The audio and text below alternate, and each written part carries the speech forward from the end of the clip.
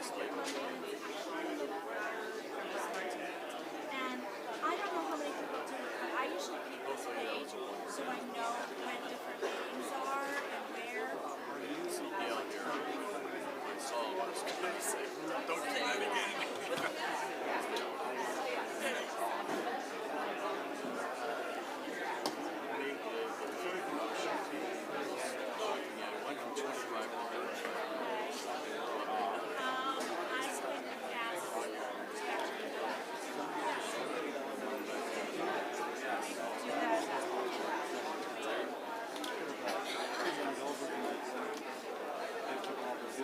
Okay. Okay.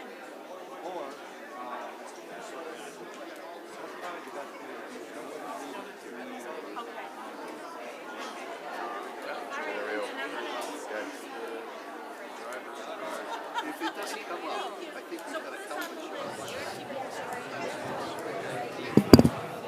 It's been, we didn't have any records.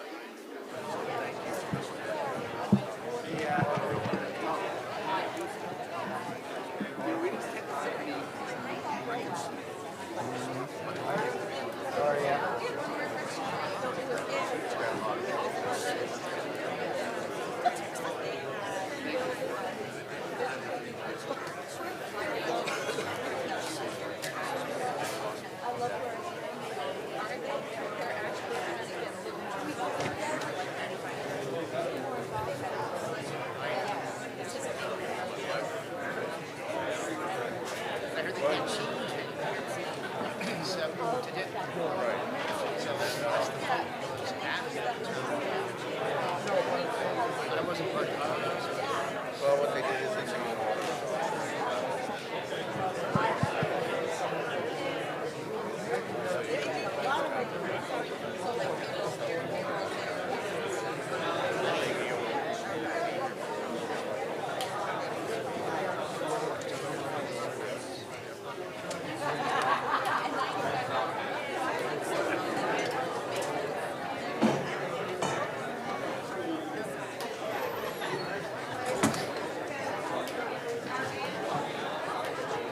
I didn't hear anything about it.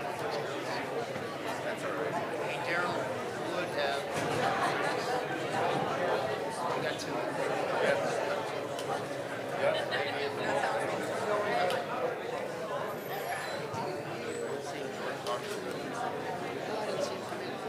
Here. No, there's.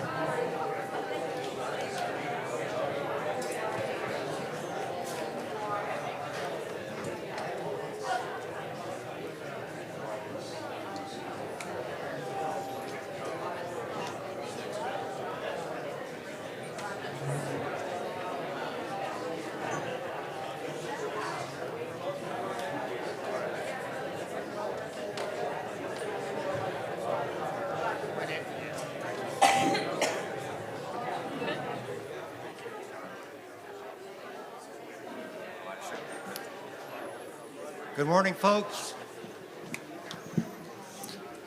Good morning, folks. It's 9 o'clock, and I'm going to call this meeting to order. Welcome to the Town of Cambridge Town Meeting. We're going to begin this meeting with the Pledge of Allegiance, led by Color Guard of Cambridge Scout Troop number 39. Color guard, forward. Please stand, remove your hats.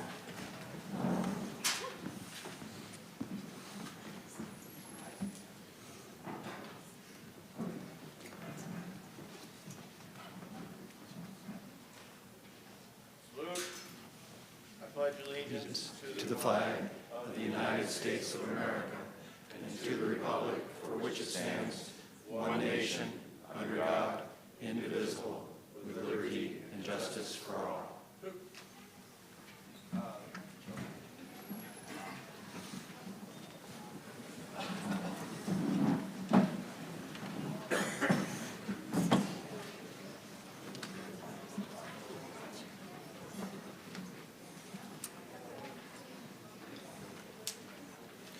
Before we take up the articles, there are some preliminary matters that I would like to go over. For starters, my name is Joel Page. I'm the moderator, elected last year, and will be the moderator until there's a moderator election this year. First off, you need to be able to hear me and the other speakers. If you can't hear a speaker, ask them to speak louder. If I'm speaking too loud, please let me know.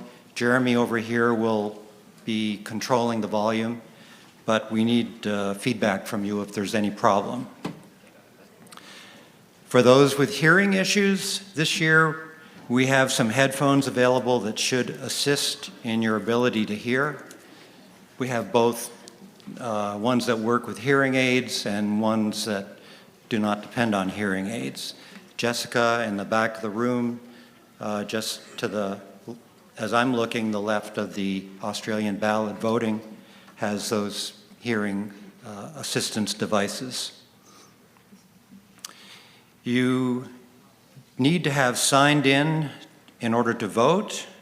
You should have received numbered ballots, and you should have a handout explaining basic town meeting procedures. Did anyone not receive the numbered ballots or the handout entitled Welcome to Town Meeting?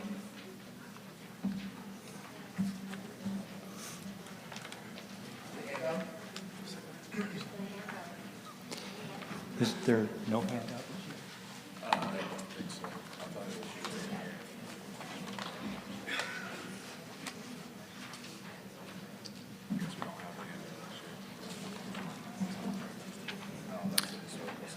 My bad. This year there is no handout.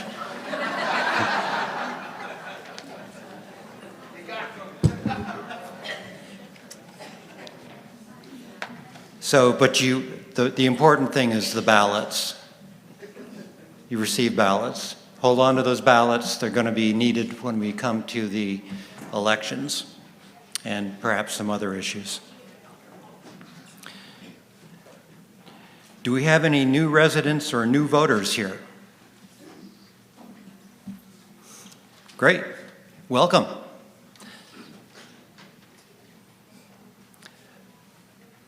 Now, for those of you who are not registered Cambridge voters, please raise your hands. You're welcome to be here, but thank you. But you will not be able to vote. But that doesn't mean you can't participate. The way the Roberts rules, which apply here, work is that for people who are not registered voters, they can still speak, but they need permission from the group in order to speak. Not a big deal. On the subject of non-resident speaking, we do have a list of non-residents who are involved in the town's government and who may need to speak regarding certain articles. It is customary to suspend the rules and approve in advance having these folks speak by unanimous consent. Here are their names and titles. Justin Allen, the highway foreman. Jessica Warren, assistant town clerk. Eric Buzan, town administrator and highway manager. Sarah Lurie of the Conservation Commission and Trails Committee, and Liam Carney, Cambridge 360, Trails Committee, and Crush Preserve Committee.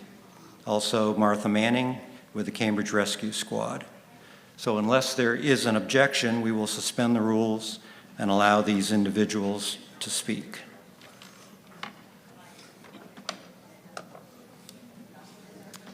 We are trying something new this year. Over to your right, you will see a large screen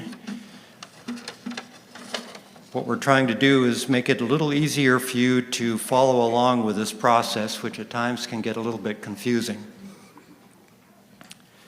Cody Marsh will be adding information on the screen that shows that an article was moved, seconded, discussed, amended, and so on. This is simply a visual aid to help you understand where we are in the basic process. It is not intended to be the minutes of the meeting or to have detailed information about the discussion. The information on the screen is not the official record of the meeting. It's just a visual aid that we are trying out this year. We hope it helps, and we would like feedback about this after the meeting.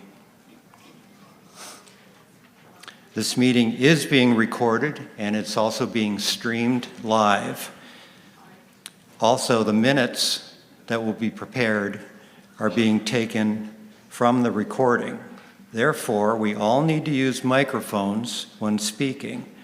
When you want to speak to the group, raise your hand and wait to be recognized by the moderator. Go to a microphone or wait for a microphone to be brought to you.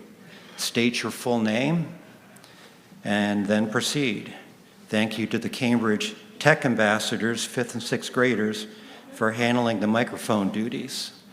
The Tech Ambassadors are Grace, Eli, and Emmett, and they are working with the AV folks, Jeremy and Abe. Thank you to all of you tech people for helping us make this meeting work better. If there had been a handout, it would tell you that Robert's Rules of Order will govern the procedures of this meeting. I will take a minute, since we don't have the handout to do it, just to hit some of the high points of Robert Rules that will apply.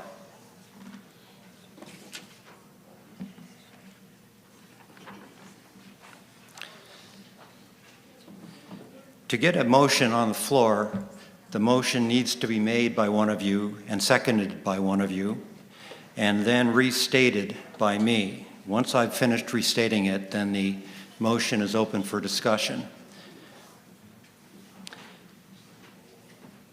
During the discussion, there may be a request for an amendment, which we will deal with, and there can be one additional amendment of an amendment, and we'll work through amendments one at a time from the most recent amendment back through ultimately getting back to the original motion, which may then be an amended motion.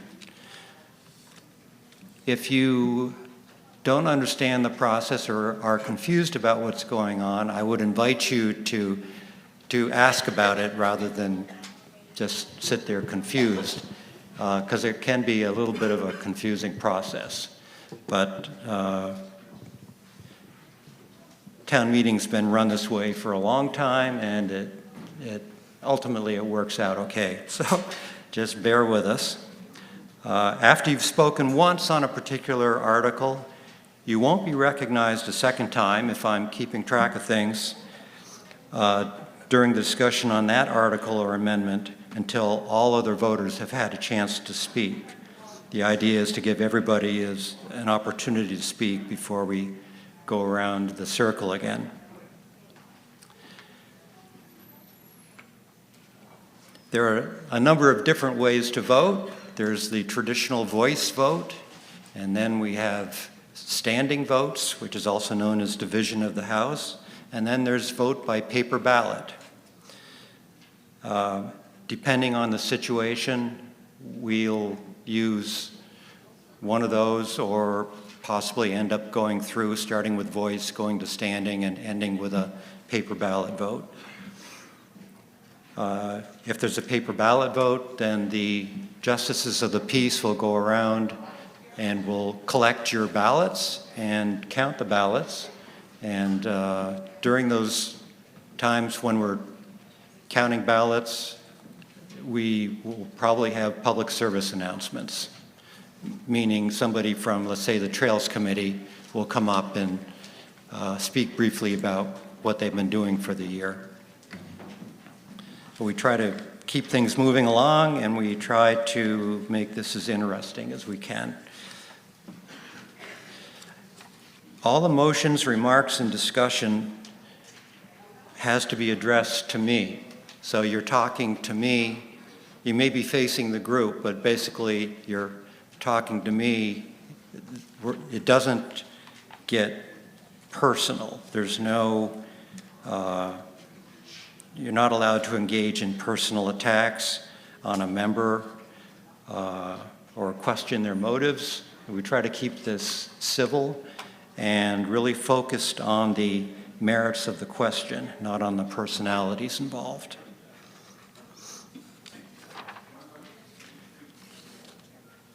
We can only consider articles that have been warned, so if things start to stray off into areas dealing with issues that were not warned, I may intervene and redirect the conversation.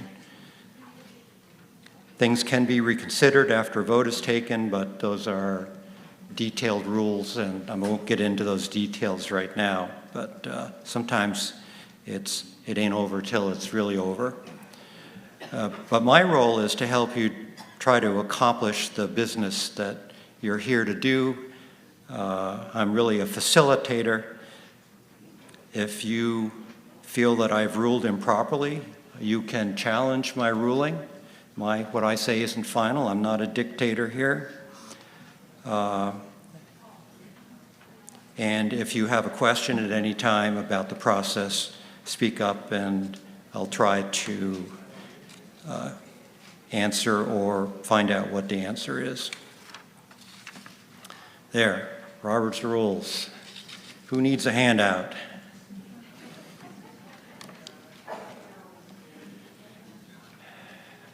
So, a little more on Robert's Rules. It gives each speaker 10 minutes, but that rule can be modified. It's customary in many towns and in this town to reduce that amount of time to keep things moving. I would suggest a 5-minute time limit. If you can't make your point in 5 minutes, then you probably won't get your point across. If someone needs a little more time than that, that can usually be accomplished by unanimous consent. So unless there is an objection, we will suspend the rules and modify the time limit to 5 minutes.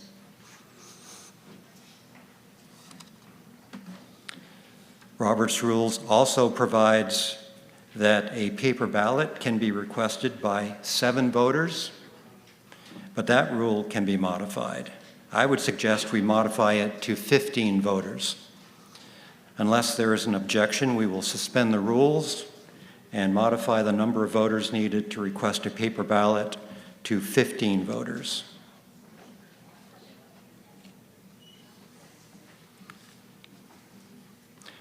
A reminder, the Cambridge School District meeting will start at the end of town meeting. We will be recessing for lunch at around noon. Lunch has been prepared for the group here by the school's junior Iron Chefs, and the proceeds will go to that program. I believe the requested donation this year is $10.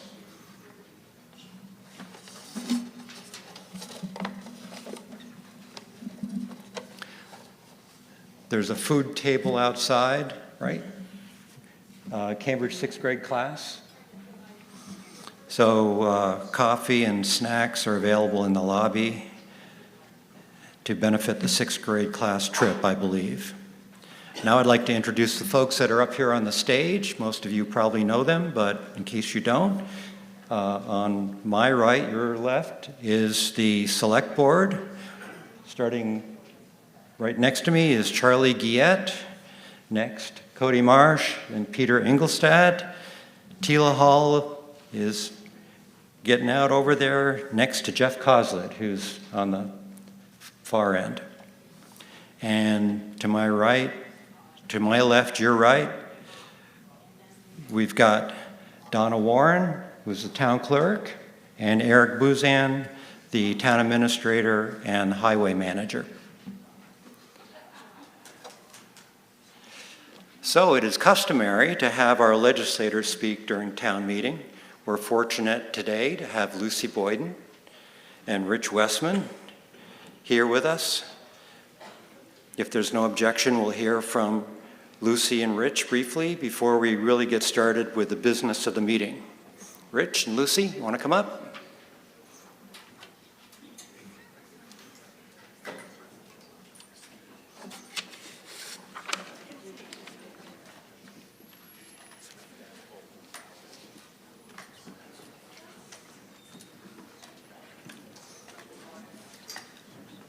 Good morning. I'm Lucy Boyden. I represent Cambridge and Waterville in the Vermont House. I serve on the Committee of Government Operations and Military Affairs as the clerk, and I'm also the clerk of the Rural Caucus, which is a tripartisan group of legislators, both from the House and the Senate. Rich and I have put together a legislative update, a town meeting report. There are hard copies available at the front table as you walk in, and there's also a digital version uploaded to my website, which is lucyboydenvt.com. As the 2025 legislative biennium begins to pick up pace, we remain steadfast in our commitment to making Vermont more affordable to our communities. Some of the 2025 priorities for the session include maintaining a responsible, balanced state budget, supporting schools through sustainable funding, streamlining the regulatory process to create affordable housing, as well as supporting business growth in all corners of Vermont. Progressing on these priorities and challenges will take all of us coming to the table with a willingness to do the hard work that Vermonters have asked us to do. We are committed to delivering thoughtful and sustainable solutions. As I mentioned, I serve on the House Government Operations and Military Affairs. We cover a really wide range of policy and jurisdiction, ranging from elections to public safety, military affairs, liquor, lottery, cannabis, and more. Since we cover a large range of jurisdiction, there's a lot of opportunities for community members to take the lead on furthering policy and developing bills and collaborating. I've recently taken on H67 relating to government accountability and H397 relating to ongoing emergency management and flood response. It's an honor to serve Cambridge and Waterville, and thank you for having us.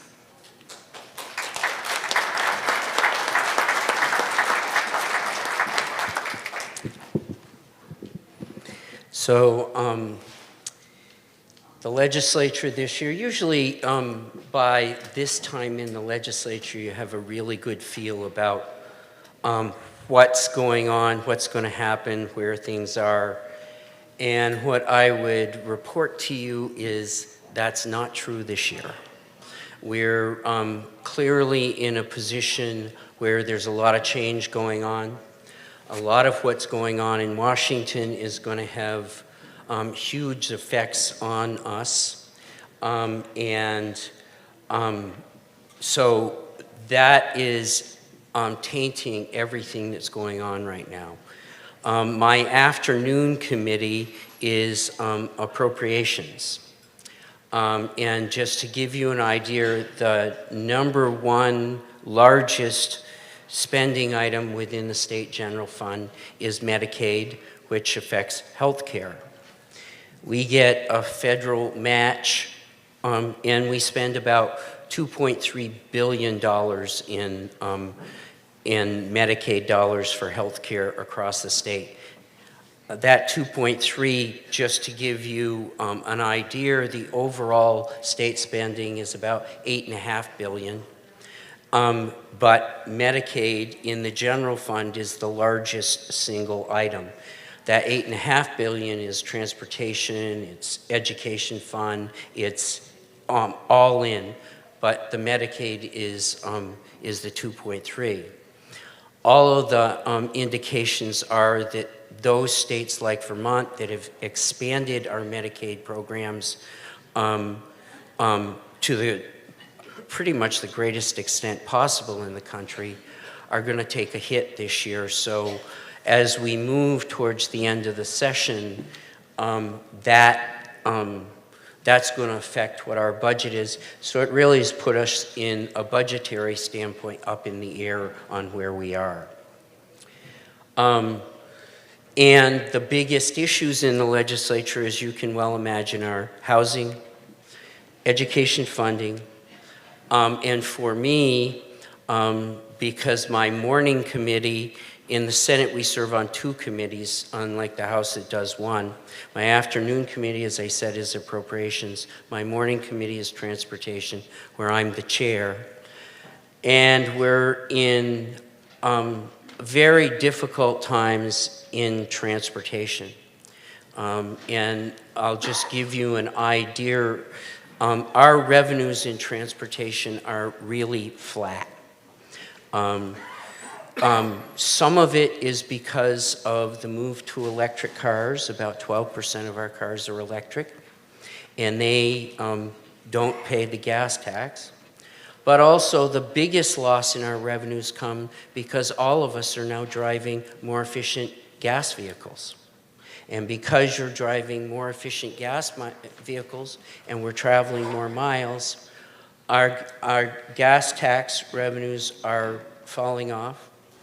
We are, and the fees are all flat. So in transportation, we're looking at next year about a $30 million shortfall in the transportation fund, which we use to match to do federal projects. And the budget that was presented to us by the governor this year goes from 220 miles of paving in the current year we're in to the next year budget paving 123 miles on that, which would mean at a level of 123 miles with 3,000 miles of road, we would pave roads about once every 25 years. So we're looking at some major problems there, and a lot of my time is working on that. And I'm sure with everything you're hearing out of Montpelier, you've got questions for the 2 of us, so I'll shut up.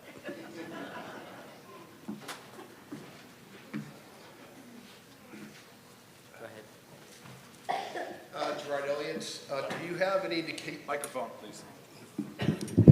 Gerard Elliott, do you have any indication which way the legislature is leaning for the governor's education realignment? It's certainly not even the money, but just the reorganization of the entire education system. Do you want to, I can start if you. You know, one of the reasons I say we're up in the air about where we are is the 170 to 80 page bill that represents the governor's plan only hit the legislature last week. And what I would say to you is the governor made a promise that, and I think the legislative leadership is bought into that with budgets where the legislature is going to try to hold education spending flat this year. So there's $130 million on the bottom line to help with a new formula in that. If I was going to guess, I would say there's a 50-50 chance that we would do something that moved on some form of what the governor was proposing. A foundation formula, which is a flat per student amount with kickers for things like troubled kids and different needs in that. But I can't guarantee you that the legislature will act this year, but I suspect between this year and next, we will. The other piece that's gonna, I've been around a long time, and I've seen 3 education funding formulas in my time. And the only way we've been able to pass general education funding formulas is dump in a bunch of general fund money from other sources to sweeten the pot to get it done. If we run into April and our Medicaid budget gets cut by a couple $100 million, I would doubt very much that we would do something. If that doesn't happen, I think we've got a fair chance of doing something this year. But certainly, I think the will is there to do something within the 2-year period. I would just add real quick from Rich that, yes, it is a work in progress, and we just received the governor's bill language of his proposal. There's a lot of committees involved in this process too, the 3 main ones being Ways and Means, Education, and Government Operations. So before receiving this language, all of these committees have already been taking testimony and hearing from the large stakeholders to get a head start of the language.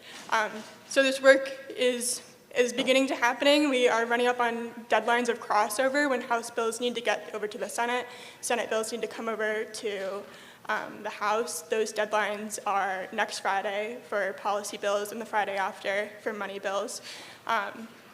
So we're really starting to do this work, but we're unsure if it's going to be this year or next year.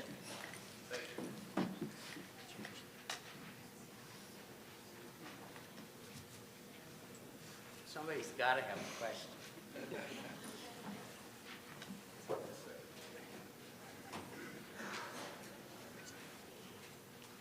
Sam?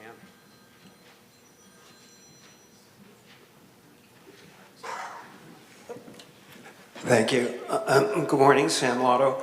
So Rich and Lucy, I know it's tough to look at in the crystal ball, but if the governor's plan went through even, close to what he's saying, we have a lot of local control here at Cambridge Elementary because we didn't go in with the unified district. So the net result, what would that look like for Cambridge Elementary in terms of the configuration of our school board and what's left of local control?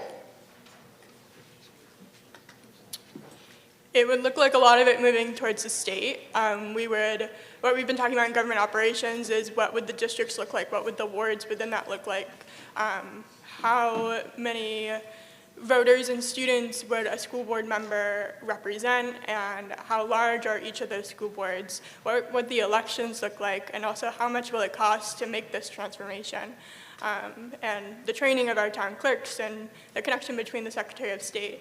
So ultimately, a lot of voice that you have here at the local level moves to the state, as the state is giving you a certain amount to spend per pupil, with not as much flexibility as the system that we currently have. So the governor's plan would change the whole nature of the system. Instead of having well over 100 school districts, I can't remember the exact number, it would move to 5 school districts.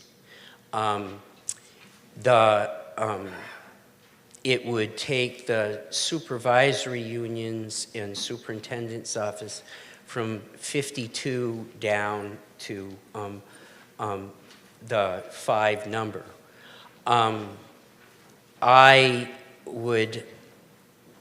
We have very high administrative costs.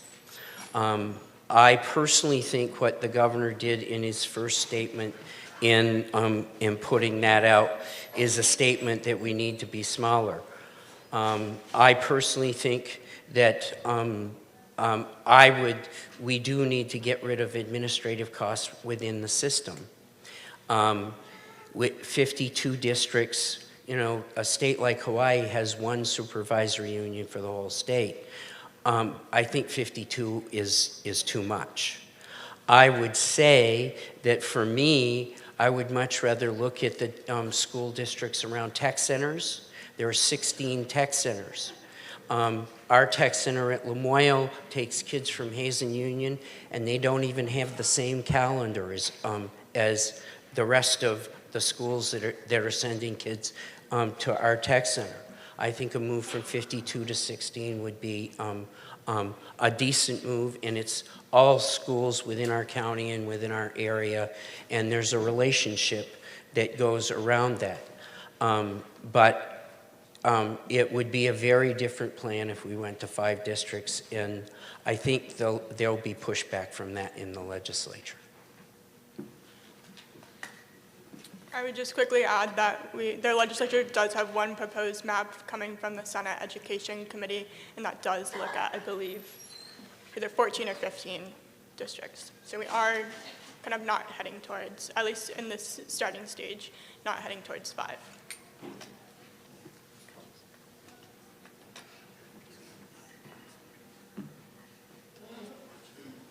Anybody else? God, I think you're shy. I'm sure that when we get to Waterville, there'll be more questions. That's it, and thank you.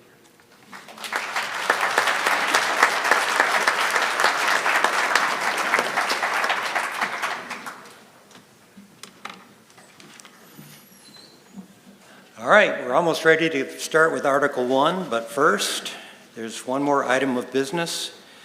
As you know, we're here to discuss and decide the articles that are contained in the warning.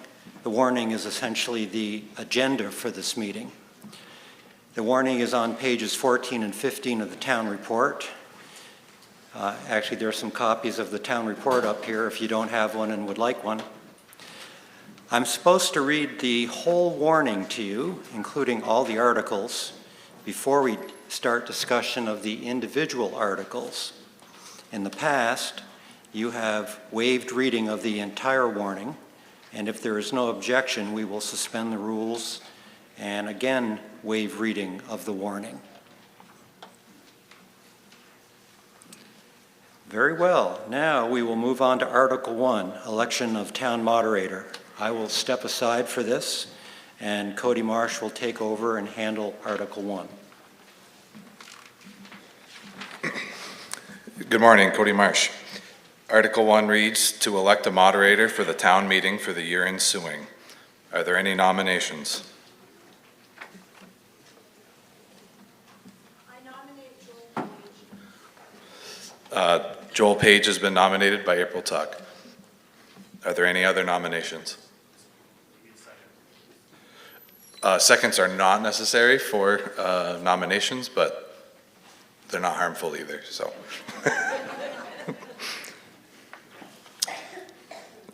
Hearing no other nominations, I'd entertain a motion that nominations cease and that the clerk cast one ballot for Joel Page for moderator for the year ensuing.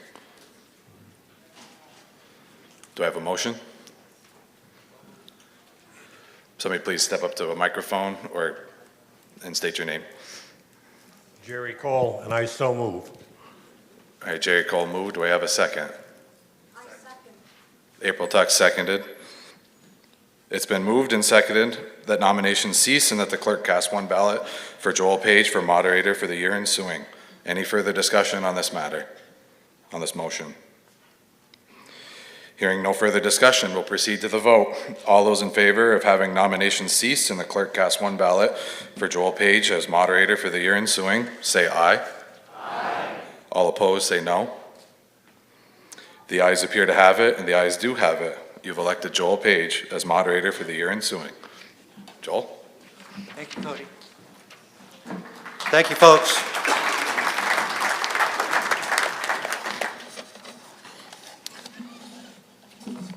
All right, now we'll move on to Article 2, the budget issue. Article 2 reads, shall the voters authorize for the period from January 1, 2025 to December 31, 2025, total fund expenditures of $4,946,512.32, of which $2,988,832.32 shall be raised by property taxes, and $1,957,000, let me say that again, $1,957,680 by non-property tax revenues. Would somebody please move Article 2? I would make that motion. Is there a second? Thank you. It has been moved and seconded to authorize the voters of Cambridge. It has been moved and seconded to authorize for the period from January 1, 2025 to December 31, 2025, total fund expenditures of $4,946,512.32, of which $2,988,832.32 shall be raised by property taxes and $1,957,680 by non-property tax revenues. And if I have to say that again quickly, the motion is now on the floor for discussion, and since Jeff Coslett made the motion, he has the right to speak first. Jeff? Thank you, Joel. Good morning, everyone. Thank you for being here this morning. The development of the town-wide budget is one of the, if not the most important responsibilities of the Select Board. And to give you a very brief overview of the process, it begins in approximately October, where we start to develop the shell for the budget, and then it is refined through November, December, into January until it's finalized to come before the town for a vote. And as Rich and Lucy indicated in their comments this morning, affordability is a critical issue and very important, and that was a key focus of the development process of the town budget this year. One of the things that's important to realize is the municipal taxes are raised by property taxes. And of the property taxes, approximately 3/4 are raised for education education expense purposes, and about the other quarter, 25%, is for municipal operations. So that just gives you a little bit of a indicator of the scope of the town budget, and particularly the impact that it has on your property taxes. We began our development of this year's budget, again, I mentioned with affordability in mind, and with that, we attempted to set some targets for what we would ideally like to see for a property tax rate. Most ideal would be a flat budget or even a decline, but could we keep it to no more than the rate of inflation?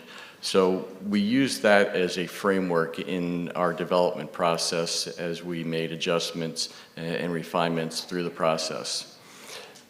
Ultimately, we came to a budget that resulted in a property tax rate of 2.38%, and you would find that on page 30 in your town packet if you have that in front of you.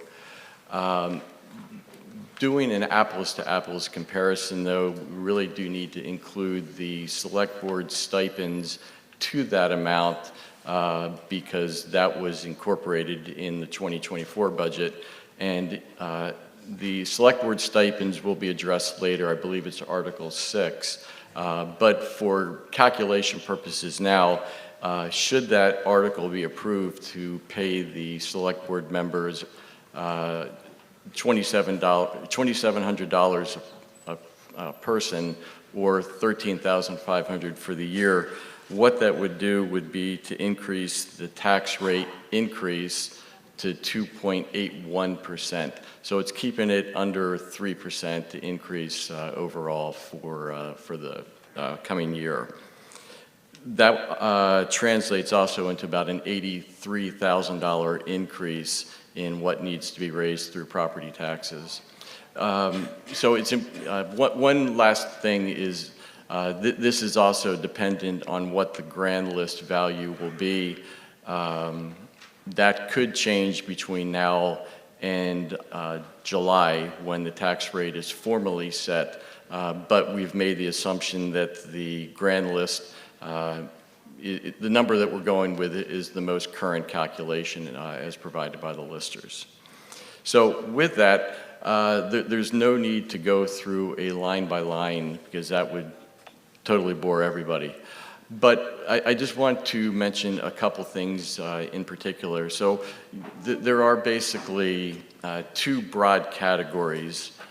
You have your regular and ongoing revenue and expenses. They're fairly easy to predict because you have a lot of history from prior years that you can use to develop those budgetary projections. But then you also have the more unpredictable things or the one-time special projects. Those are the ones that can really cause some swings either up or down in a budget from one year to the next. And in many cases with those special projects, they come with non-property tax revenue that helps to pay for those. I'll give you just one example. So in 2019, we had the Halloween storm. And one of the ill effects of that was that it significantly weakened and damaged the large culvert, I think it's on the Judavine Brook on Hogback Road. And it took until 2024 to be able to get all of the required permits, approvals, permissions in order to do that project. And what that meant was this was a $900,000 plus project. So there had been some previous expenses incurred in prior years just to keep the road open, and Eric and the road crew did a great job doing that. But the culvert was continuing to fail, and replacement was becoming imperative. If it wasn't going to happen, the road was going to need to be shut down, and nobody wanted to see that. So the project was completed this past year, 2024, and what you would see, though, is there were some expenses that were incurred in 2024. If you look at the budget, there was also some revenue earned, but the vast majority of the expenses that were paid for that project and then the reimbursement revenue that we'll be receiving shows in 2025. So if you look at the budget alone, and budgets are basically a storytelling event, it would look as if the project was actually done in 2025 when that's not the case. It's just a matter of how the expenses and the revenue ended up hitting the books. So that, being a $900,000 project has a very large swing year to year in what the total budget looks like. That's why it's difficult to measure from 23 to 24 to 25 and beyond exactly what is being done because of these special projects. One last thing with these projects is they all typically come with federal funding of some sort. With the flood disasters, with the windstorms, that's coming through FEMA. This particular Hogback Road project came from federal highway funding. So with different funding, different disasters comes different town cost shares. The Hogback Road project required a 10% town match. So of that approximate $900,000 in the total project cost, $90,000 is what's incurred by the town, meaning what needs to be raised through property taxes. So just to give you a bit of a flavor, we have other projects that are ongoing. We're doing scoping studies for a culvert replacement on Stebbins Road. That's an 80% cost share, so the town incurs 20% of that. We're looking at some scoping studies for culverts in the village of Jeffersonville that would be right around where Sunrise Physical Therapy and then down closer to where the Madonna Mobile is, that would be designed to exit floodwaters out of the village more quickly, minimizing the impacts of future flooding. So these are projects in process, but again, they will come with town cost shares that will need to be reflected in future budgets, once those projects actually come online.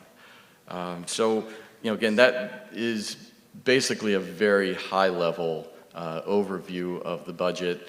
Again, we tried to keep the tax rate increase as manageable as possible, reflecting the need for affordability. So with that, I'll open it to the floor.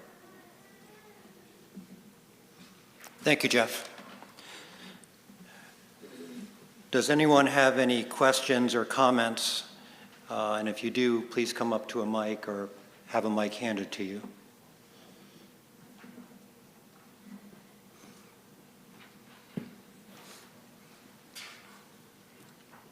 Hi, my name is Mark Schilling. I have a comment and a question. My comment is that I think it would be very helpful if you were in future years to restore the line numbers that were the first column in the financial report in 2025 and budget. These were simple line numbers to make it easier to identify what you're talking about. That being said, on page 25, budget or accounting number 10-5-19-251.00, health insurance. I'm asking this question on behalf of two other residents. Can you explain the numbers in the three columns? The 2024 budget was for $95,000 for health insurance. The 2024 actual shows as $8,376.08, and the 2025 budget shows $108,185. Okay, I can address that question. Okay.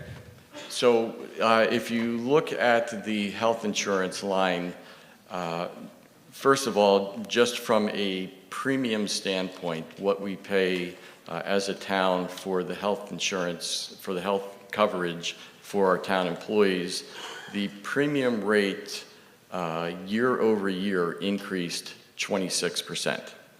That was a non-negotiable. We have, as a town, no negotiating power over Blue Cross Blue Shield of Vermont.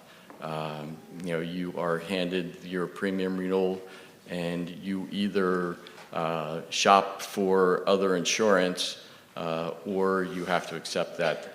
There's only two insurance companies that provide group insurance in Vermont under the Green Mountain Care, and that was, looking at the alternatives was not viable. So that's just number one. Number two, regarding the actual expense for 2024, you would see that there was a significantly lower cost than what had been budgeted. If you go back to the town office salaries, you would also see significantly lower costs for the town clerk and the two assistant town clerks than what had been anticipated budgeted for in 2024. So I'll explain briefly what happened there. So the town had received ARPA funding, and the ARPA funding needed to be obligated by no later than the end of 2024. One of those projects had been the community center project, where the town had allocated up to $200,000 toward that project. When it became clear toward the end of 2024 that they were not, they meaning Cambridge 360, were going to be able to present a viable proposal to acquire the community center, then the select board was left with a decision of how are we going to utilize those ARPA funds, because again, if they had not been obligated by the end of 2024, they would have been forfeited and returned to the federal government. What the select board chose to do was to take those remaining funds and apply them towards some direct expenses that had already been incurred. This is allowed under the ARPA rules. And what we chose to do was to apply it toward health insurance and also to apply it toward town office salaries. So we took those funds, and you will see those reductions that occurred in 2024 as a result. Thank you. Any other questions or comments?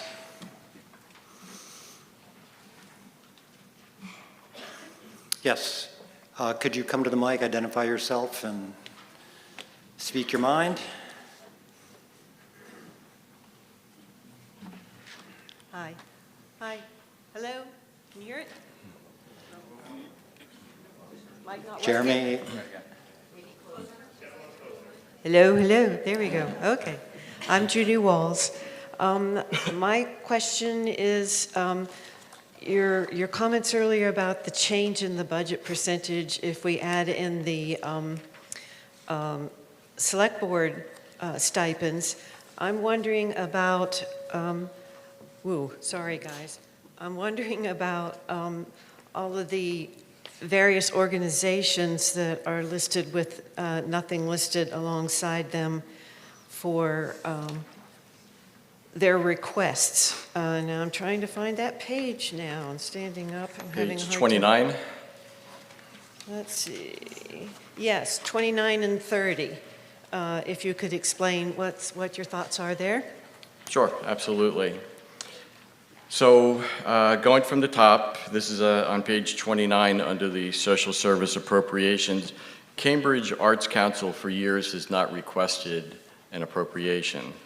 That line probably should be dropped at this point. Green Mountain Transit, that had actually been moved down to regional appropriations, but if you recall, Green Mountain Transit dropped the Jeffersonville line last December, and as such we did not feel it was appropriate to continue to subsidize Green Mountain Transit for a service that the town was not receiving. Lamoille Housing Partners, they are the owners and operators of Mans Meadow.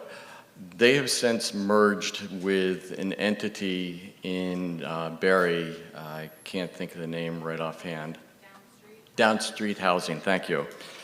And as of this date, we still have heard nothing from them, let alone an appropriation request. So until we hear directly from them, we suspended an appropriation for this year. The Lamoille County Planning Commission, that was moved down to the regional appropriations, and you see that there is an appropriation at that line. And then North Country Animal League, North Central Vermont Recovery, and Rural Community Transport. So the process is in social service appropriations in September. Eric Buzan sent out requests for appropriations to these various organizations, every one that you see here. We never heard back from those three organizations, and if they are not able to submit a request, we are not going to provide them funding.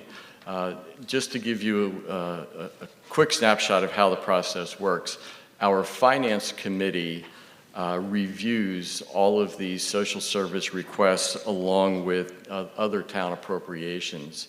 So they go through a review process through October and November. They then make recommendations to the select board.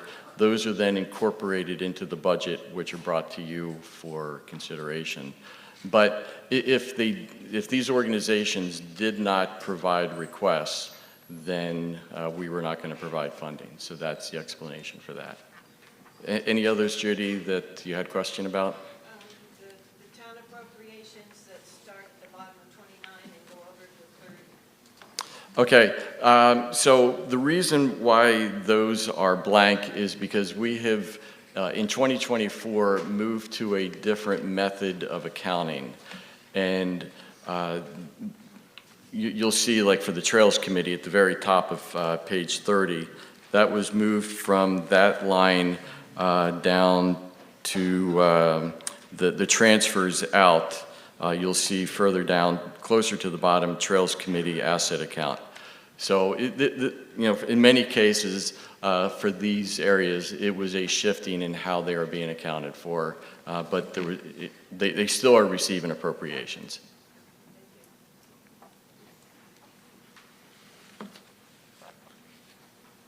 Are there more questions or comments?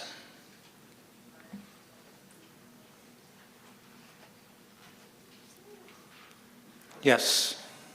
Ivan? No.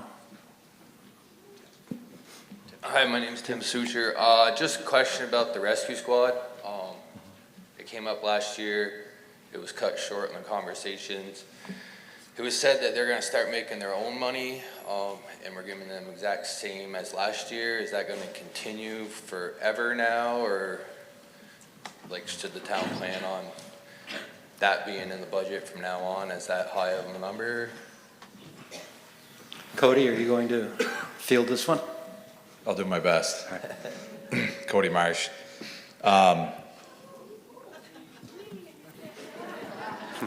Is this a sign that I should sit down? So this year they asked for the same amount of money, yes. The plan was, as part of that appropriation, to hire a full-time chief.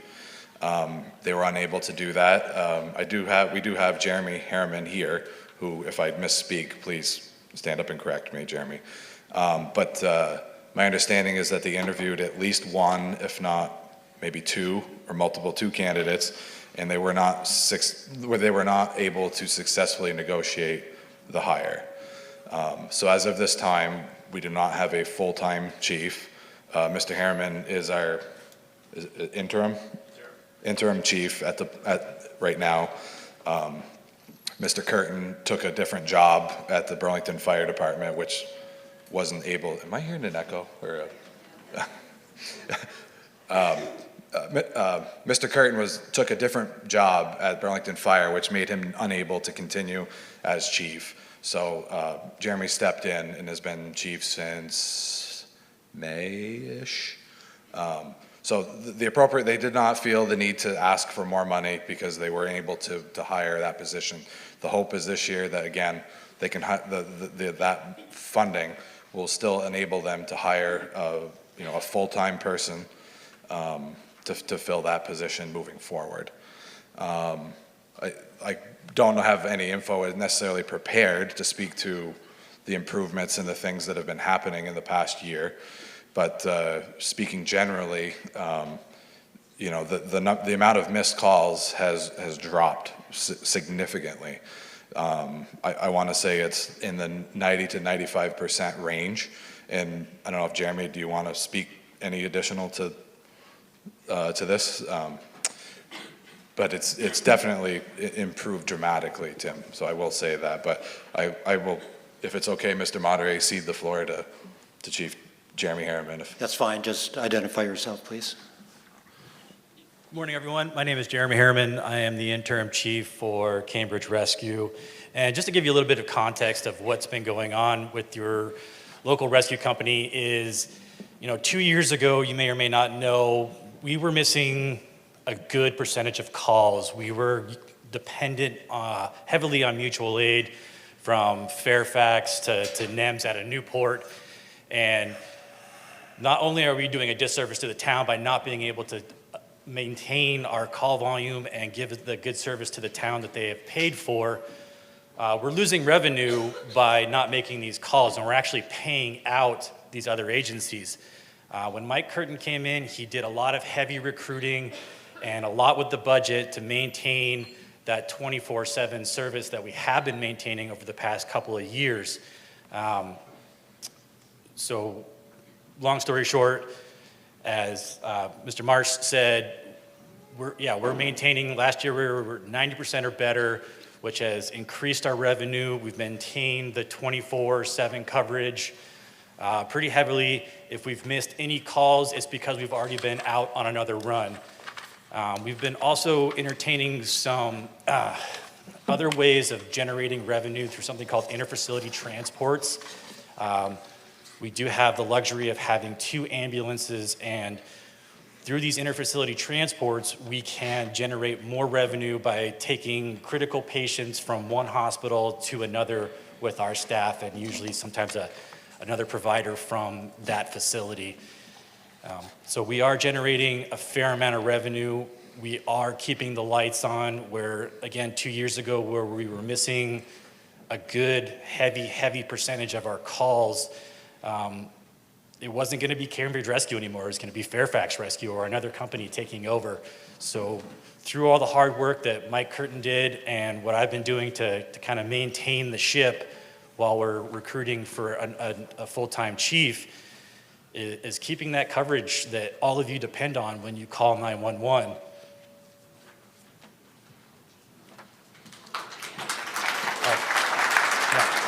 Thank you. Thank you. Mr. Moderator, can I take questions? Just a moment, please. Larry, you raised your hand. Do you have a question for Mr. Harriman? Any further questions focused on Cambridge Rescue Squad that any of you have? Well, Mr. Harriman has the floor. Do you mind, Mr. Yes. Moderator, if I add to what he just said, or would you like to? Right here. Judy Waltz. Hi. Okay, Judy, you'll need to take a mic.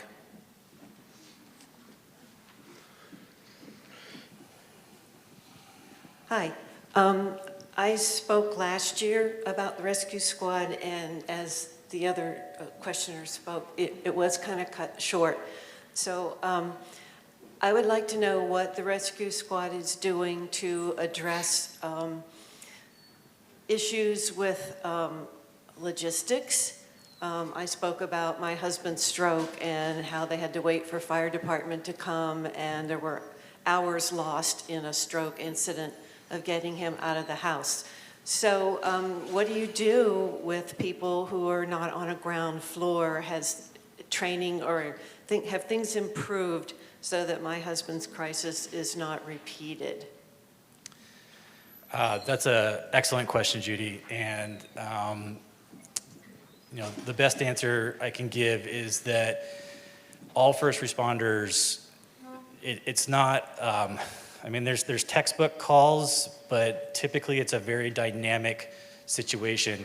Operationally, we run with 2 providers on an ambulance. We do have tools. We have things called stair chairs that can help facilitate getting people down a flight of stairs, but if they're injured or if they have other comorbidities that don't allow them to be sitting, we have to put them on a backboard, which then 2 providers is not always enough, and we do heavily depend on the fire department that does respond from home to help us with lifting and moving these patients. As far as the care goes afterwards, it's expedient and fast, and we do have a lot of procedures, state protocols in place that allow us to get people that call 911 the best care. I do apologize for what happened to your husband, but it's so dynamic. It's not out of a textbook. We have to kind of roll with the punches, and sometimes just what we have is what we have. We're in a rural environment. I work for a full-time department in Williston where I have 2 members on an ambulance, 3 on an engine. We've got admin staff. We have police readily at hand. In Cambridge, we've got 3 VSP troopers that anybody that's in Scannerland knows we're going out to domestics all the time. I've spoken to many troopers who have actually gone back to school for social work degrees because this is what they're doing. They're going out and they're settling disputes between people that are having these issues. So to depend on them to come out and help is also up in the air. So we're kind of at the mercy of the task at hand and what we have available for resources.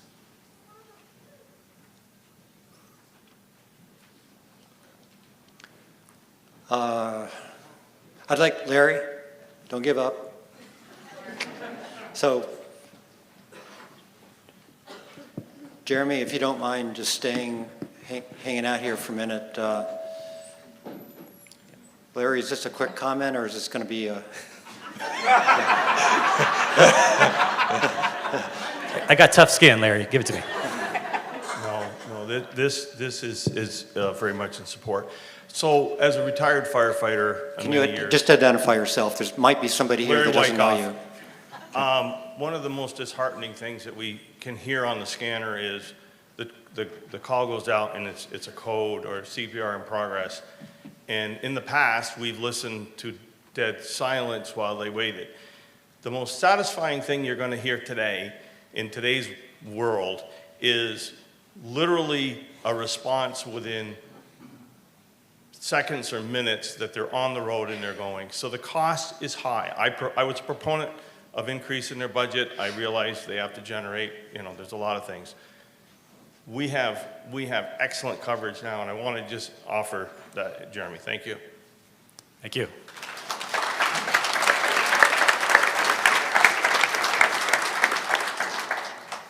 All right, I saw a hand over by the wall. Hi, my name is Katie French. I've got a comment. Thank you for everything that you guys do. You saved a lot of my family members, and I really appreciate that.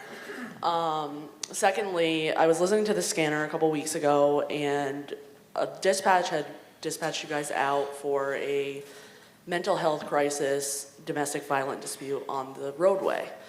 And they didn't call VSP or the Sheriff's Department first. They asked you guys to go and mediate. And I'm wondering how many calls you guys get that way, because in my eyes, I wouldn't send an ambulance to a domestic violence dispute unless there was injury. I would expect the police to be dispatched first. So I guess my question is, how many calls do you get of that? And do we need to have some sort of conversation with dispatch saying that, that's not what you guys are there for unless there's an injury? That's an excellent question, and a lot of times, with these types of calls, I can say, without violating HIPAA, that some of these patients are people that we've seen multiple times. We have rapport with them. Not everything comes across the scanner, and at times, some of our providers use the phone to talk to dispatch to get a little bit more information, so it's not being broadcasted across the county. And we do get more information. I believe the call you're speaking of, I was in the station when that went out, and our provider did contact Lamoille Dispatch via cell phone.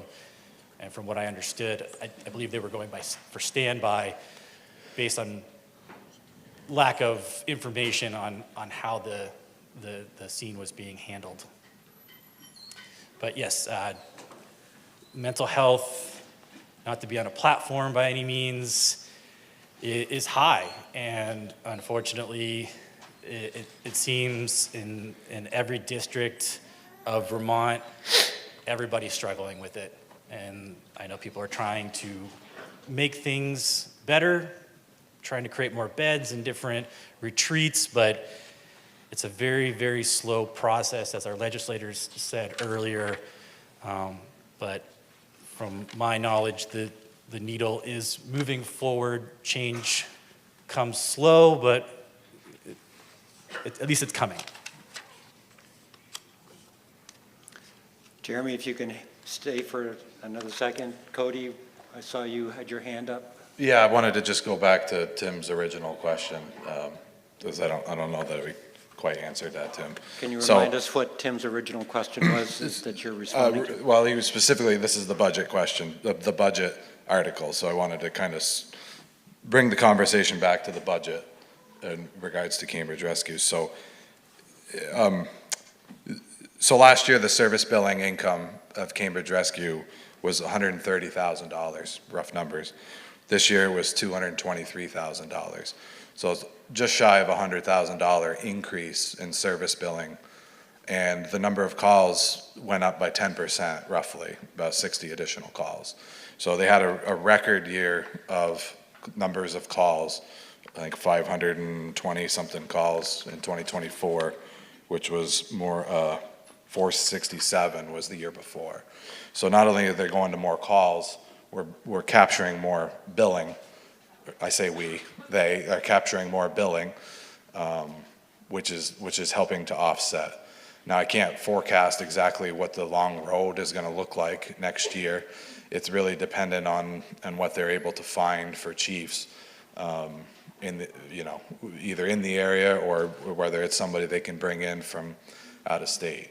Now, I know, just in talking with those folks, the amount that they were offering to pay the full-time chief was probably less than a lot of the other agencies in our region are offering for full-time chief positions. So it's an extremely competitive market, and it's that balance of trying to justify a full-time position with their size of a service, here in our community.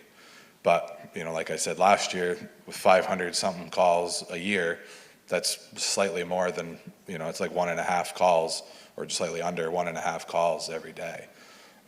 We have a scanner in my house, and last Sunday, I think I heard it go off 4 times in one afternoon for 4 rescue calls.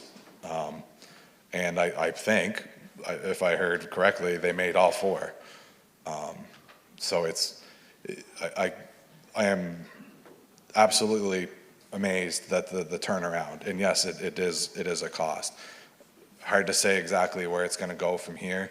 I applaud them for at least maintaining and not doing a massive increase again this year, and I know they're very cognizant of that cost and what it means to this community. So hard to give you a complete full answer, but I think things have improved dramatically. If that's helpful towards your question. Just a minute, Tim. Dodie?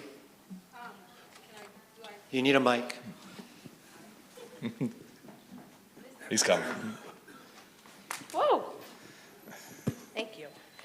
This is kind of I don't know if this is a dumb question or not, Dodie, but. can you say your name? Dodie Gomez from the village of Cambridge.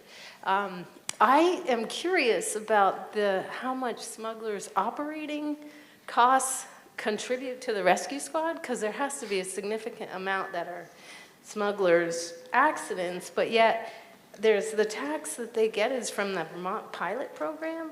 I'm just confused about that. Like, is it the only tax that they contribute from the properties and the whole mountain? Do you know what I mean? It's like I know, it's like a silly question, but it just seems like there's a lot of the calls are at Smugs. Cody, you or Jeremy? You know how to ask them, don't you? Sure.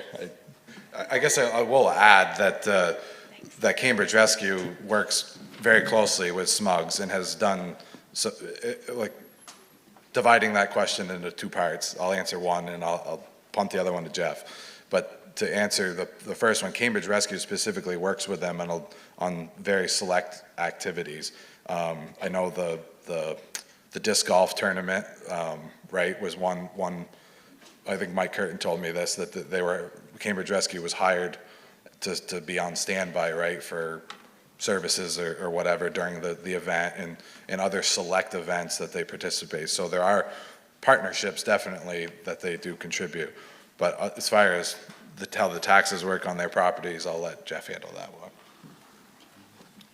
And not having exact figures, but when you recognize the vacation rental properties that exist there that not owned by smugglers, not to resort themselves, but they still contribute a significant portion of the total town property tax revenue. And that does help to cover some of these expenses, like you say, there are a lot of calls. I mean, you see, the ambulances running up and down 108, quite often, particularly on an AC weekend.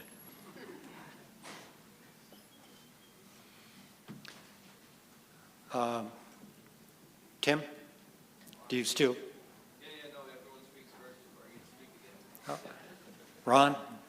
Hi, Ron Carter, Smuggler's Notch.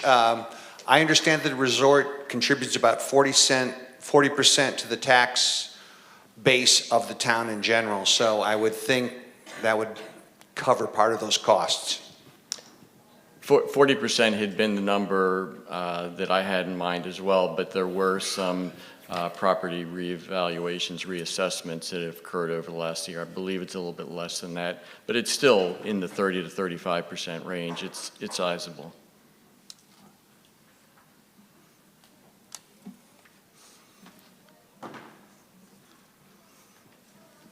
So my question was misunderstood a bit. Identify yourself Tim again, Sucher, please. sorry. Looked at the bar graphs You know, you guys had a bunch of mutual aid even, so cheers to what you guys are accomplishing. Like Cody said, an extra 100,000, but still asking for the same amount from us this year. Question is just, I'm not saying we shouldn't do it, I'm just asking if we should just be as a town prepared that that's gonna be a constant number on our taxes every year now. And if it is, our fire department is getting smaller and aging, and we probably should think about they're gonna need some assistance too coming up. That's all my question was. Yeah, so to answer your question, as far as it being a yearly cost, I think a big part of our proposal this go around was to ask for the same funding again, to keep the same level of service. As our call volume goes up, we're catching more calls, we're building our revenue, but we're also showing a trend. So as the years go on, you know, if we can't just have this one event in a bucket show this, you know, nearly 100% increase, we need to show a trend so that we have the data to back up why we're asking for these funds.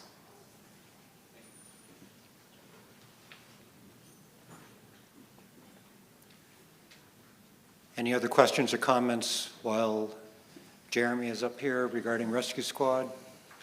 Jerry, did you? I don't have a comment as such, except to say that, you know, we're talking about a lot of things, but it's not really affecting the budget item. In other words, and I hope there's as many people here at the school board meeting as there are at this meeting, when 3/4 of your budget is school dominated. You're talking about the money that makes Cambridge this 1/4% here. And I just like to call the question because I think that we're ready for it, but maybe nobody will second it.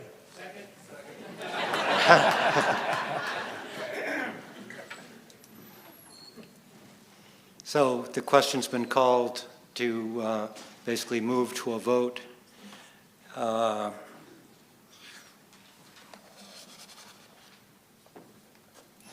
Jeremy, you can stay up here through this process or sit down, and if we come back, why don't you have a seat and we'll work through this call the question process. Thank you.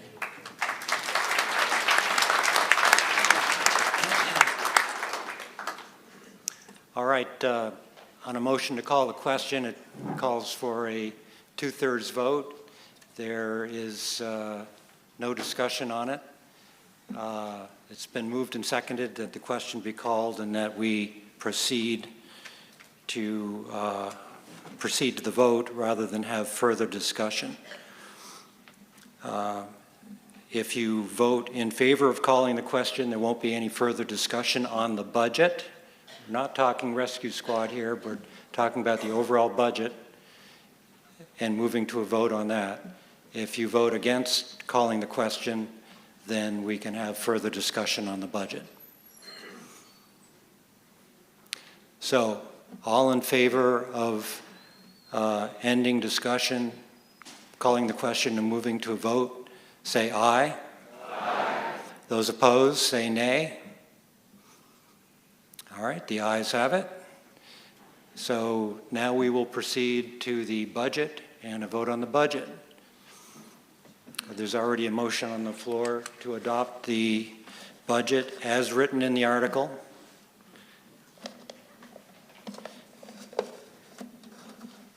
I have repeated those numbers twice already. And unless somebody feels a need to hear the numbers once again, I'll just say that you're now considering whether to approve Article 2, the budget question, as it is written in the warning, which is contained in your town report.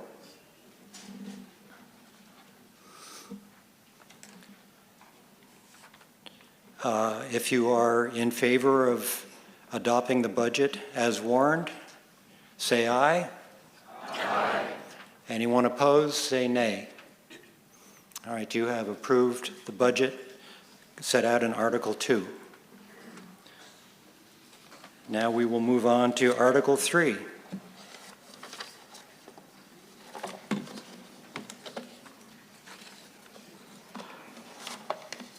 Article 3 reads, shall the town of Cambridge allocate $165,000 to be used by Cambridge 360, Inc. towards the purchase of the Cambridge Community Center from Cambridge Community Center, LLC? Would someone please move the article?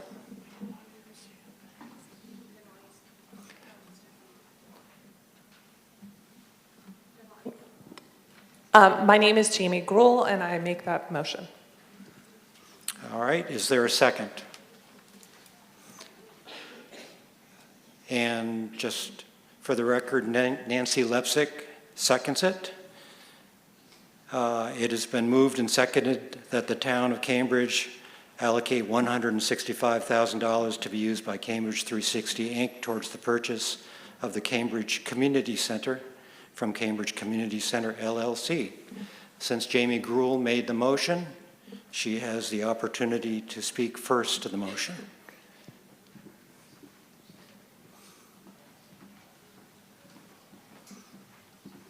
Good morning, everyone. Pardon the chest. Good morning, everyone. My name is Jamie Gruhl, and I'm the treasurer of Cambridge 360, and I'm here today to speak to you on behalf of the board of directors. First, we want to express our deepest gratitude to everyone who supported our effort to keep the Cambridge Community Center in community hands, carrying on the legacy of John Dunn and Russ Weiss in what they have created. Thanks to you all, we collected over 250 signatures of support, raised over $20,000, demonstrating how much the community center means to this town. We wanted to also recognize the dedication of past and present Cambridge 360 members who have worked tirelessly to serve this community. Despite the incredible support, we were unable to secure the major outside funding needed to move forward with the purchase. And from the start, we knew that it would be a challenge, but we believed it was worth trying. With that, we are formally withdrawing the Article 3 and our motion to appropriate $165,000 for the Cambridge Community Center purchase. We have contacted all known donors regarding their contributions at this point. Looking ahead, there is still reason for hope. In December, a local family expressed interest in purchasing the Cambridge Community Center as a sports and recreation facility. They have the resources and commitment to bring this vision to life and have been working closely with the current owners. While the sale is not yet final, we are encouraged by their plans and are hopeful of the future of the Cambridge Community Center. This effort has reinforced what we already knew. Cambridge is a community that cares. Though this chapter is closing, Cambridge 360 remains committed to serving and supporting community-driven initiatives that align with our mission to enhance the quality of life for Cambridge residents by expanding opportunities for physical activity, social connection, and lifelong learning. So thank you for your support, your passion, and your belief in what's possible for our special community. In today's vote, we, the board of Cambridge 360, request that you vote no for Article 3. Thank you.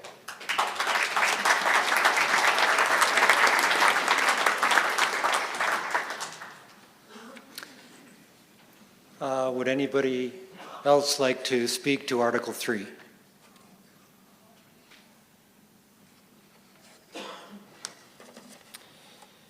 Then, if there is no further discussion, we will proceed to the vote. You will be voting on Article 3, whether the town shall allocate $165,000 to be used by Cambridge 360, Inc.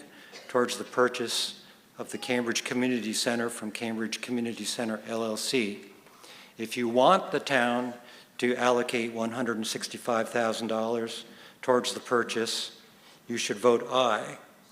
If you do not want the town to allocate $165,000 towards the purchase of the community center, you should vote no. All those in favor of Article 3, say aye. Those opposed, say no. No. The noes appear to have it. The noes do have it.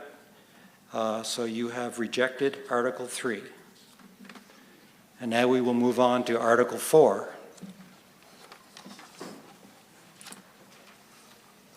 Article 4 is to hear the reports of the town officers.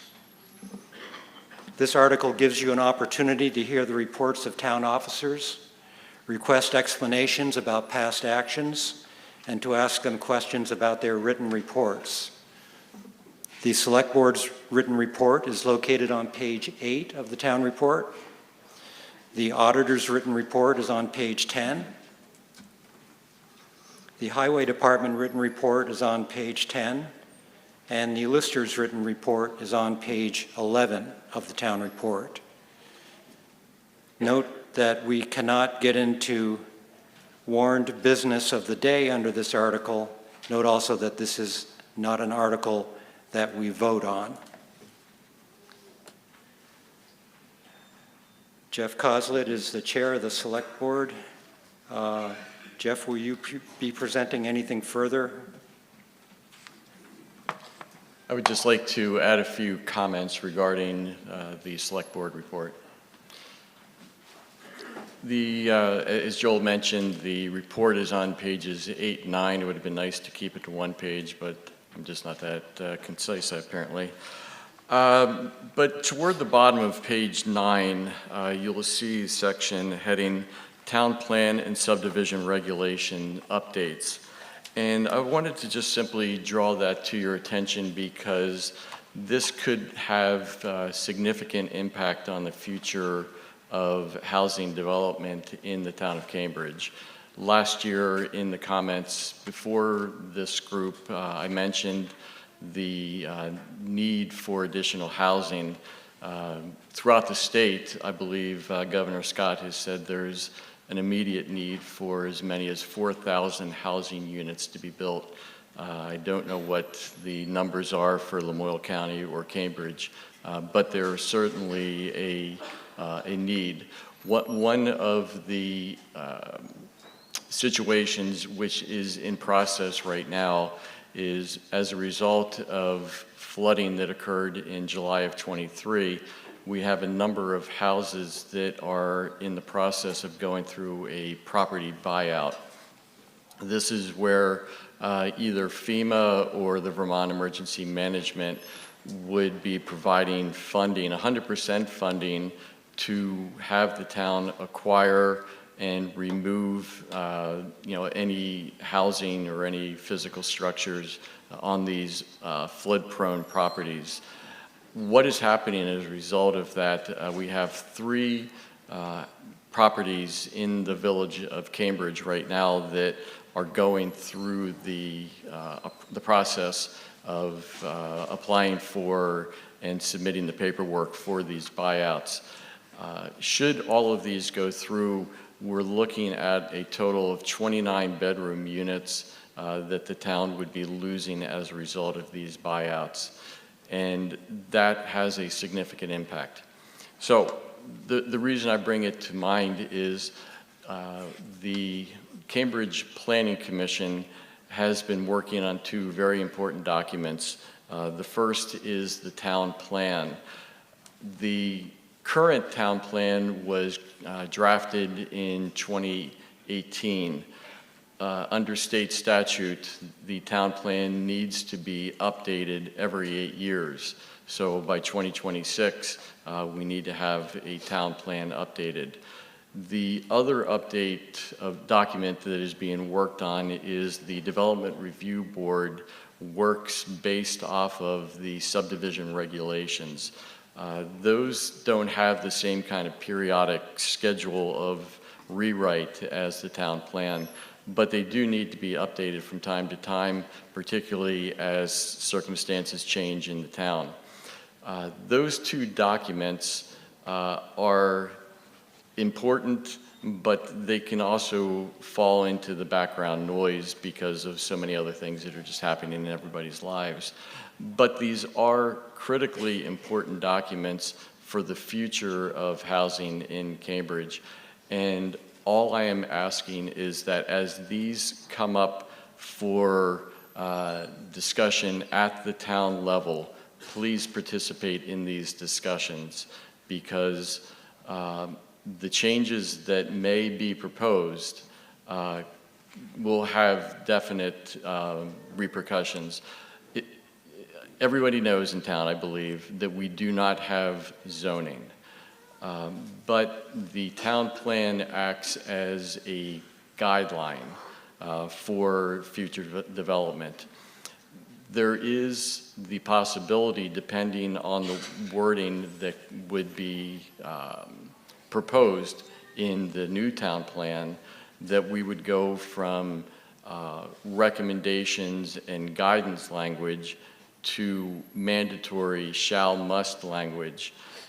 If that happens, in essence, it becomes a substitute for zoning. And if that is the direction that the town is interested in pursuing, we need to just have that discussion. It's important that these things get fleshed out because of the impact that they may have for the future of the town. So with that, I'll conclude my comments. The town plan rewrite, I believe, would be coming up for a vote this time next year, same as the subdivision regulation. So this could make for an interesting town meeting next year. Thank you. Questions? Questions or comments regarding the Select Board's report? All right, not seeing any, Jeff. Thank you. Are there any other questions or comments about any of the other town officers' reports?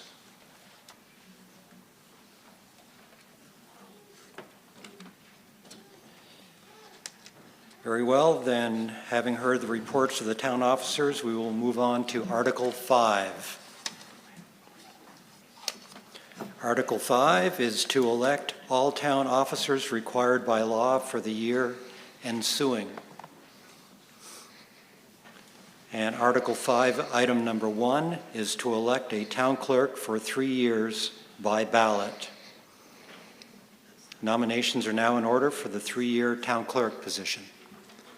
I'm Cody Marsh. I nominate Donna Warren. Donna Warren's name has been placed in nomination. Are there any other nominations?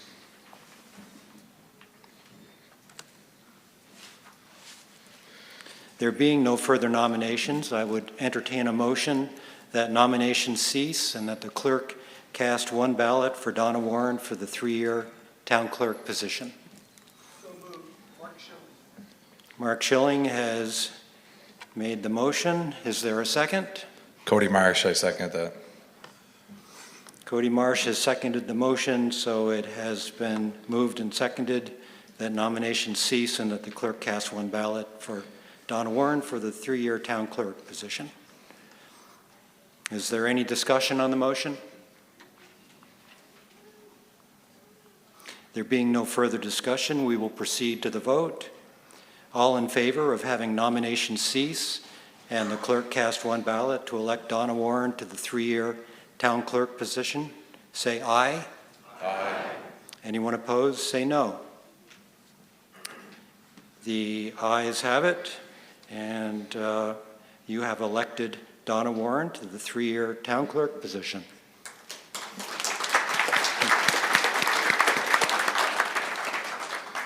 We'll now move on to the next election. Article 5, item number 2, is to elect a town treasurer for 3 years by ballot. Nominations are now in order for the 3-year town treasurer position. Cody Marsh, and I nominate Donna Warren. Is there a second? Second is not required, actually, for these positions. Thank you. Are there any other nominations?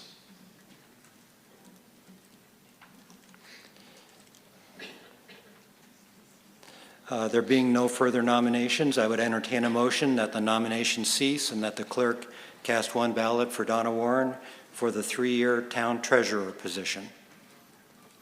Mark? Mark Schilling moves that motion. Is there a second?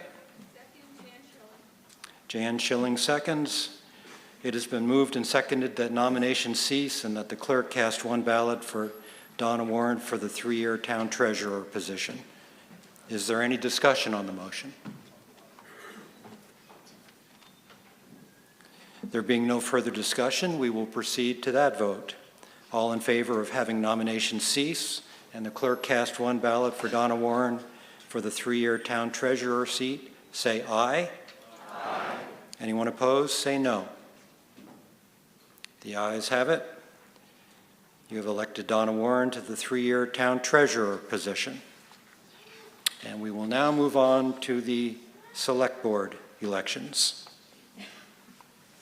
Article 5, item number 3, is to elect a select board member for 3 years by ballot. Nominations are now in order for the 3-year select board seat. I nominate Jennifer Bartlow. April April's not running for select board. April's nominating Jennifer Bartlow. April Tuck has nominated Jennifer Bartlow. Are there other nominations? Dana Summers, I nominate Dan St. Cyr. Dana Summers has nominated Dan St. Cyr. Peter Upstrup, I would like to nominate Rick Fletcher. Peter Upstrup has nominated Rick Fletcher. Sally May has nominated Angela Pratt.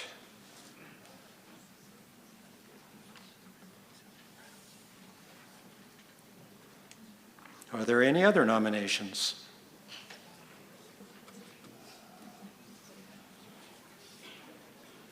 Yes, Angela.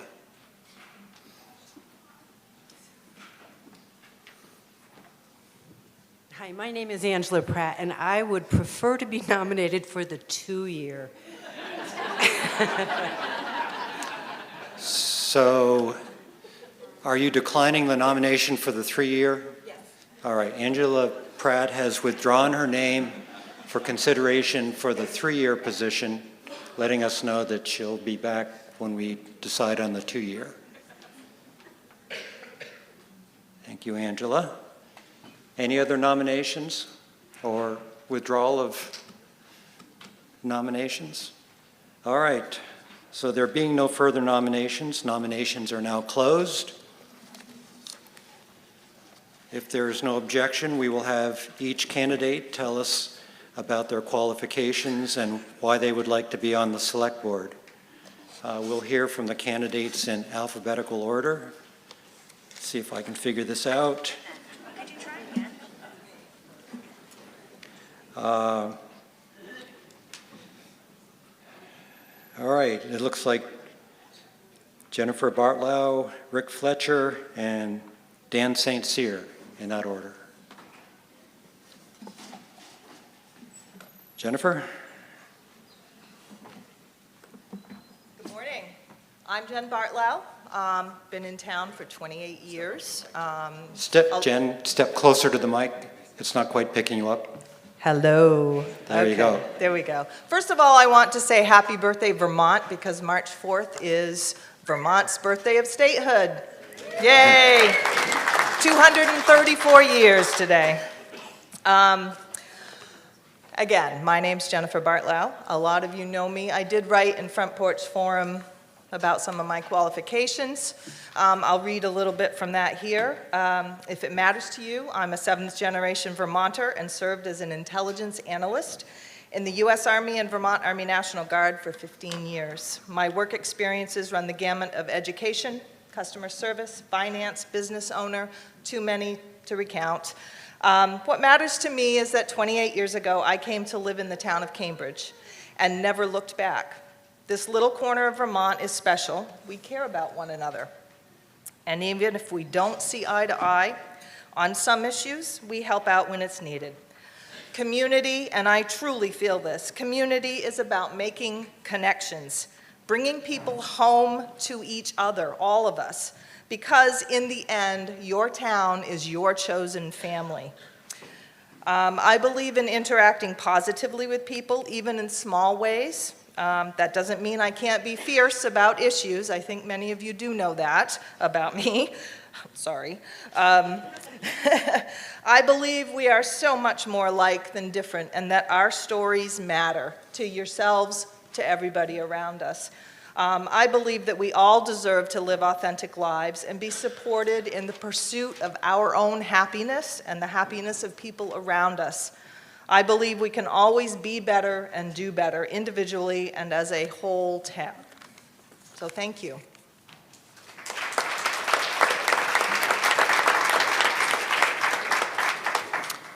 Rick Fletcher.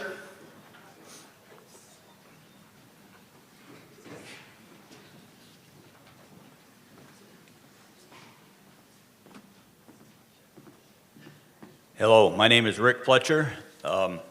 Interested in this position. I've always been interested in town government since I was a teenager. I've followed it through all these years. Wasn't born in this town, but I've had a mail-in address, a Jeffersonville, Cambridge mail-in address for 58 years. Been a registered voter in the town of Cambridge for 40 years. I've lived within the town, or I've worked within the town for 30 years. My significant other, she's worked in the Cambridge school for over 20 years. We've raised 4 children here in this town. They've all went through the school system, and they all still live and or work in the town. And they really, enjoy the town and like it here. I have followed the select board or the town meetings over the years quite often going just to watch and see how the meetings go. I'm on the committee, the town meeting modernization committee stuff to try to keep tradition, but also to modernize it to get more people involved. And I've enjoyed doing that. And I've gone to all the select board meetings in the past year, except for 2 that I was sick with COVID, just to keep on how the procedures go and everything, and how everything works, and to keep up on things. Yes, that's it. Thank you.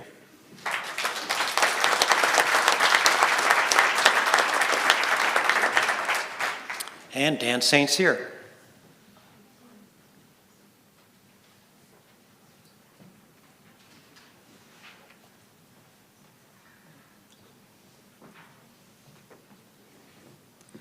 Good morning. My name is Dan St. Cyr. I think a lot of you may know me. There's a lot of faces here I remember and familiar with, and I like to see a lot of new faces here as well. I'd like to first start by saying thank you to the Select Board. You folks have our best interests in mind, I believe, every single day of every month of every year. And there's a lot that's put on your shoulders to maintain this town and run it in a very sensible way. And I give you a lot of credit for that. Thank you. I am reminded when I walked in the door this morning that I look at the pictures on the wall in the lobby of the gymnasium here, and I see a lot of history, a lot of roots, and that's passionate to a lot of people, I believe.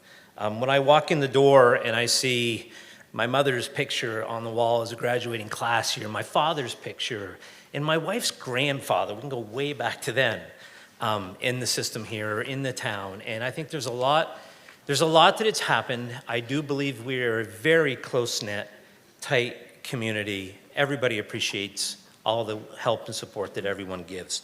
And with that, I've been asked a lot recently, why do you want to get on the select board now? What's changed?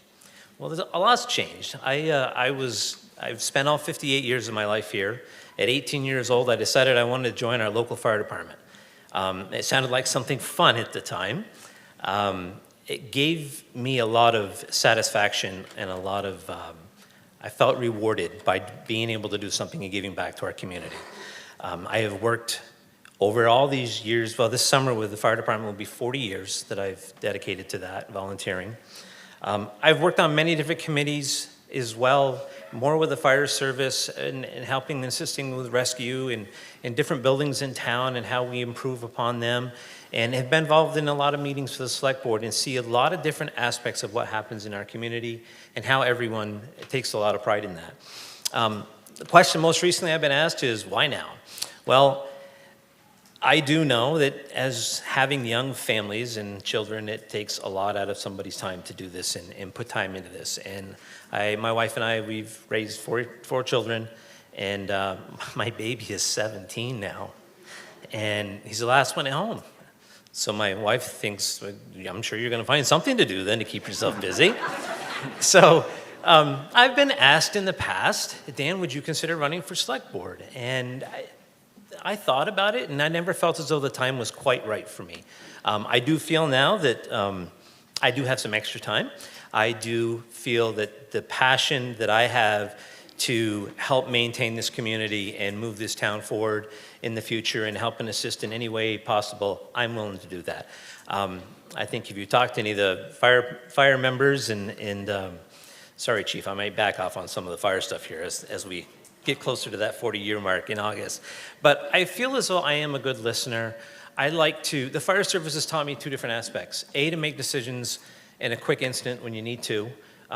That is the fire service. We don't get called ahead of time to plan for certain things. A lot of things have to be made a decision right then and there. But it's also taught me over that whole time, one thing that one of the oldest memories that I have is somebody telling me many years ago, we need everybody here to make this department work. And I feel the same way about this community. We need everyone's opinions, ideas, thoughts to make this town operate in a fair fashion. So I'm willing to do that. I'm a great listener. I love to gather all the information of when I can to make an informed decision. And I ask for your support. I do believe that it's awful nice to see so many people that do want to also step up to the plate and do this in town, and I think it's a great thing. Thank you very much.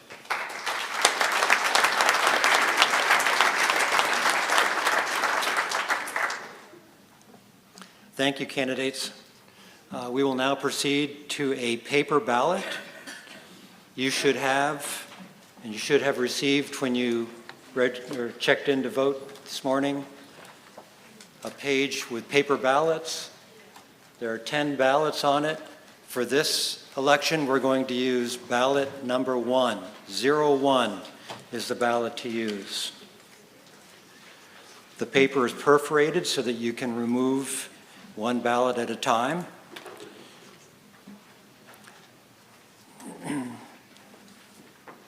I believe that you have to use the correct ballot for it to be counted, so use ballot number 1 for this election, for this vote.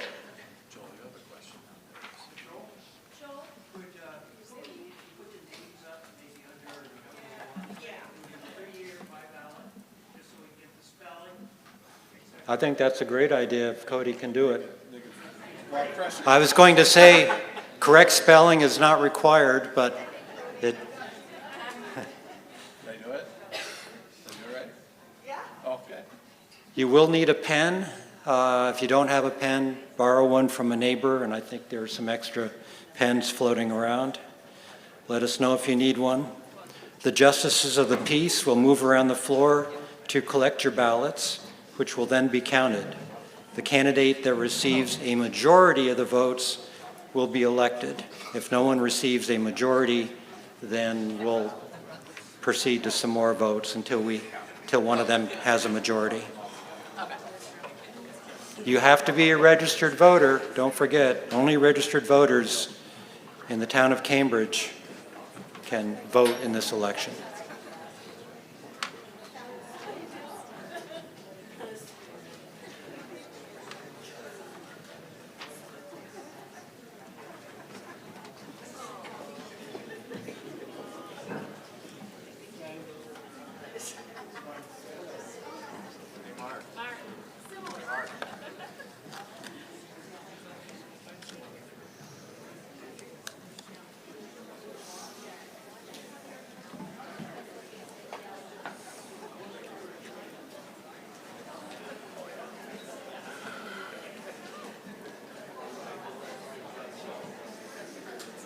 If I twisted my...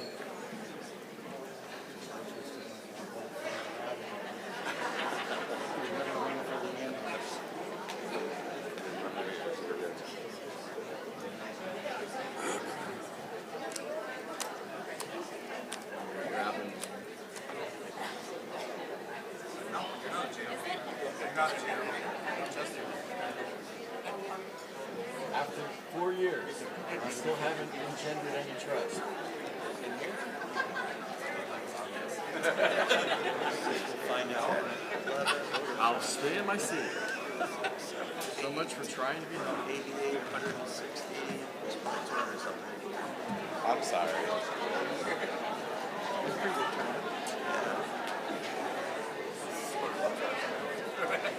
Follow.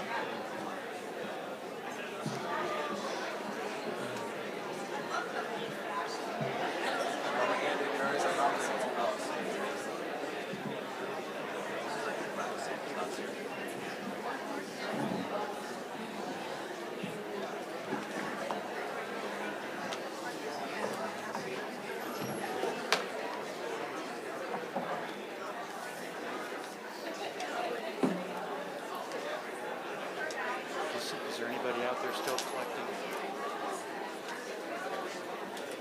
Yeah, Mark is still.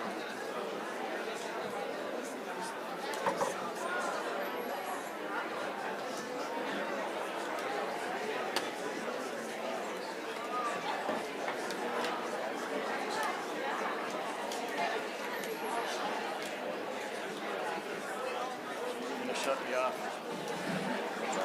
You're gonna shut me off. Oh. Alright, I've got a couple emails that I need to get back in touch with. Is there anybody that has a ballot that has not yet been turned in?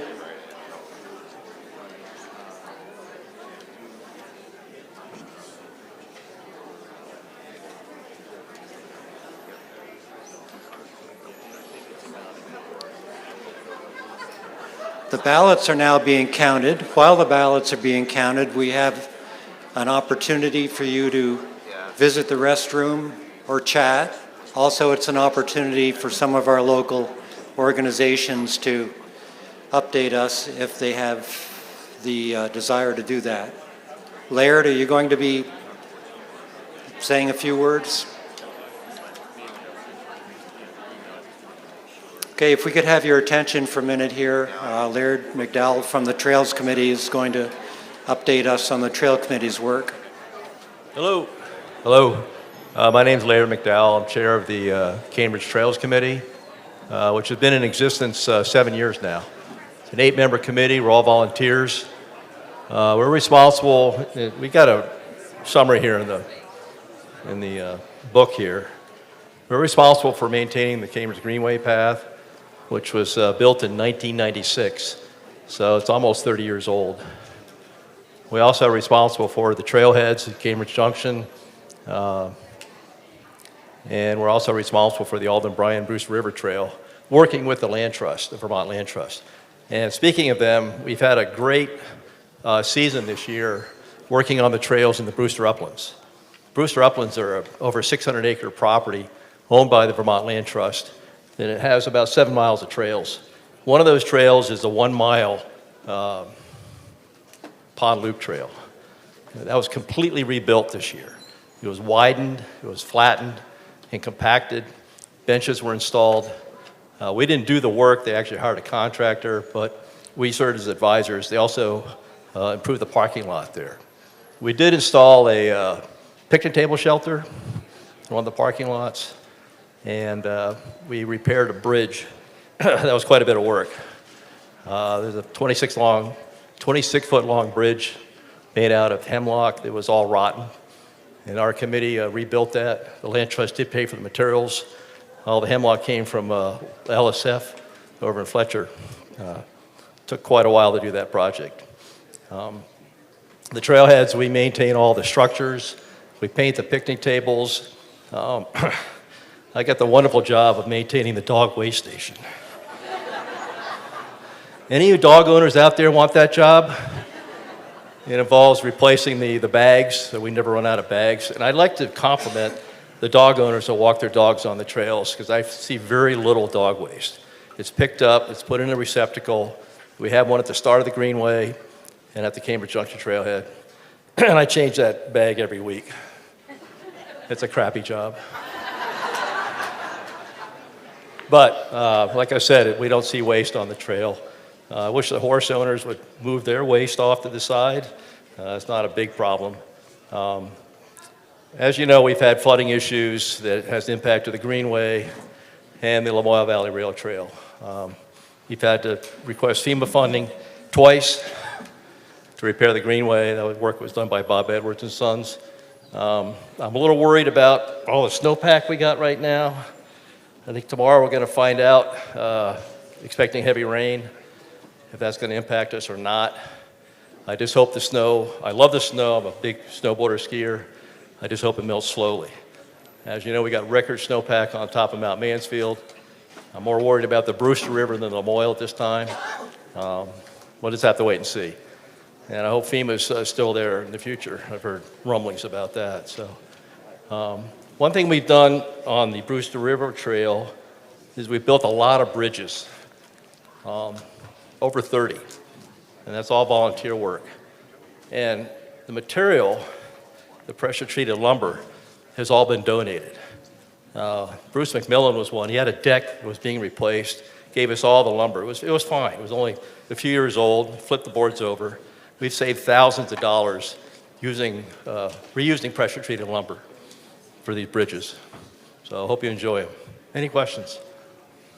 Yeah. Thank you.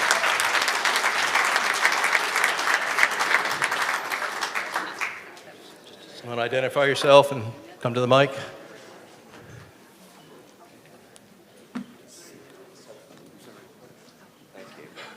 It's Malcolm Wilson. You've done a great job with the uplands. I was just wondering, the signs of the actual trails, are they going to be replaced? Because I think a lot of them are down, and when you go up there, I'm just guessing where I'm going, really. Are you talking about on the Brewster River, on the Brewster trails? Yeah, on the uplands. Oh, the white signs? Yeah. Yeah, the Land Trust is going to replace all those. They've done some replacement over at the, on the Pond Loop Trail. Yeah, but Loggers Loop, all those trails, they need new signage, you're correct. Loggers Loop Trail, they hired a contractor to replace all the culverts that had lifted. There's almost 20 of them. And they've been replaced, not necessarily with resetting the culverts, but putting in gravel fords, because the water is like seasonal. But yeah, to answer your question, the signs will Yeah, it's really nice up there. Well done. Okay, thank you. I'm glad everybody uses those trails. I dedicate a lot of time to trails. I think it's important because everybody benefits. Doesn't matter your age. And the beauty of that Pond Loop Trail is it's fully wheelchair accessible at this time. So that was a result of that work. Thank you. What's that? Who else is on the Trails Committee? Oh, I probably can't remember the names. They are listed here. I'll have to read from the list. Hold on.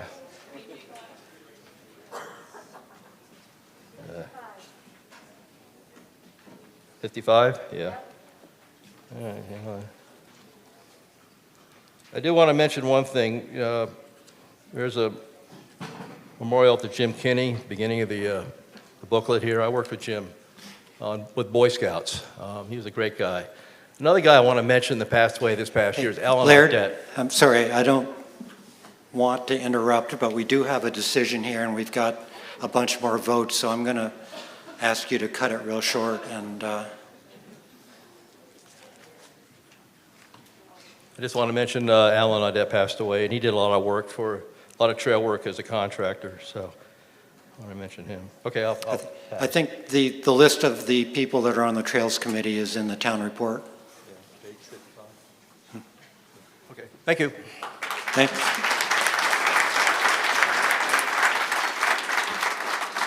All right, we do have a result to the election.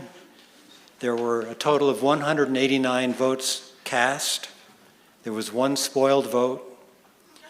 The results were Dan St. Cyr received 114 votes, Jen Bartlow 58 votes, and Rick Fletcher 17 votes. So you have elected Dan St. Cyr to the 3-year Select Board seat.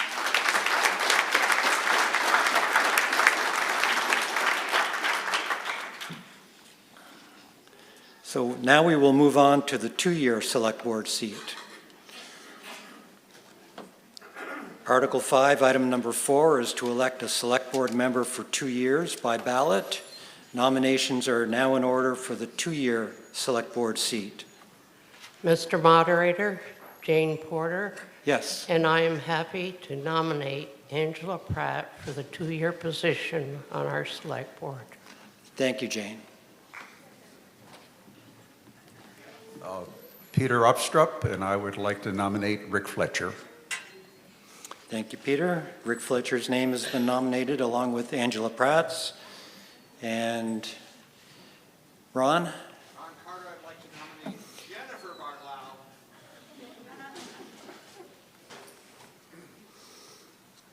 Thank you.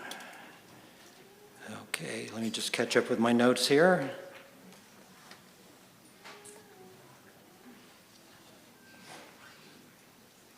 So Jennifer Bartlau has also been nominated. Are there any further nominations?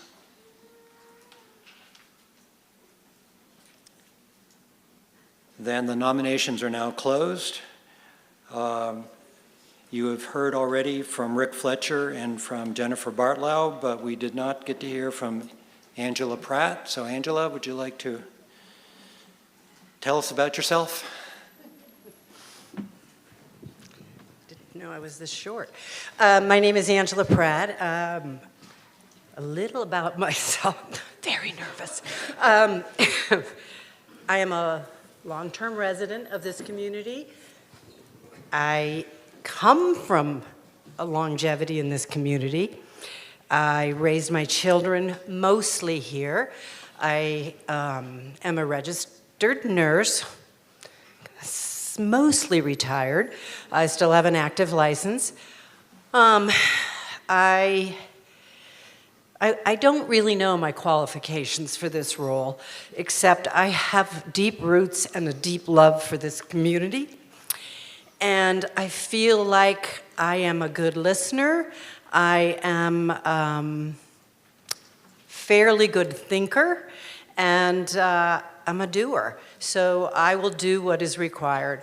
I know it will be a steep learning curve for me because I'm not that involved in politics. And I would like to move this town forward in this capacity because I'm watching what's happening in the nation, in the world, and I feel like we need level-headed people to be fiscally responsible, to be one eye on the future, one eye in the present, and I feel like I have that ability. Any questions? Thank you.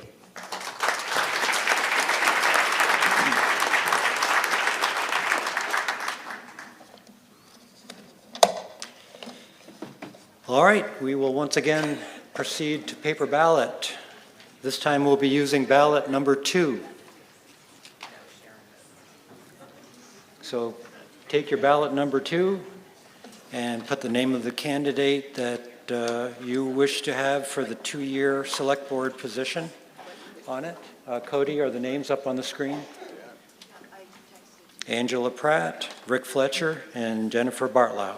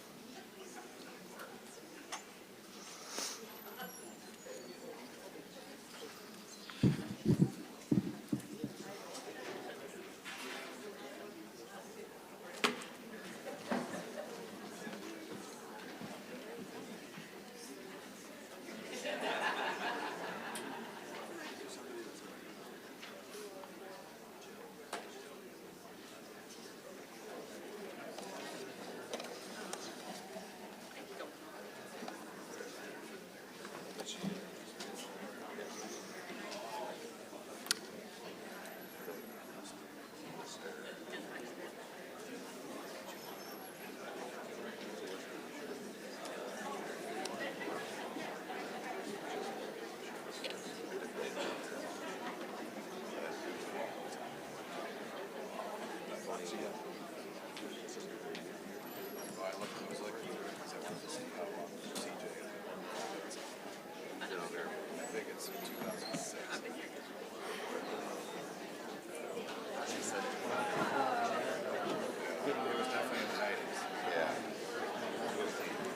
Linda.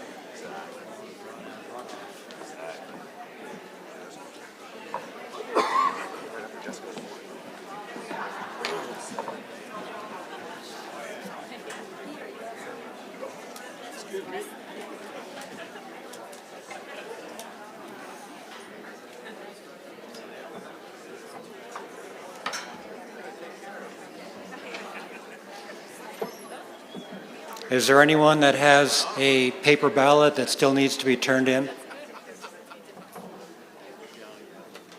Back in the far corner? There's a person back in the far corner that needs their ballot picked up. On the right.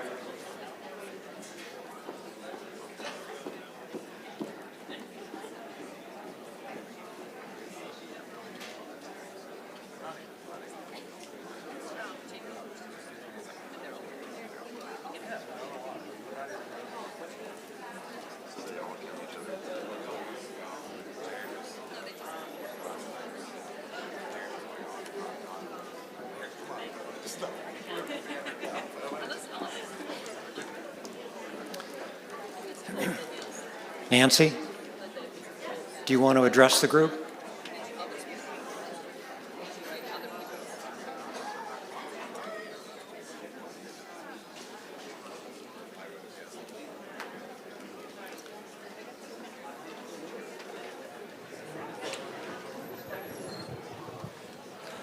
Good morning. I'm Nancy Lepsick with the Cambridge Recreation Board, and I first of all just want to say thank you to Jessie Jacobs, who has decided to leave the Rec Board but has given us many years of her input and enthusiasm and energy, and we really appreciate it. Let's see, what else? We would like to celebrate how many residents have participated in the Learning to Swim programs at the Smuggler's Notch Resort. It's very highly attended offering, and we appreciate that we can keep providing it with the assistance of Smuggler's Notch water staff. We'd also like to celebrate that we just finished, or we're finishing, our vacation week of ski and ride up at the resort, which has also been significantly well attended. We have a number of senior activities, and a shout out to Muffy Howard, who assists in the Let's Do Lunch, which is once a month at the Cambridge Congregational Church in Jeffersonville, UCC, sorry. Thanks for the correction, Sally. And we provide lunch by donation for anybody who would like to attend. Sometimes we play bingo afterwards, or sometimes we have a speaker ahead of time, because we had so many speakers and so many topics that people were interested in. We have just recently begun a program called Lunch and Learn. Bring your own lunch, bring your own treat to share over at the Varnum Library. It's the first Thursday in between 11 and 12. We have one this week where we have some folks from Legal Aid coming and talking about end-of-life decision-making and all the paperwork that is important to have in place no matter where you are in your travels through life at this point. We invite you to come and learn about the things like advanced directives and wills and things that you might want to have in place to provide for family members should you no longer be able to. And we provide also some senior outings, and if anybody has any particular skills, interests, activities, things that they would like to try and get a group to go to, please let us know. We have a member on our board, Leslie Relander, who has gone above and beyond in providing wonderful information out to the community. Yeah, I mean, she's pulled together a newsletter, she's putting it on Facebook, and we have even an Instagram, which, since I don't know how to use it, I'm sure other folks do, Cambridge, Vermont, underline recreation. And so you can find all the activities that are going on, and we appreciate the collaboration with volunteers, with the church, with the elementary school, who sends out 6th graders to help to serve and clear at the meals, and everyone who participates in all the variety of recreational activities that we do. So thank you very much. We do have one correction. If you, like I do, use the back sheet of your town meeting book to determine when to go to meetings, our meeting is incorrectly posted as the second Monday, and it is actually the third Monday. So you might want to make that correction. Thank you so much.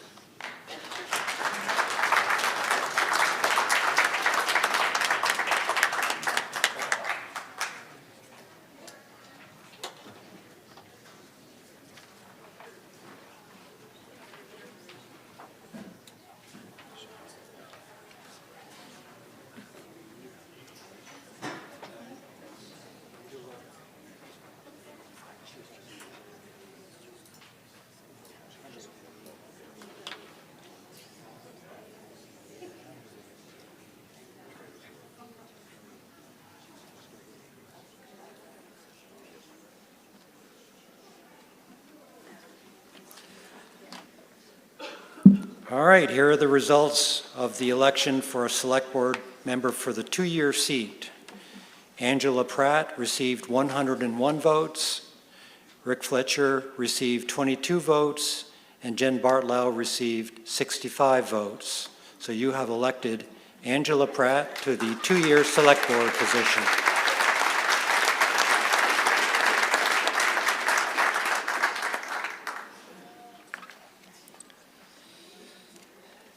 Now we will move on to Article 5, item number 5, to elect an auditor for 3 years by ballot. Nominations are now in order for the 3-year auditor seat. I'm Cody Marsh, and I nominate Jill Bryce. Jill Bryce's name has been placed in nomination. Are there any other nominations? There being no further nominations, I would entertain a motion that nominations cease and that the clerk cast one ballot for Jill Bryce for the 3-year auditor seat.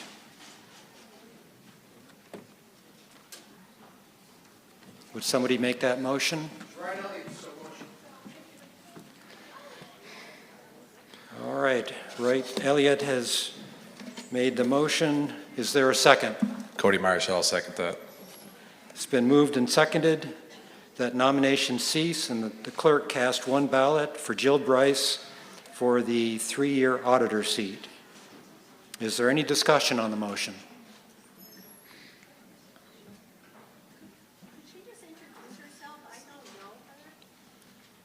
It's been asked that Jill Bryce introduce herself and say a few words about her interest in the position. I don't think she's here. I'm looking around. She's not here, is she, Bonnie or Don? No. She's been doing this. Does she still work at Hanley's? Because that's where I see her. No, does she? Has she been doing this position for a period of time? this would be her second or third term? Second term, I think. Yeah. I'm just curious. I just never met her. Yep. I have seen her at the clerk's office. She does work there sometimes. Any other questions or discussion?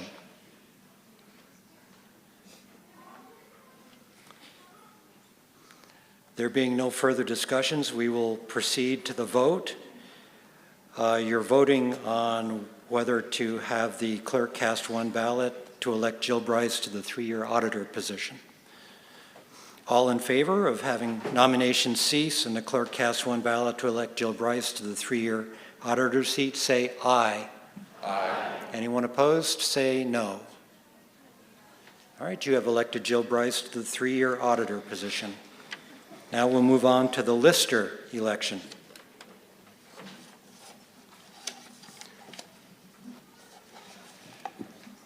Article 5, item number 6 is to elect a lister for 3 years by ballot.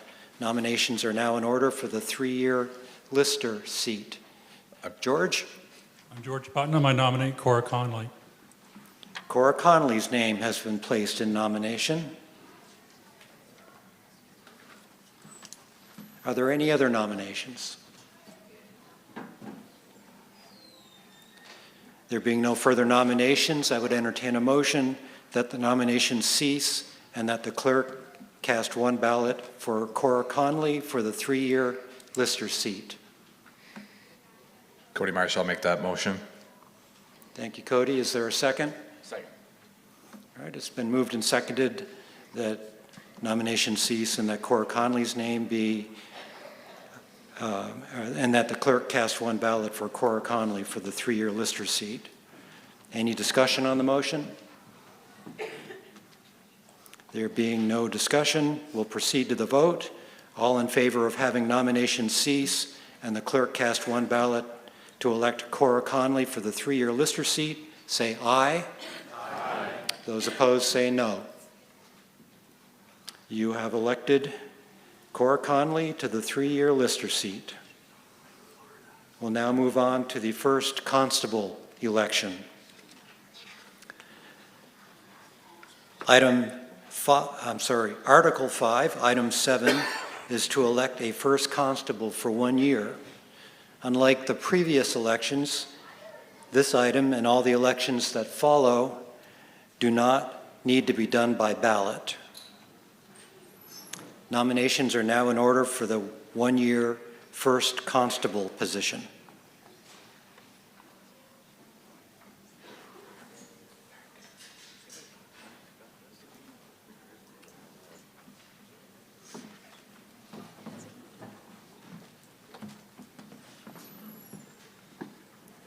Cody Marsh, I'll nominate Mark Schwartz.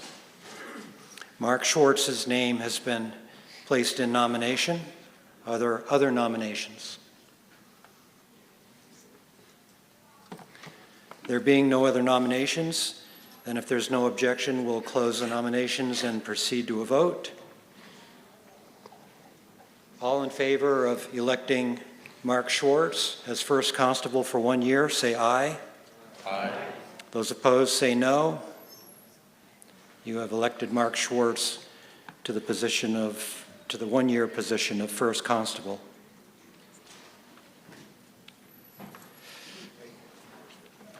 Article 5,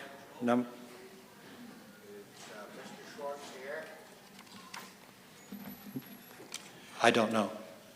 I don't see him present. No. Is Mark Schwartz here? Doesn't appear to be here.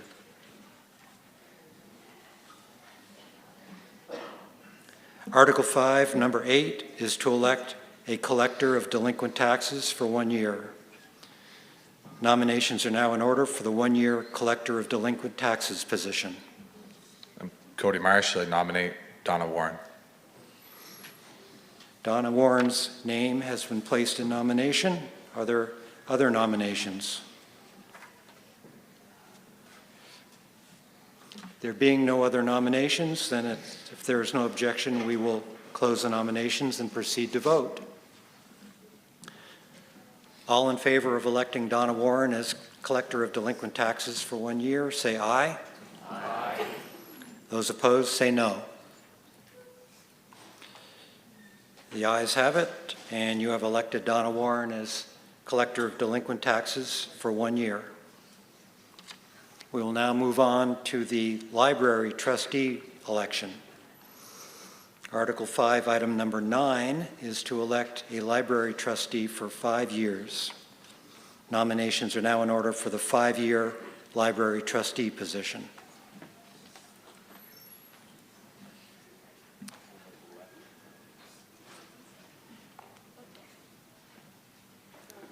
Yes. My name's Leaf Perry. I nominate Mark Schilling. Thank you. Mark Schilling's name has been placed in nomination.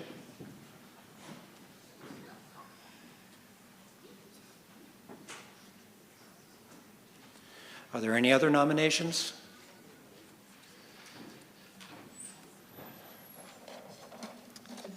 There being no other nominations, yes.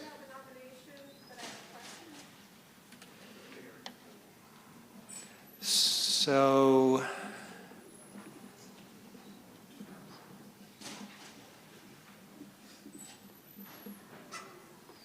is it a question to the candidate? Yes. All right. Could you identify yourself and state your question? My name's Patty Genadio. I'm sorry, I didn't catch your last name. Genadio. Genadio. And I live in Jeffersonville. In July 2021, the Varnum Board's written report on the library to the town of Cambridge and their oral presentation at the Cambridge Select Board's July 20th, 2021 meeting were so filled with disinformation and baseless allegations that, due to legal action, the town scrubbed both reports from its website. As a nation, we are currently learning how destructive disinformation and baseless allegations can be. The library receives most of its funding from Cambridge taxpayers, but despite repeated requests from myself and others, the Varnum Board still has not publicly explained, retracted, or apologized to the town for these misleading reports. Excuse me, Patty, do you have a question? Yeah. If you are elected library trustee, what will you do to address this issue and to prevent a similar situation from happening again?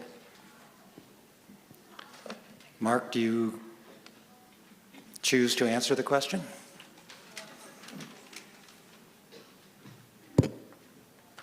Hello, everyone. I'm running for this position to support the exemplary work done by the Varnum Library staff, trustees, board, and volunteers currently and over the last several years. I have no response to this oft-repeated question, as I consider this irrelevant to my current nomination, and I will not respond to it again.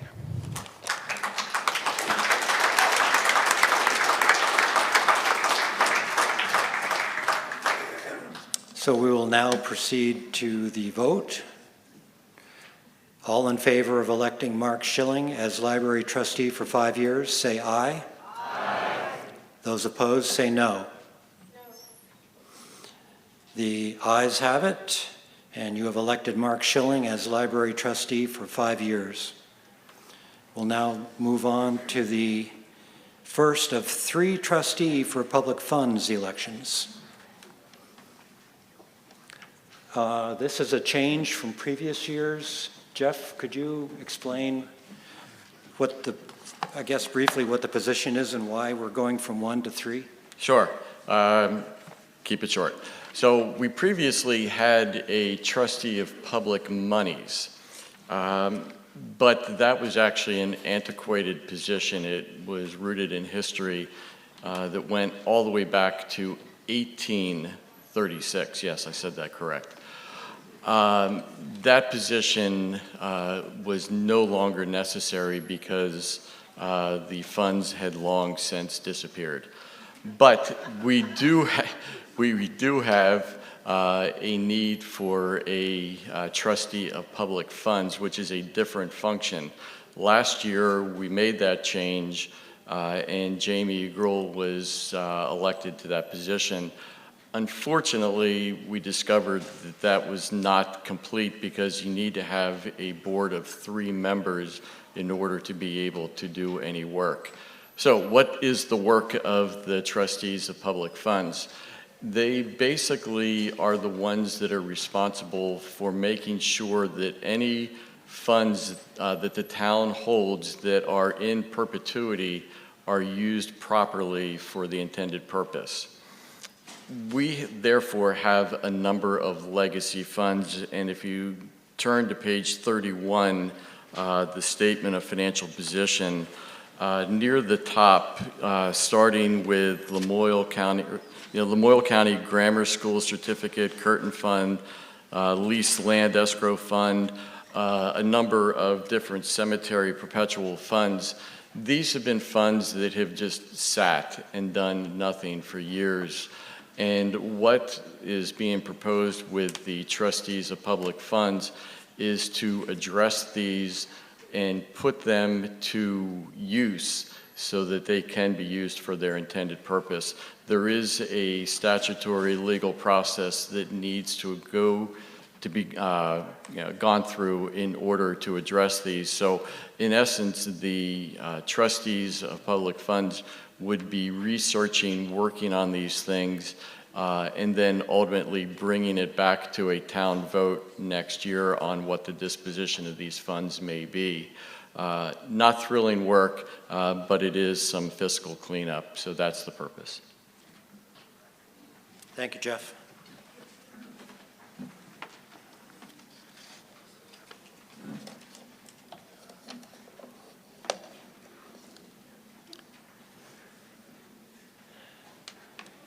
So Article 5, item number 10, elect a trustee for public funds for 1 year. Nominations are now in order. Martha? I actually have a question regarding some of the comments that Jeff just made. Can I do that before you take nominations? Let's take the nominations and then...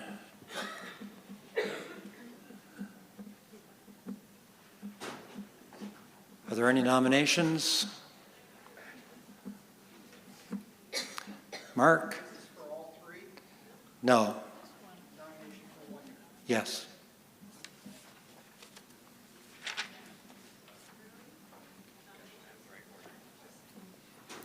Sorry, with the yarn?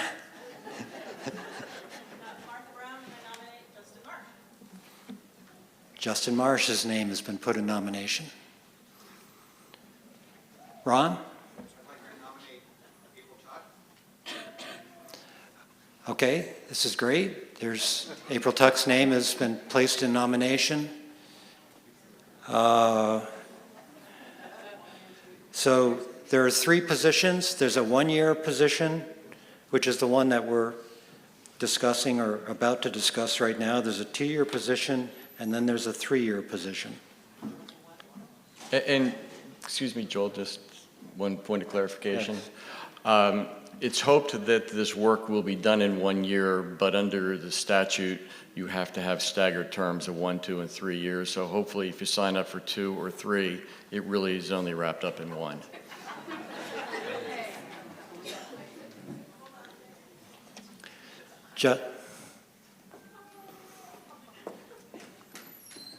Justin Martian, I will withdraw from the 1 year and hopes that I'll be nominated for the 2-year term.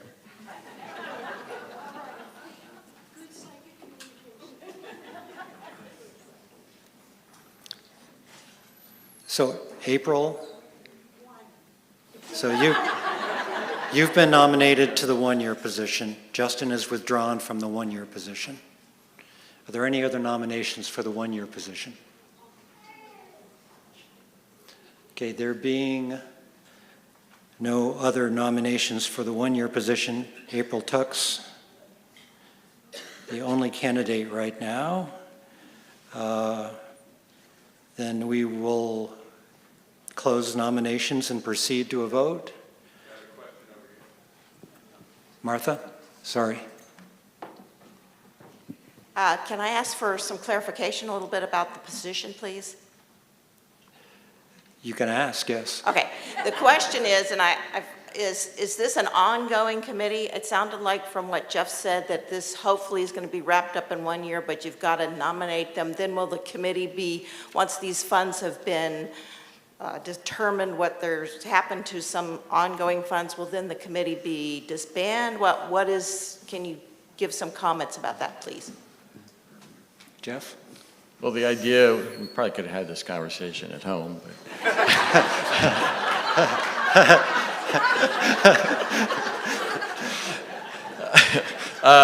no, The idea is for this to be 1 year, one and done,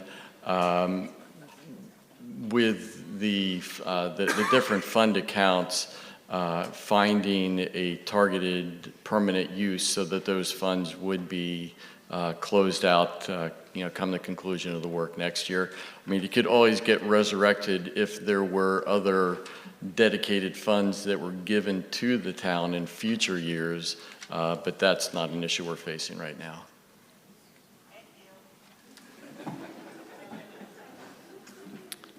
All right, back to the election. April Tuck's name was in nomination. There were no other nominations.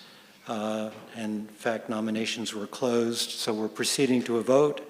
All in favor of electing April Tuck as trustee of public funds for 1 year, say aye. Aye. Those opposed, say no.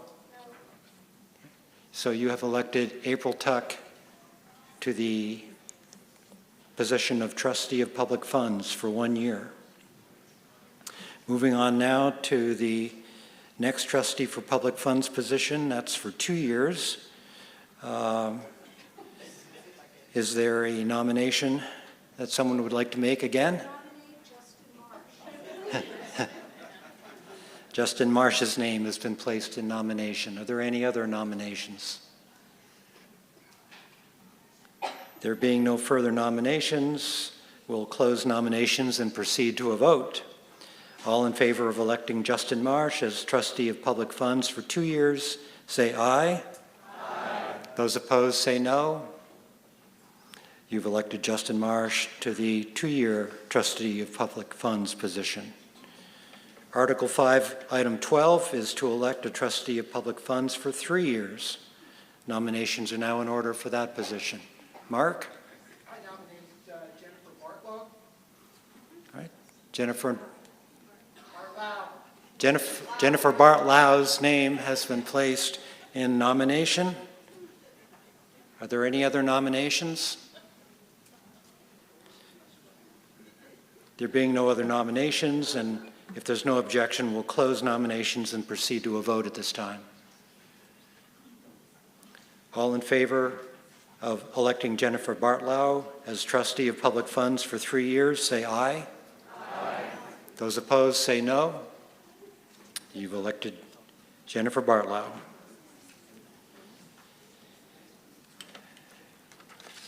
And last but not least of the elections is Article 5, number 13, to elect a cemetery commissioner for 5 years. Nominations are now in order for the 5-year cemetery commissioner position. Yes, Sally. I don't think that, I think there's a conflict there.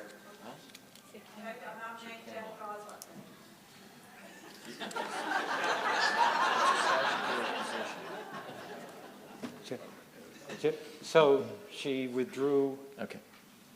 She withdrew Angela's name, and she just nominated you.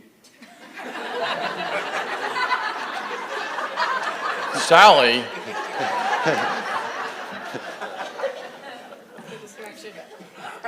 I respectfully decline.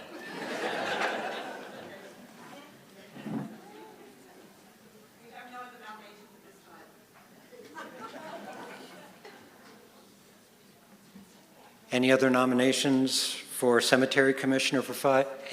Any nominations for cemetery commissioner for 5 years?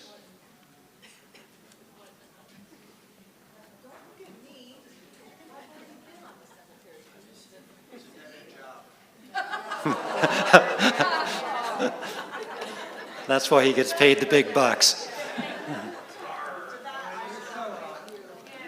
Okay. This is all that's standing between us and lunch, folks. So. Well, yes. What are the duties of a commissioner? That's a good question. Angela? Angela Pratt. I have been a commissioner and would have continued, but it is a conflict. The commissioners meet 4 times a year. They are in charge of 8 cemeteries. 2 are active, meaning there's still plots to be sold, and people can be buried in them. We do a lot of maintenance. We get a contract annually for mowing, and anything that falls outside our mower's contract, we either sub out or do ourselves with, Jeff has helped us a few times. Other commissioners are Martha Coslet, Sally Reynolds, Kathy Cleary, and Kate Clark. So it's a great team. We do some hands and knees work in the cemeteries. You'll get assigned 1 or 2 cemeteries that you're responsible of the 8 that we are responsible for. Kathy Cleary is a CPA and our treasurer, so she takes care of the money side of things. You wouldn't have any officer duties the first year you're on. Any other questions? It's a great position, and if you like to be outside and weed, plant flowers. Did I sell it?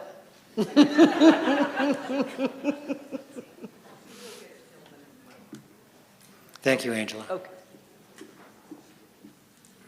Nominations? You can nominate yourself. There are a couple of people we'd like to ask, but I do not want to nominate them until I speak to them. Does the position get filled by the... If the position isn't filled by a vote here at town meeting, then the select board will appoint somebody when the opportunity exists. All right, then there being no nominations, we don't need to proceed further with that. Yes, Nancy? Becky.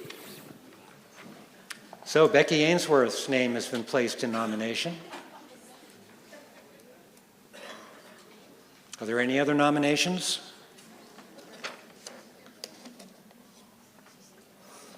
There being no other nominations, then if there are no objections, we will close the nominations and proceed to a vote.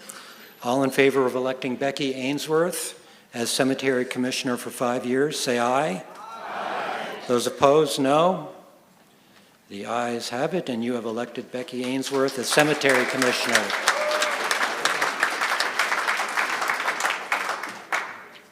All right, and we still have time to take up another article. Article 6, shall the town pay each select board member $2,700 for the year ensuing? Would someone please move the article? Jeff Coslet, I'll make that motion. The article's been moved. Is there a second? Yes, Nancy Lepsick seconds. It's been moved and seconded to pay each select board member $2,700 for the year ensuing. The motion is now on the floor for discussion, and since Jeff Coslet made the motion, he has the right to speak first. This is the amount that the select board was paid in 2024, and there's no request or any change to the amount, so $2,700 is the amount that the select board recommends for 2025. Would anybody else like to speak to the motion?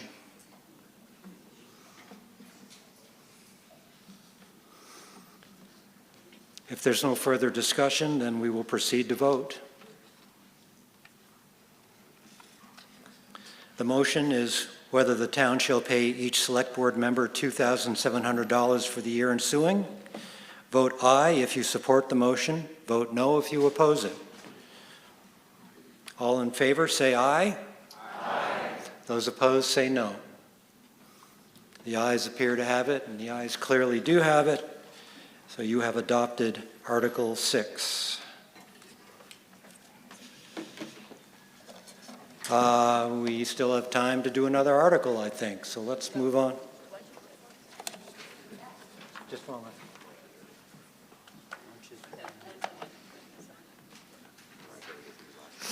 All right, so actually I've just been informed that the folks downstairs advised that lunch is ready. So rather than let it get cold, let's hold off on Article 7 until, let's take a recess for lunch and come back and handle Article 7 after lunch. So it's now about 11:41. Let's resume at 12:45.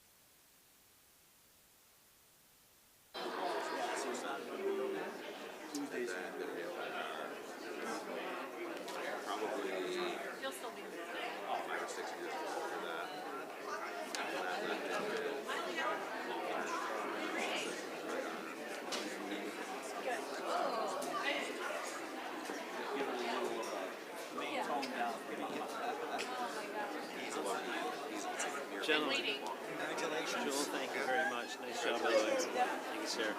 Now you're going to get sick of me, aren't you? Probably.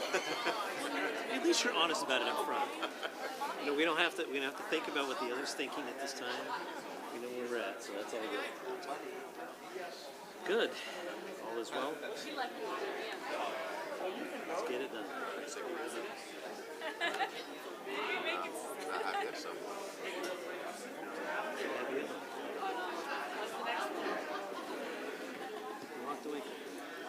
I don't know if we will even have the second one. It's so expensive. It's so hard. Well, it's that, but like, I don't want to go. I don't want to start over. Like, what's the age difference? I just said to Cody, I said, your full-time secretary, who might be my part-time one, just advise Not me always. that there's a But like, Oh, yes, there is. starting all over seriously. There's one guy sitting there. Which existing members. Oh, I did that. It was just one night. I did that for the first 2 weeks when I got home with this. The first 2 years of my. So I did back to back. All I had 5. Bringing home a baby like. Oh God. The 2 new members. So we're gonna Stop. Good real point. Did they ruin it? All the other committees. Well, I haven't heard of number 2. They always do. They always do. Like next. Was that a good trip?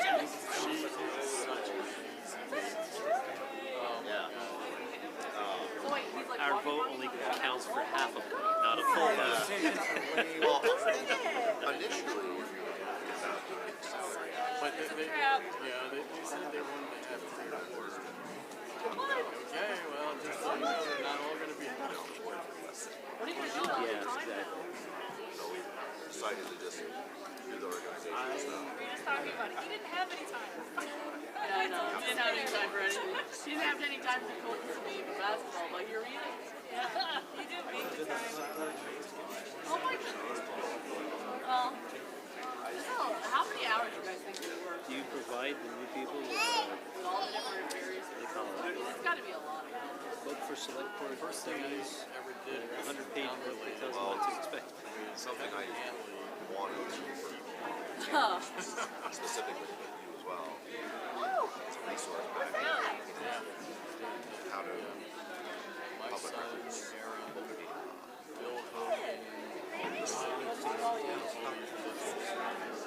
They have something. I was looking at it recently. Yes, they do. Start taking this 1 hour training. Courses once a month or something like that. I saw that this last week actually. So. But there's also a All right, I'm gonna go eat my goodies now. Not that I did it.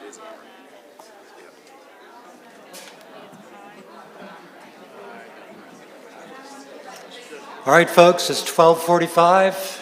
Let's get started.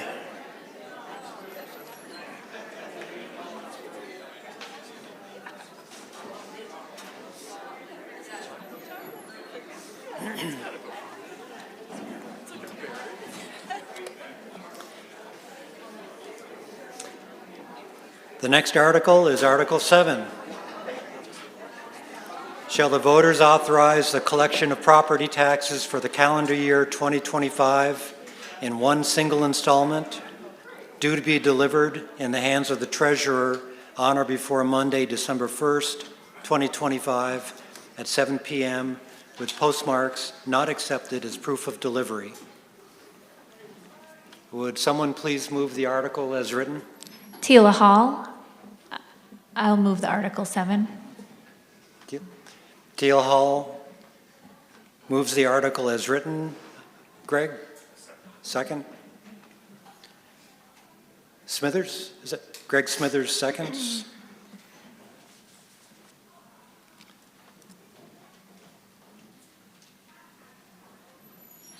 Article 7 has been moved and seconded. The motion is to authorize collection of property taxes for the calendar year 2025 in one single installment, due to be delivered in the hands of the treasurer on or before Monday, December 1st, 2025 at 7 p.m. with postmarks not accepted as proof of delivery. The motion is now on the floor for discussion, and since Tila Hall made the motion, she has the right to speak to it first. Tila? I have no amendments or adjustments to this article. I will say that on page 33, there's more important tax information for you to review.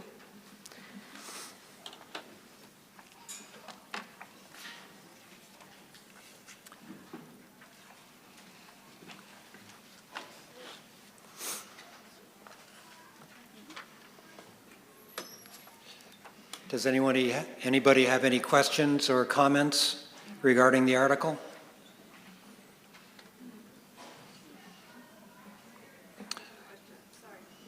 Yes, can you come up to the mic, please? And you state your name and... Karen Fitzgerald. I'm sorry, I couldn't hear. Karen Fitzgerald. Thank you. No problem. Can you just explain why this is necessary? Is this not the current practice, and why is this necessary? Just briefly. Yeah, so the article is asking voters to decide whether the property taxes for 2025 should be collected in one payment. I'm just going to repeat. So the full amount due by December 1st. Last year, it was November 28th, I believe, and that was we changed it because that was Thanksgiving. It also specifies that taxes must be physically received by the treasurer by the date.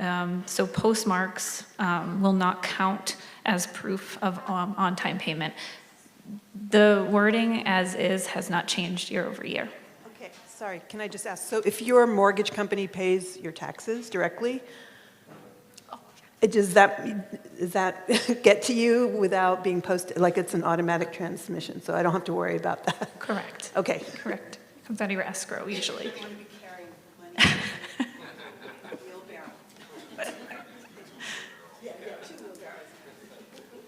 Thank you. Yeah. Any further questions or comments?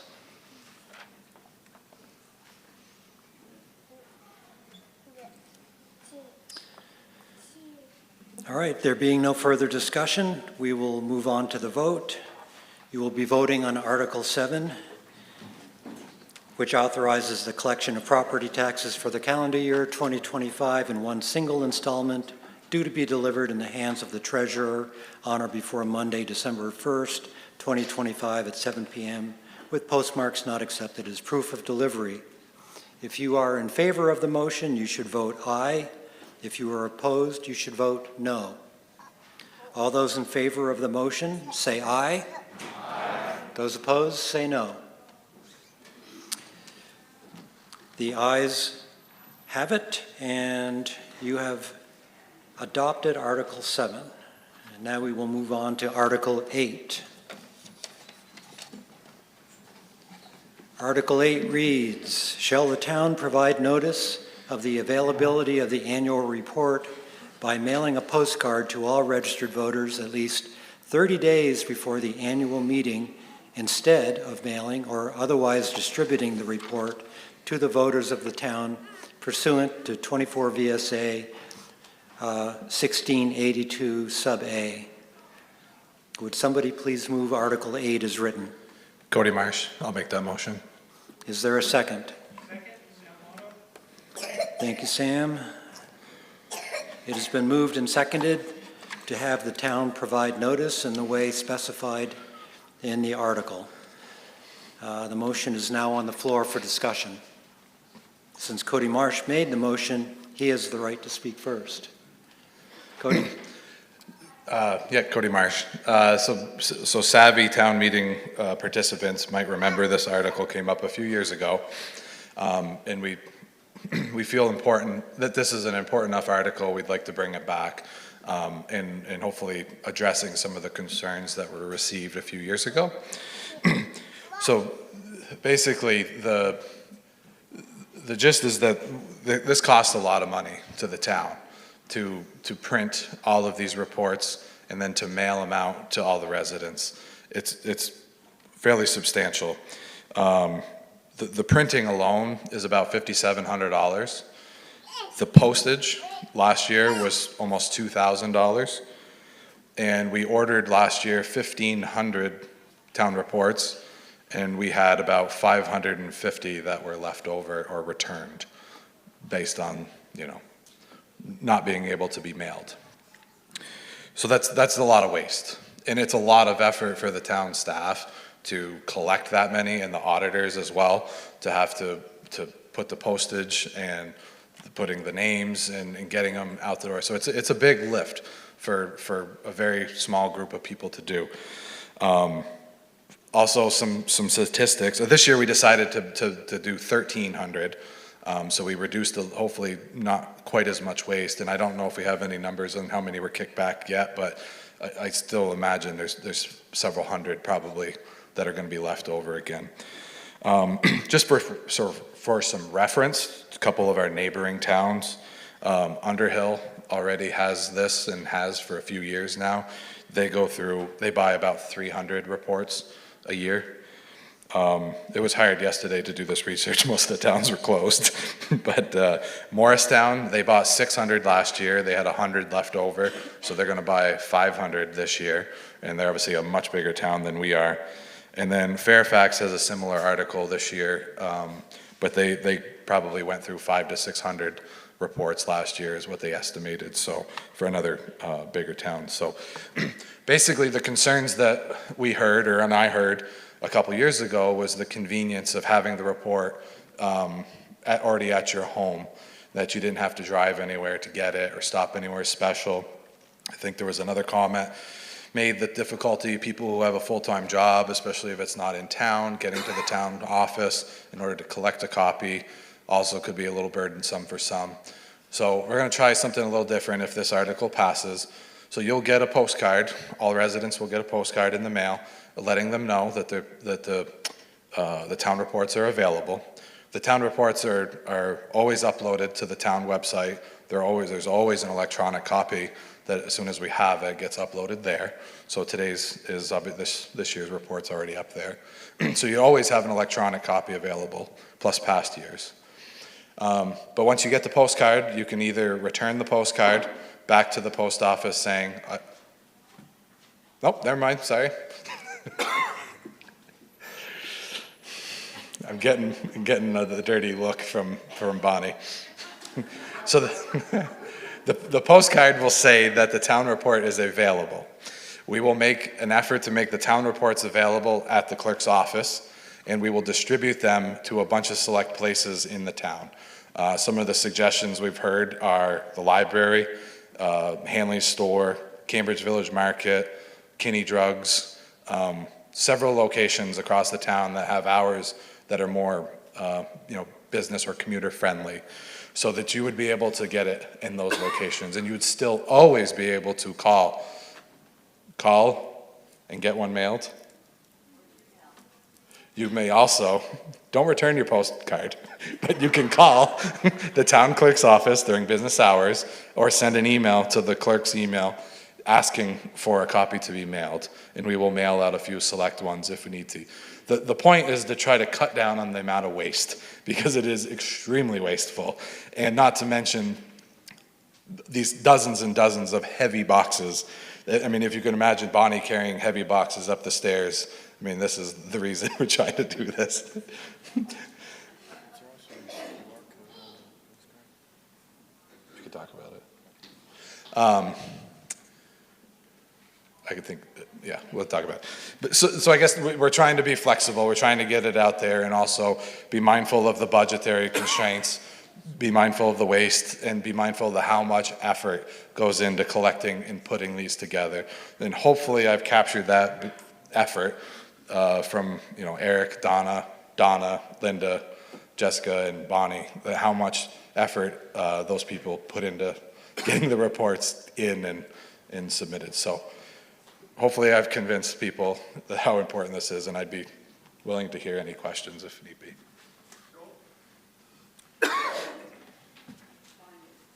Seconded. Sam has a question. Is there somebody else? Sam already, no, Sam seconded, so Sam, go ahead. Yeah, thanks, Joel. Sam Lotto again. There are so many good reasons to vote in favor of this. You've heard the cost savings, the convenience, And how many of us, I know this is a random poll, can consume over an iPad or like device now? Even my 96-year-old mother does that. And, in this day and age, I would also encourage that the link, just to remind us that it's uploaded. I mean, that's how I read the town report. I don't want to oversell it, but it was great reading through the town report, and I could just search on key things that I wanted to see and I wanted to review. And I've been using it all morning to follow the discussion and follow the meeting. So that's number one. Number two, it's after lunch. We're getting near that time, but let's look at the demographics of the room. As a member of your advisory committee and the modernization committee, part of the effort was to make it more inclusive. And part of the effort was to do the like outreach to the younger members of our community. So providing things through an electronic means speaks to the generation that hopefully will be taking over this event when we might be in one of those 8 cemeteries. So, not anytime too soon, but you get my point. So, I'll be voting yes. Thank you. Joel. Peter. Oh. Peter Upstrup here. Just like to suggest that in addition to the postcard, for those who have emails for the younger generation, send them out a notice that way as well. Joel, do you mind if I respond? Go ahead. I think logistically, that would be a bit of a heavy lift, just collecting and maintaining a list of individuals, registered voters, is pretty tough. But then also maintaining a list of active emails would also be challenging. The state statute specifically discusses mailing notice. That's part of the statute, that you have to mail the actual report. Actually, it's the auditor's report, not the town report, but the auditor's report, or you need to notify them via a postcard of some sort. So that's the, just speaking from my off the cuff without having to put a lot of thought into it, I could see the email might be a little bit of a challenge, but. Charlie? So Charlie Guillet, I would imagine that if we put the town report on the town website, if you put it in a folder and then subscribe to that folder, it'll automatically send you out an email? I think so. I believe that is accurate, yes. Okay. So you can go on the town website into the document center. Thank you, Charlie, I'd forgotten about that feature. But you can, I have myself have not done it personally, but I know that, yes, I've heard that is a functionality of that. So when a document gets uploaded, it'll spit you an email to notify you a document has been added. Yes, sir. You mentioned name, please. Jerry Elliott. You mentioned that placing the copies of the reports at a number of different commercial locations around town. Does the town already have agreements with all these entities, like Hanley's, Kinney's, whatever, to place town documents in their space, or is that something to be negotiated? I believe that's something that would be negotiated. I don't think, unless Bonnie or Donna or any of you folks have specifically spoken to any of these businesses, but I have a hard time believing that that those folks would not be willing to work with us a little bit on this, and I have the utmost faith that we could accommodate that. Oh,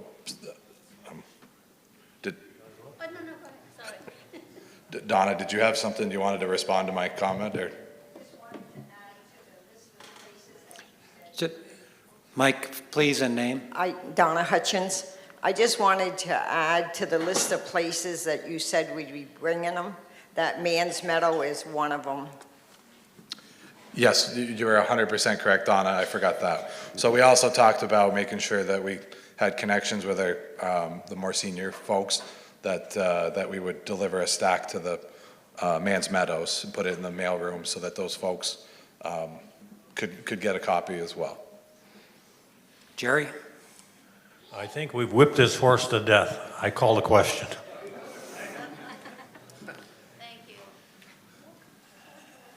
There is one.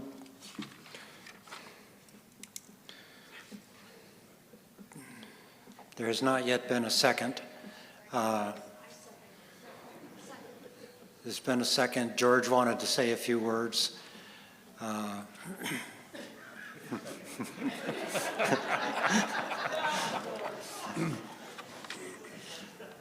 So I'm not sure exactly what the rule is on this, but George, if it's brief, I take yours before we cut off further discussion since you were standing and waiting at the mic.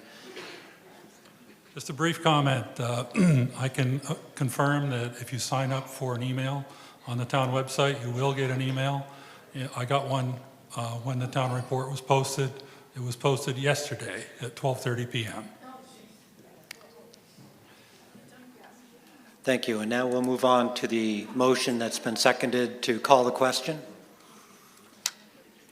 There's been a motion to end discussion of this item and to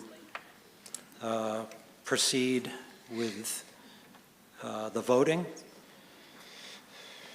Is there any further discussion on the motion to end further discussion? Point of order, I don't think that call the question allows for discussion. You're right, it doesn't. It's actually, there's no discussion. Thank you, Mark. No discussion, it's a 2/3 vote. We can do a voice vote, but there's no further discussion. So all those in favor of calling the question and ending discussion, say aye. Aye. Those opposed, say nay. All right, the ayes have it. We will now proceed to vote on the main motion, which is Article 8. Shall the town provide notice of the availability of the annual report by mailing a postcard to all registered voters at least 30 days before the annual meeting, instead of mailing or otherwise distributing the report to the voters of the town pursuant to 24 VSA 1682 sub A. That's what you're voting on. If you're in favor of that motion, say aye. Aye. If you're opposed, say no.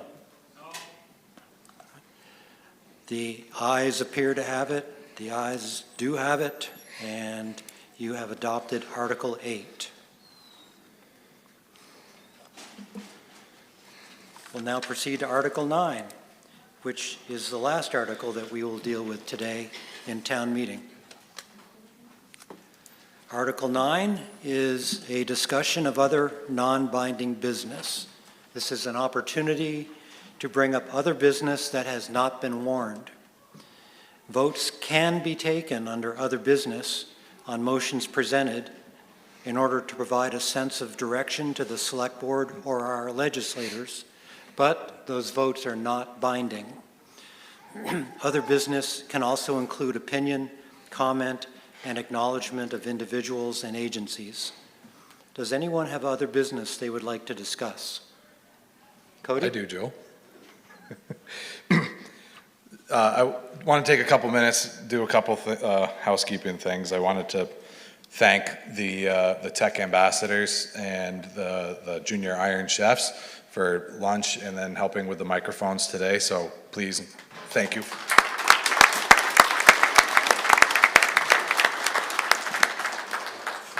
I also wanted to thank Charlie Guillet and Jeff Coslett for their years of service on the Cambridge Select Board. So thank you, guys.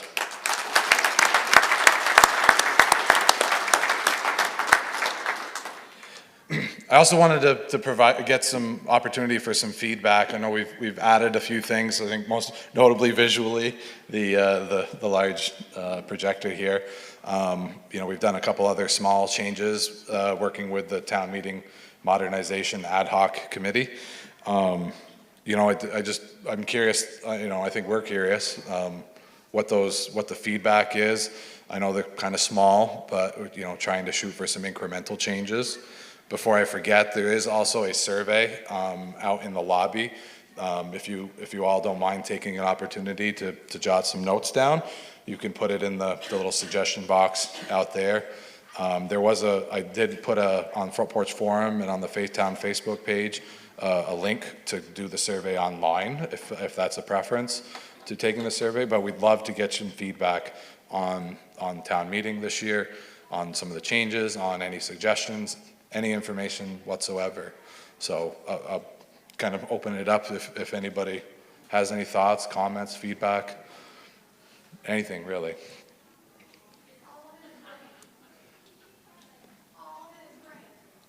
All of it is great. I will also, to kick off a conversation too, we did consider having another article at town meeting, and that was to change the date to be on a Saturday. It was a topic that came up during the town meeting modernization committee. We put it on there as an idea to consider. We ultimately decided to not have it because, at least in my opinion, I didn't think we had quite put enough thought into it. And really, I wasn't prepared to stand up here confidently and explain the reasoning and the rationale of why that may or may not be a good idea. So that's also another topic. I know it's been mentioned. I've gotten a couple of emails recently asking about whether that's possible. So it certainly is possible, but it would have to be voted, obviously, at a town meeting. So there's another food for thought. And I also was responsible for the changing of the menu. If anybody thought that chicken pie supper should be an annual thing, you can blame me. But that was at my suggestion, and I guess I hadn't realized how historic that was to town meeting in Cambridge. But I thought the food was really good, and I wanted to give those kids a little bit of a challenge to do something different. So. Peter? Peter Upstrup, just a comment that the pre-meeting that you had going over the budget earlier, that was excellent, and I think that should be kept up. Thank you, Peter. Yeah, we weren't really sure, speaking for myself, how that was going to go. I had several people ask me what the attendance number was going to be, to be considered a success. I thought I really don't know. But I think we had somewhere in the 50 to 60 range of attendees, and I thought that was quite successful. So I think that was a great addition this year. Yes, sir.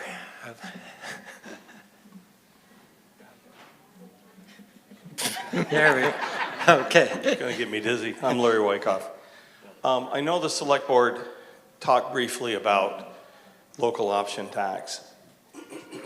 And it is something that we considered in the past, probably 10 years ago. At the time, Bill Stritzler and Smugs, well, Bill owned a majority of the Smugs operation, real estate and everything else. But as time has gone on, yes, they're 40% of the tax base, but a good portion of that are just homeowners, timeshare owners, whatever you want to call them, just like anybody else. And I think that the proposals that I heard were, if we did a local options tax, that it would go to specific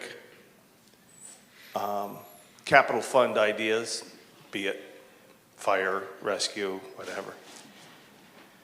I would like to see the select board pursue it, have some more discussion. I think it's time to implement it. We now have cannabis. We now have, Airbnbs, which are pretty prolific in this town. And going from 9% rooms and meals to 10 for someone paying $200 a night is $2. So I'd like to see some discussion. I would like to see exemptions on like food and things that, you can't tax more groceries, but it's time to look for other ways to fund the capital plan. If you look in there, you'll see that we did cut a couple back a little bit. I think, they determined it needs to make town equipment at this particular time. So just something I think that the board should consider going forward. Thank you, Larry. Joel, you got it. Any other discussion? Yes.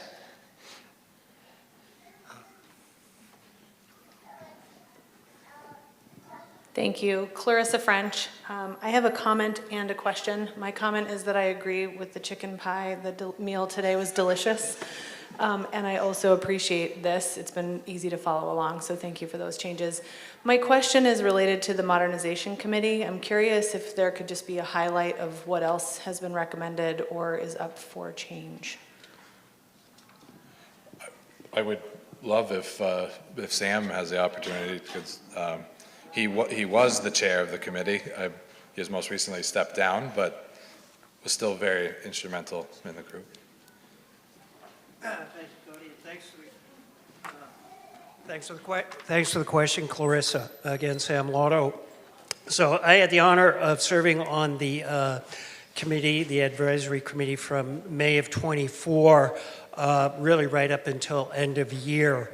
A couple things. One of the highlights, which you may not find in the text, but if you do turn to page 54, there's a very important subtext there when you look at the members of the committee. And when you really, if you know the members of the committee, which I know many of you do, we all came with different points of view. Full disclosure, I voted for Australian ballot at this very meeting last year. But I had a lot of learning to do and so forth. Jack Nee, if you've met him, he's a terrific guy. He is a trend that's happening in town that, interestingly enough, we do have people retiring into town from elsewhere. David Loya, great guy, a young member of our town with his young family. You all know Rick and what he brought forth. And Karen Smith was very special to us because she's a real advocate for inclusivity and really representing and advocating for those who may be challenged to get to an in-person meeting like this. And certainly Adam, many of you know him as Howie, had both the young person's view but the historical view. And the reason why I mentioned that highlight, Clarissa, this is key, it really demonstrated to all of us that people can get together in a respectful, mindful manner. And we agreed to disagree on points from time to time, but it never was polarizing. So that's a key highlight. Now, another key highlight that's in here is I'm thankful to the group. We concluded a couple things from our work, both researching other towns. People just want to feel included. They want to feel part of the process. To some, they're going to take the day off and get the child care to get here to be included. To others, they may or may not see it that way, but they see Australian ballot as the way they want to be included. What we really learned through a lot of the work we did, both have their strengths and both have their challenges. So, what are we going to do with that? Well, to modernize between the visuals, and maybe if some of you have some challenges, even like myself, in hearing things clearly in a public space, providing some supports that way, the additional parking spots up front. Thank you, Eric, for taking care of that. And things like that, those were key so people felt welcomed and included. But a thing we learned that was really key was, again, and I know, George, you've pointed this out year in and year out, which is great, we really are a citizen legislature today. Every one of those articles up there, you could have amended. You could have said, I want 100,000 more on the budget because I want this capital fund. And we could have discussed that. You went through some great cycles with our candidates and so forth. So that's a very powerful thing. You can come in on a day like today, even though it's floor voting, and amend articles up, down, and sideways. So we really considered that. So the other key highlight that came before is we asked Lucy Boyden, there's a very informal process through our legislative process where it's almost like posting something on your whiteboard in your place of business just to generate feedback. And here's what we asked to be posted. Interestingly enough, in the state of Massachusetts, they still hold town meeting. And to make it as inclusive as possible, residents who are voters of that town can participate legally remotely. They can also legally vote remotely. And we looked into that and we found in this day and age, people are getting more and more used to participating in meetings on a remote level. They would be able to ask questions, they would be able to offer amendments. It's as if they were here. So Lucy is posted it's kind of the very beginning starting points in Montpelier that, could voters, and this would be up to every town, be able to vote and participate remotely, provided there's a proper means to check them in. For you who are here, what the state of Massachusetts has done also, and their technology is out there at getting to be a lower and lower cost, you could vote electronically. So the days of the paper ballot and then the justices of the peace, as nice as that is, it would be more real time. Now, as much as we may like that ritual, inclusion was key on the feedback, time. So I'm going to cut it short because we got a lot of feedback, and let's look around the room that can we get in, make a clean, efficient meeting, have our discussion, etc. Hence, the reason why your budget was put right up front. Inclusion, we thought, okay, if people got to get off to work, people got to get to the kids, at least they could say, okay, maybe I can be there from 9 to 10 and get to vote on the money article. And the select board agrees any other money articles really should be put right up front. That's why you saw the community center article right up front too. So I'll conclude with one thing. Good point, Cody. We haven't done enough, but a big learning we got was people will show up by whatever means they vote if there's something meaningful to them on the ballot. So consider that as we may roll forward with the Saturday meeting. And interestingly enough, even the Australian ballot results show that. We looked at them, and there's always an uptick during your presidential election years or your big state election years. But as you saw in the August 13 primary, we had one of the lowest turnouts. So a lot of participation is issue-driven. So I'll leave you there. That's probably more of the highlights you were asking, Clarissa, but that's the work we did, and it is going to be carried forward. I had to step down because Anita said, you do need to be home sometime during your retirement, and I got a few other obligations going. But they're a great group. I do encourage you to keep an eye on what they're doing because they got some great work coming up, so I thank you.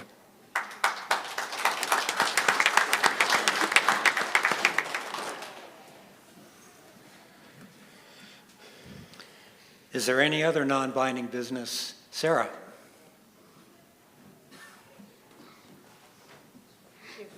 Sarah Laurie. I have two things, one of which I wish that I had stood up earlier when the article about the community center had been up, because I don't know if this would have been possible, but it would have been wonderful to see at least some of that money maybe going to Cambridge 360 to support community programs within the community center if it's being taken over by private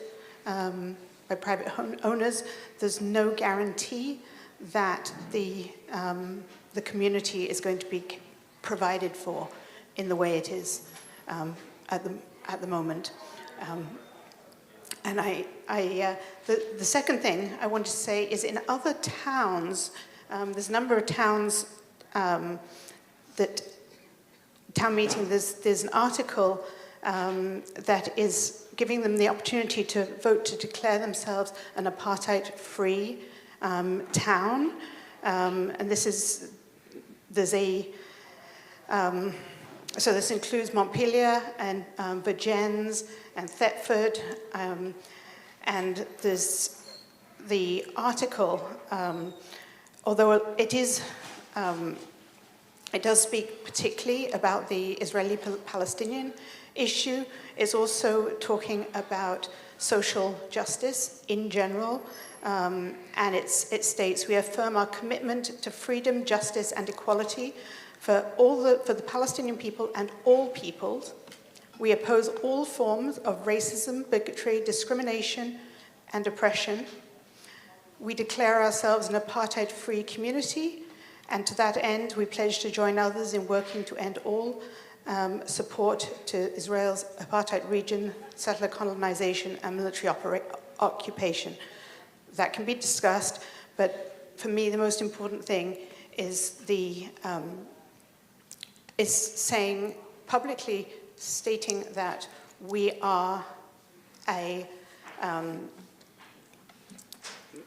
community that accepts all, regardless of race, color, sexual orientation, gender, whether people are housed or not housed, and recognizing that we're all complicit in this. There's I don't know how many billions of dollars, but it is billions of dollars that the US is spending directly in arms to Israel. Here we go. $17.6 billion in arms to Israel to support the military aggression. This amounts to $27.6 million from Vermont taxpayers. So just so you're aware how much of your money is going to fuel violence abroad. So I just wanted to put that out there. This article is coming up in, I don't know how many towns across Vermont. I know that it was already voted on yesterday in Vergennes and Thetford, and it has been accepted in a number of places. So anyway, thank you for letting me speak. Thank you, sir. Yes. Katie French. Correct me if I'm wrong, we already have a statement that includes all of equity, sexual orientation, everything, gender, everything. Is that wrong? There is a town equity statement. Yeah, It's okay. on the town website. Thank you. Yes. But you can always repeat it, especially in these times. What times? So, just trying to keep a hold of the conversation here. Was there another, Katie, you had a comment, and I heard somebody else talking, but I didn't follow what was being said, or, okay. Any further non-binding business that anyone would care to discuss? Yes, there's a microphone right there. Lois McEwen, I just want to say thank you for the road crew keeping our roads clean this winter. You've done a fantastic job.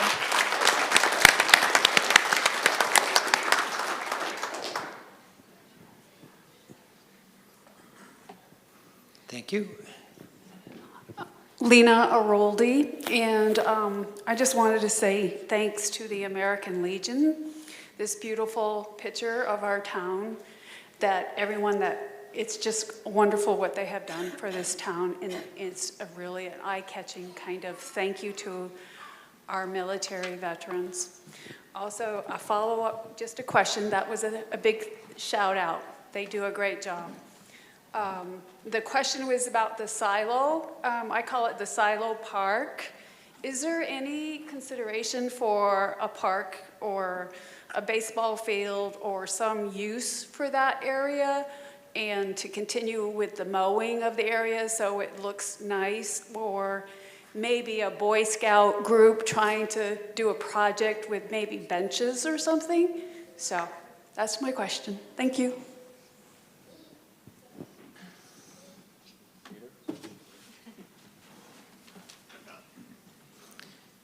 Peter Engelstad, do you have a response to that? I do. We are working on a plan We have a grant that we have a final report coming due right in the next month or so on a greenway extension that would come into the village and go through that area. And with that, there are all kinds of other things that we are planning there. One that you might be interested in is that we're planning a playground that would be made out of 3 towers from Smuggler's Notch, and all the chairs hanging down would be a place for adults to sit and enjoy the kids playing off of swings and so forth, hanging from the cables and so forth. So there's a lot of ideas. We've actually been working on this since 2019. The village actually asked for a group to come together and create a plan. We did. We applied for a grant for that. We did not get that grant, and it kind of settled in during COVID, but we are actively working on that again now.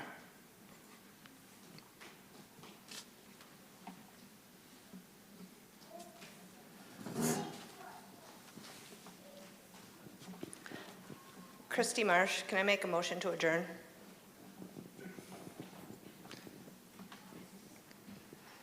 Yes, unless you can make the motion. Is there, anybody else have any pressing business that you want to suggest? Yes, I would like to respond. I'd like to respond to the diatribe against Israel. Okay, I didn't hear that there was a second yet, so Abe. Okay, so Abe, just a second. There's been a motion to call the question.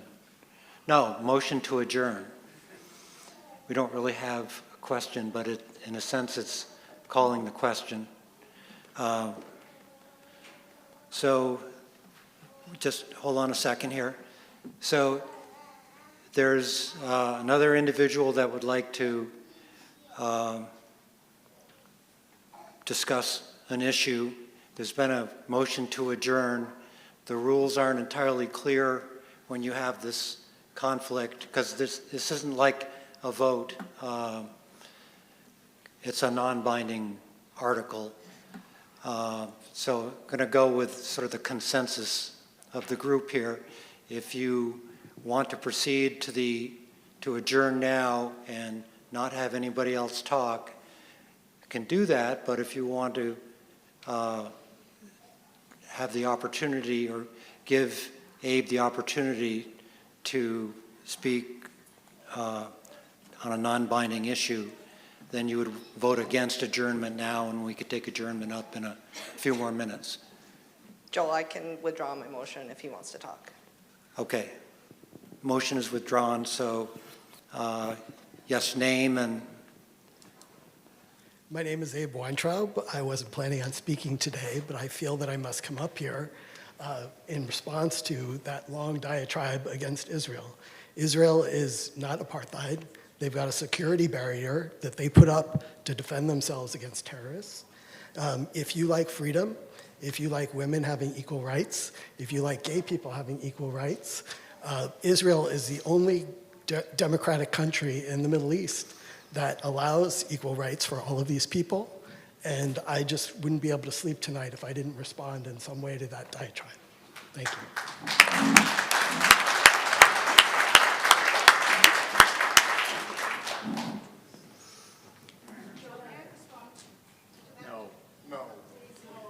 Hold on. Hold on.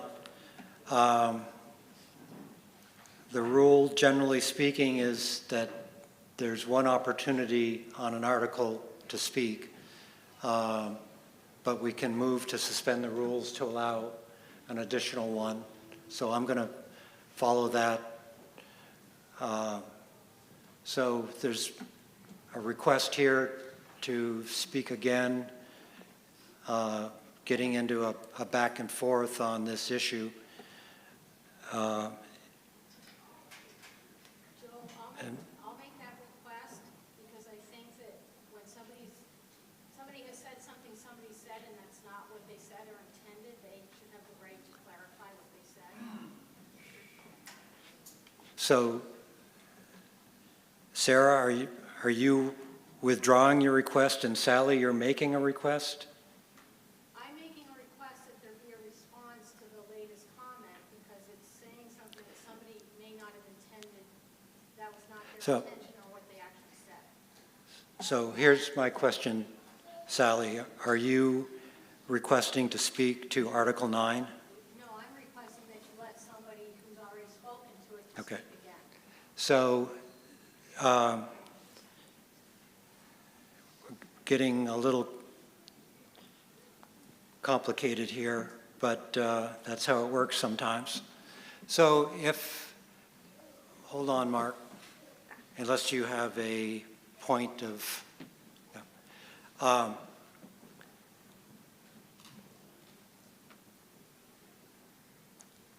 so I'm just going to rule that at this point, the back and forth, each side, each person has had a chance to speak, and just say that getting into a sort of a personal back and forth here is out of order. So, Sarah, I respectfully, I just wanted to say I'm not a diatribe against Israel. you made your point. Thank you. Mark? I move to adjourn. Second. Okay. It's been moved and seconded to adjourn. All in favor of adjourning this town meeting, say aye. Aye. Anyone opposed, say no. All right. The meeting is adjourned. Thank you for your participation in town meeting.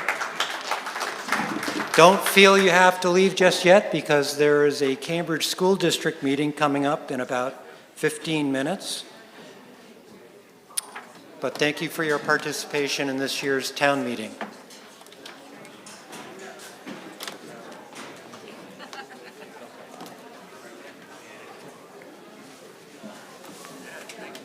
Well done. Get out of your way. Is this the closest? Yep, I just dropped it. Thank you. You can go over here, that's good, because I gotta be able to see. Because you can't see the screen from up there, can you? You can see it Could right you, here. could you read it? Oh, I just barely see it. because I You can see it can't, from here. I can't remember what I wrote, so I'm not reading. If you guys come back around to, Good job.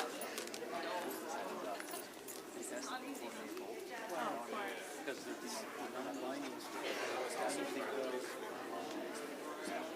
Well, I think I saw it on somewhere along, and I was thinking, well, they do it, and we don't. It's not, not the end of the world, but I figured that we might as well coordinate it. I know, we can coordinate at the same time. Which,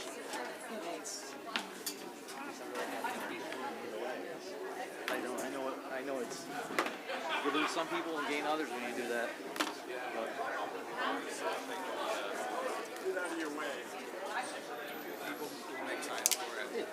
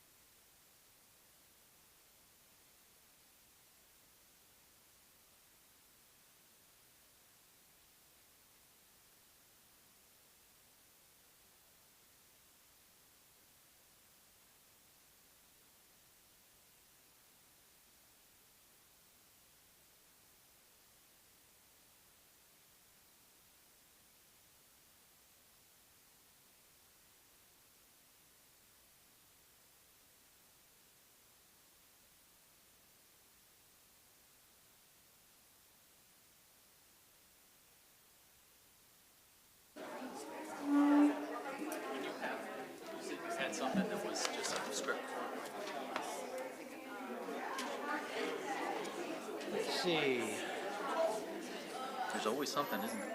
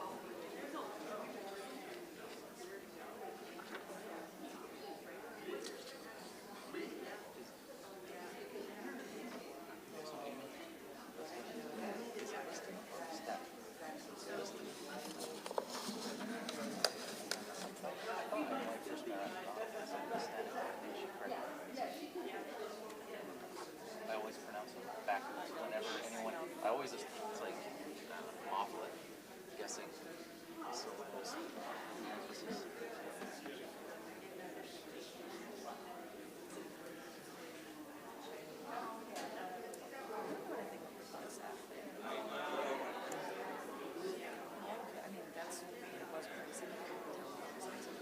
Yeah, it's Saturday was.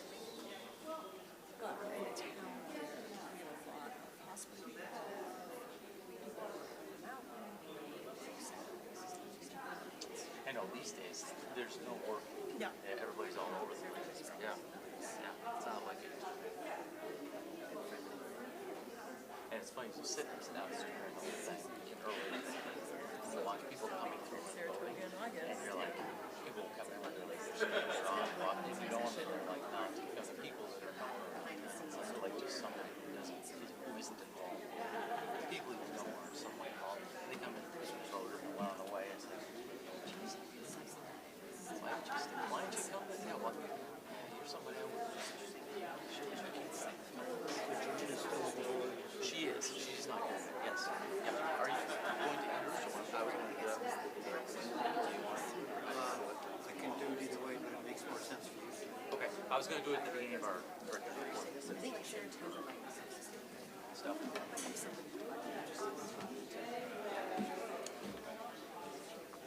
Ross, about getting involved. Yeah, he's yeah. Abbott, Skywatch, Aurora, Strong. Folks ready to go sometime now? Lori, how do you pronounce your last name? But I'm okay. Oh, I love that. That's what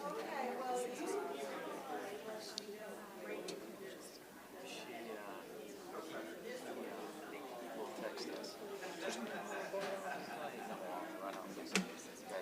What's the science teacher? Previously, they decided they wanted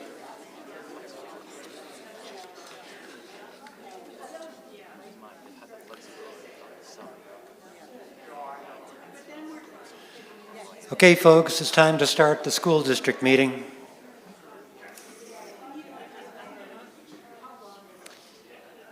Get comfortable. Yeah, get as comfortable as you can. Somebody could make some money here selling good pads to sit on. All right, at this time we'll call this meeting to order. Before we take up the articles, there are a few preliminary matters I'd like to go over. First of all, is there anyone here at the Cambridge Town School District meeting who was not present during the town meeting? Anybody just coming in?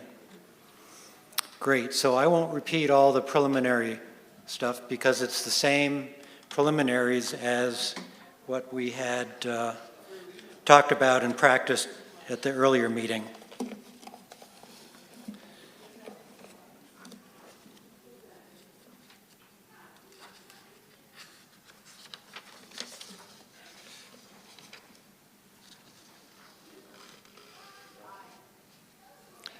One thing we do need to discuss, though, is the reading of the warning. And as in the previous meeting, the warning is essentially the agenda. But while I'm supposed to read the whole warning to you, the practice has been, with your permission, to waive the reading, and we'll just read the articles individually as we get to them. So if there's no objection, we will suspend the rules and waive the reading of the warning.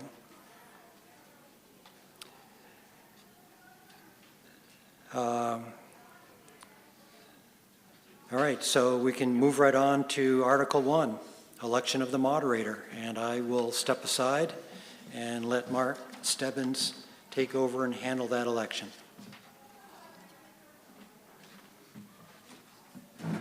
Good afternoon.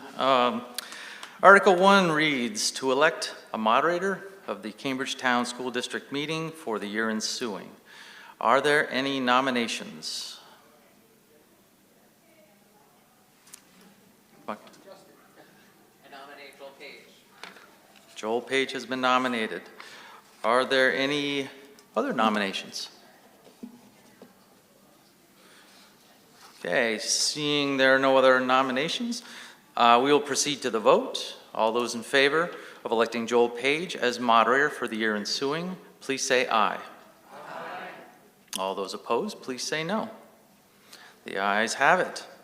You have elected Joel Page as Cambridge Town School District moderator for the year ensuing, and you shall resume as moderator.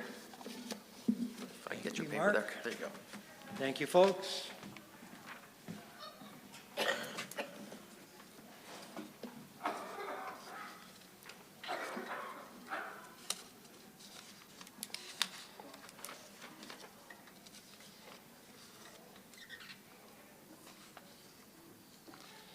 All right, we can move on to Article 2. But, you know, Mark, before we do that, can you introduce folks up here on the... I can do that. I was going to do that at the very beginning of the report. Is that okay? Oh, at the beginning of the report? Sure, we can. Because we will move on to Article 2, which is to hear the report of the Cambridge Town School District Board of School Directors. Good afternoon again. So yes, before we get going, I would like to introduce the board to you. My name is Mark Stebbins. I am currently the chair. To my left is Denise Webster. Next to her is Rachel Mascalino. And next to her is Lori Ebert. And Jan Sander is also a director with us. She was unable to be here today. And so I'd like to get into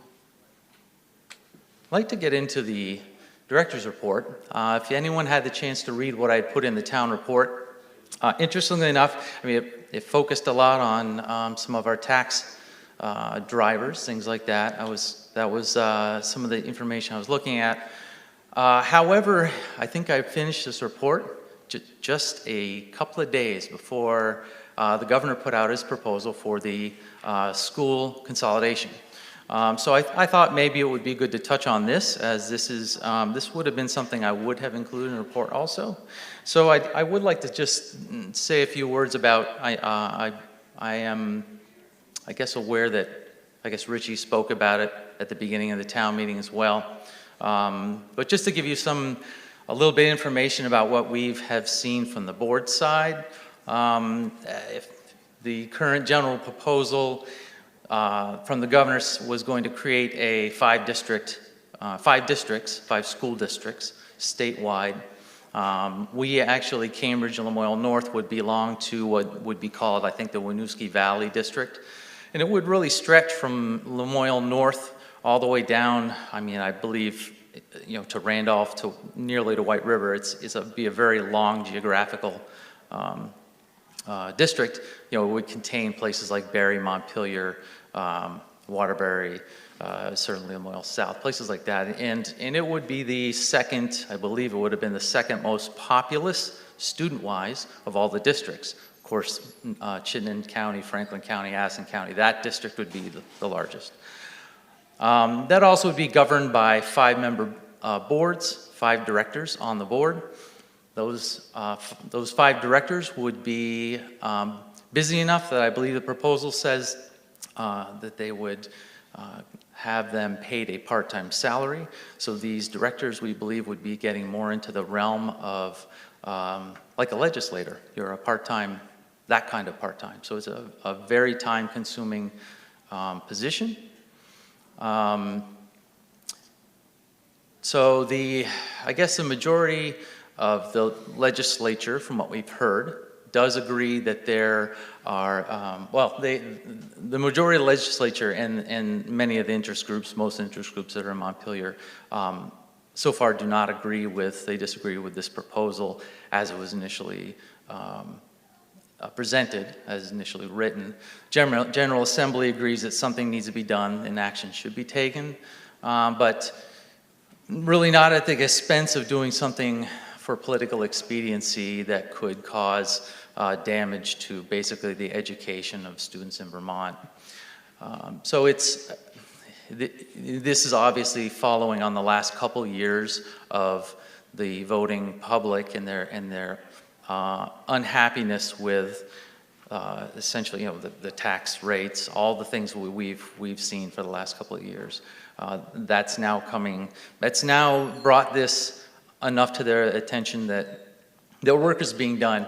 And as a result, I thought I'd throw up here, just some evidence. There are a lot more than just these bills in the Education Committee. These are some highlights. There are a couple of bills that will transform the Agency of Education to be a Department of Education, and it would change the secretary to become a commissioner.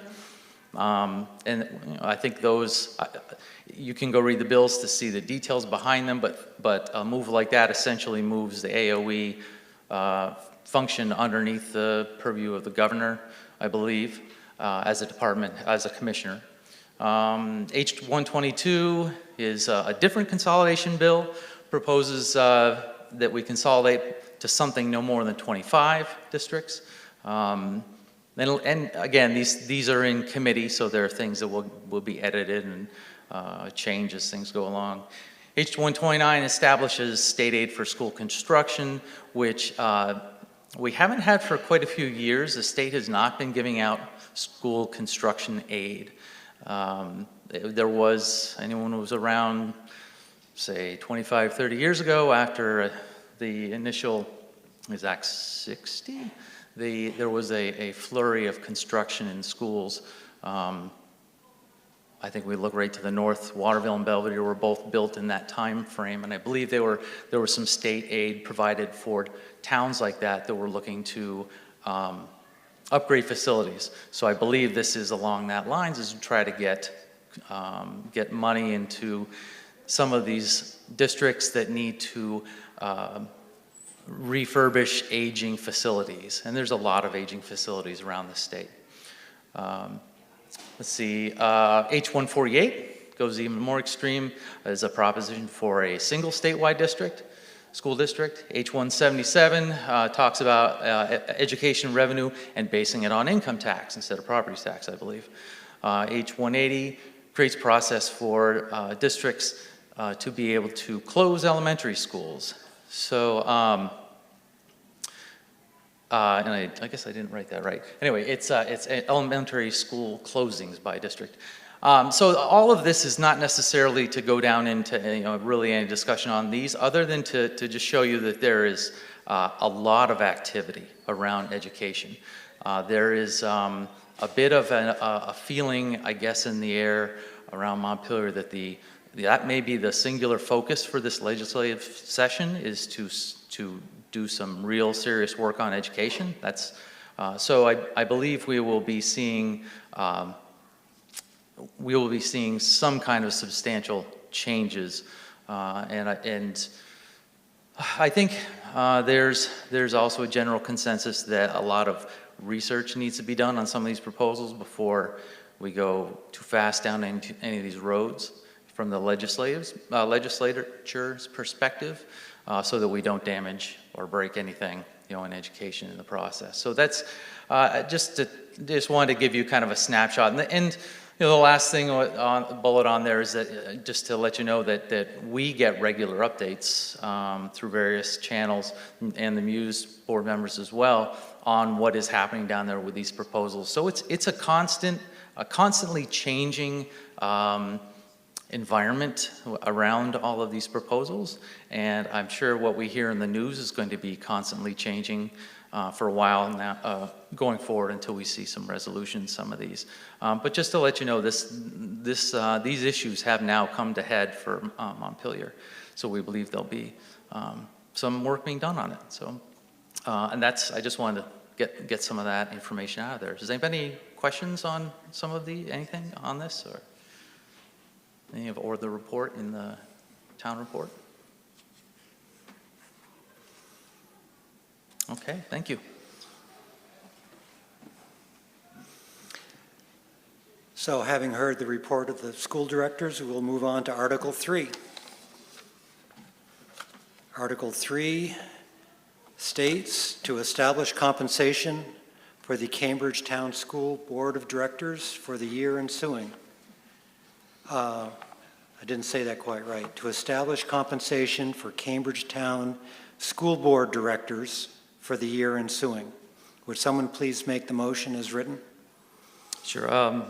Joel, I'll make a motion that we would pay the board equivalent to the Lamoille North Board compensation. All right, that's sort of clarification of the article, which doesn't state an amount. And so I can give. All right, I guess I'll include it in the motion. That would be $1,600 for directors and $1,900 for the chair.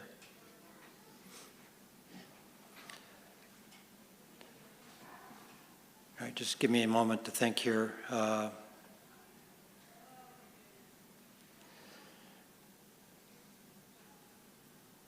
Well, is there a second to that? All right. It's been moved and seconded that the town establish compensation for Cambridge Town School Board Directors for the year ensuing in the amount of $1,600 for the directors generally and $1,900 for the chairperson. I got that right?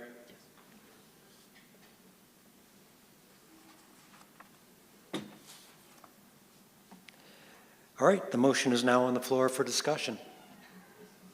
Any questions, comments?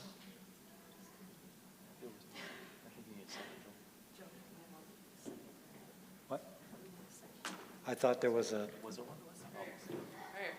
Katie French, were they getting paid before? Katie, just hold on just a moment. So there's a question about whether there was a second. Yeah. Okay, Katie, go ahead. Katie French, was there any compensation prior to this, and how much was it? Yes, the school board was compensated prior to this, and it was actually $1,500 for directors and $1,800 for the chair.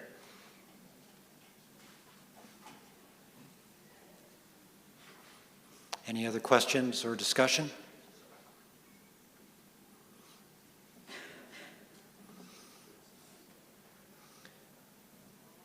So there being no further discussion, we'll proceed to vote on the motion. The motion establishes compensation for the Cambridge Town School Directors in the amount of $1,600 generally, but $1,900 for the chairperson for the year ensuing. If you are in favor of paying the directors that amount, say aye. If you oppose the directors being paid that amount, you should vote no. All in favor of the motion, say aye. Aye. Those opposed, say no. The ayes have it. You have voted to compensate the school directors in those amounts for the year ensuing. And we will now move on to Article 4. Article 4 is to elect by ballot the following school board directors for the Cambridge Elementary School. 1, school board director for 3 years. 2, school board director for 2 years. If there's no objection, then we will divide the question into its two essential parts. First, we will deal with a 3-year position, then we will deal with a 2-year position. Nominations are now in order for the Cambridge Elementary School School Board Director for 3 years. But first, Mark. I nominate Mark Stebbins. All right. Mark Stebbins has been nominated. Are there any other nominations? There being no further nominations, I would entertain a motion that nominations cease and that the clerk cast one ballot for Mark Stebbins for the 3-year Cambridge Elementary School School Director seat. Will someone make that motion? Mark? Mark Schilling has moved the motion. Is there a second? Peter Engelstad has seconded the motion. It has been moved and seconded that the nominations cease and that the clerk cast one ballot for Mark Stebbins for the 3-year Cambridge Elementary School School Director seat. Any more discussion on the motion? There being no further discussion, we'll proceed to the vote. All in favor of having nominations cease and the clerk cast one ballot for Mark Stebbins for the 3-year Cambridge Elementary School School Director seat, say aye. Aye. Those opposed, say no. You have elected Mark Stebbins to the 3-year School Director seat. And now we will move on to the second part of Article 4, School Board Director for 2 years. Nominations are now in order for the Cambridge Elementary School School Board Director for 2 years. Nancy? Thank you. I nominate Denise Webster for the 2-year School Board Director position. Nancy Gatt has nominated Denise Webster for the 2-year School Board School Director seat. Are there any other nominations?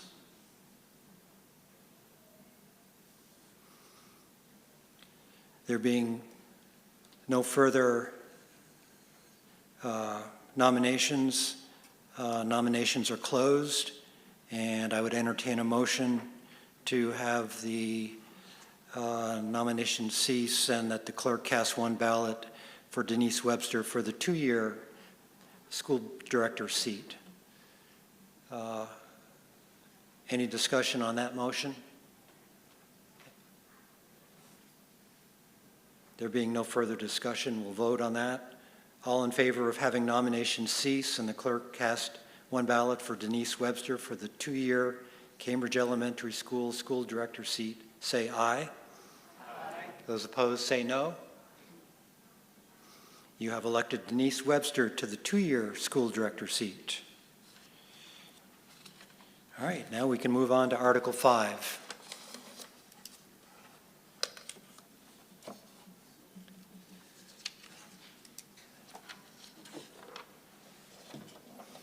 Article 5 is to elect by ballot the following school board directors for the Lamoille North Modified Unified Union School District. 1, school director, I'll try that again. 1, school board director for 3 years. 2, school board director for remaining 1-year balance of a 3-year term. And again, if there's no objection, we will divide the question into its two essential parts. First, we will deal with the 3-year position, then we will deal with item number 2, the 1-year balance of a 3-year term. And also, if there's no objection, I will refer to the Lamoille North Modified Unified Union School District by the shorthand name of Lamoille North. Nominations are now in order for the Lamoille North School Board Director for 3 years.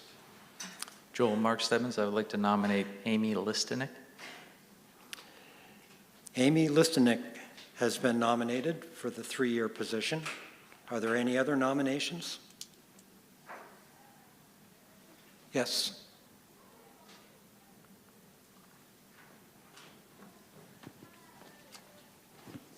Hi, Katie Audette. I'd like to nominate myself for the 3-year position. Okay. And Katie, how do you spell your first name? Gaudette.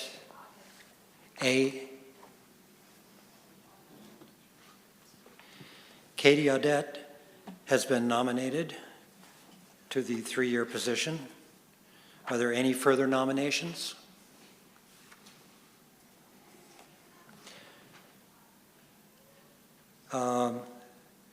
Would Amy Listenik and Katie Audette care to address the group and to tell us a little bit about yourselves? Is Amy Listenik here? Joel, Amy was unfortunately not able to be here due to childcare concerns, but she does have a statement she asked me to read. Okay. If that's all right. Hold that. I'm going to Okay. go alphabetically, so we'll do Katie Audette first, and then we'll do Amy Listenik. Have listened to the what it is that she wanted you to say. Katie, can you come up to the mic or take a mic and speak to us? Sure. Hi, guys. I'm Katie Audette. I recently moved to Jeffersonville from Johnson. I've been on the Lamoille North board for, well, the Mused board since existence. Before that, I was on the Johnson board. So in total, I think I've got 15 years of experience. I have an 8th grader and a senior, both at Lamoille this year. And I'm just really passionate about bringing the hard questions to the board. I'm usually the one that speaks up, as some of my fellow, I've been on with Mark and Denise for years now. And I will be the one that asks the questions that many others do not want to bring forward. But yeah, I'm interested in continuing to serve and representing Cambridge as a new resident. Thanks. Thank you. And Mark, could you read Amy Listenik's statement? Sure. Thank you, Joel. Amy sent this to me to read. She was sorry she couldn't be here. For the past year and a half, I've had the privilege of filling a temporary seat on the board. During this time, I've gained a deeper understanding of the work that happens behind the scenes to support our schools, students, and staff. This experience has been enlightening. My desire to continue this position is twofold. First and foremost, as both a parent and community member, I care deeply about the success of our schools and the educational opportunities available to Lamoille North students. My husband and I have welcomed 2 daughters since moving to Cambridge in 2011, and our oldest will be entering kindergarten at Cambridge Elementary this fall. I also hold a Vermont educator's license and have taught high school science for over 14 years. In my role as a teacher, I've seen firsthand how school board decisions affect the education of students. If I were to continue serving as a board member, my goal would be to help guide our district in the direction of truly serving all students.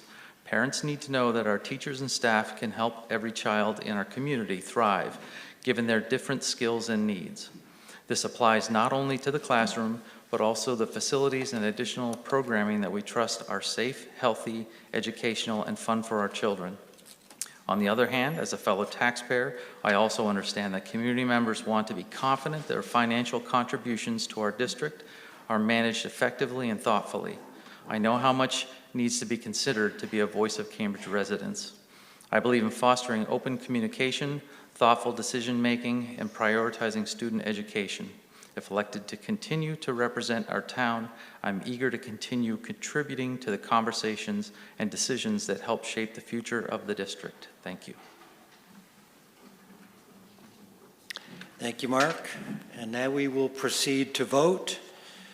You should still have a sheet of numbered ballots. We will be using ballot number 3. Does everybody have ballot number 3? Is there anybody that does not have ballot number 3?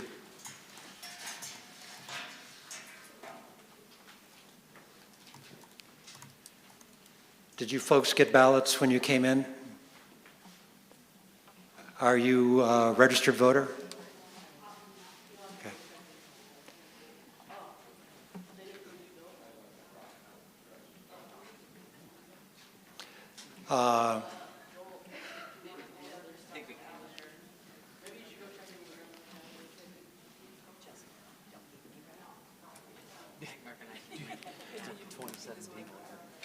So, just to remind you, the two candidates are Amy Lissenick and Katie Audette.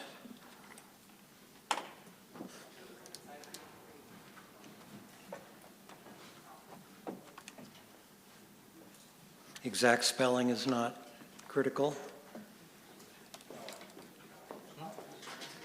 Is it up on the screen? Okay. Yeah.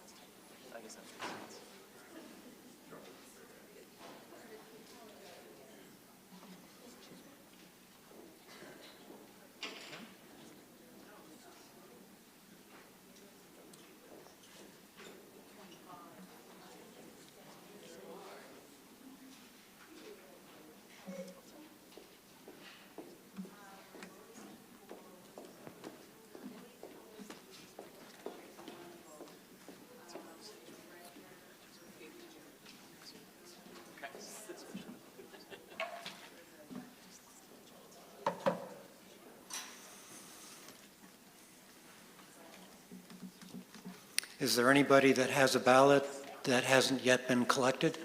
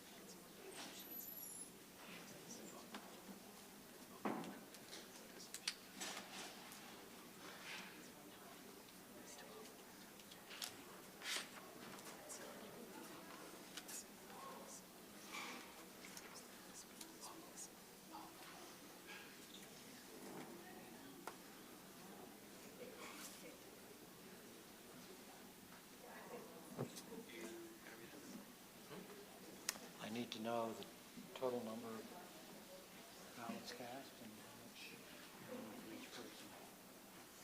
And whether any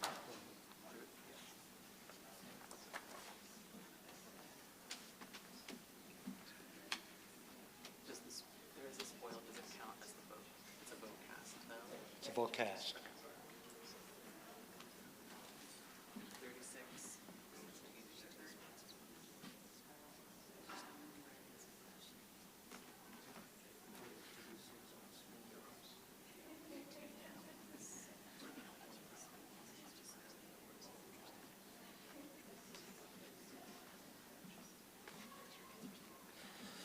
All right, we have the results of the election for the three-year position.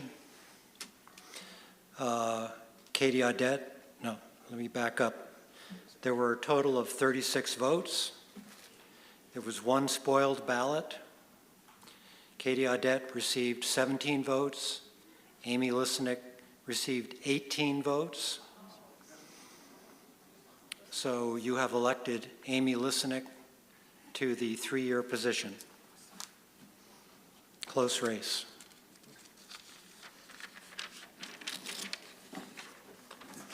Do you keep a record of these results, or do you? I'm going to keep it. Yeah, might as well.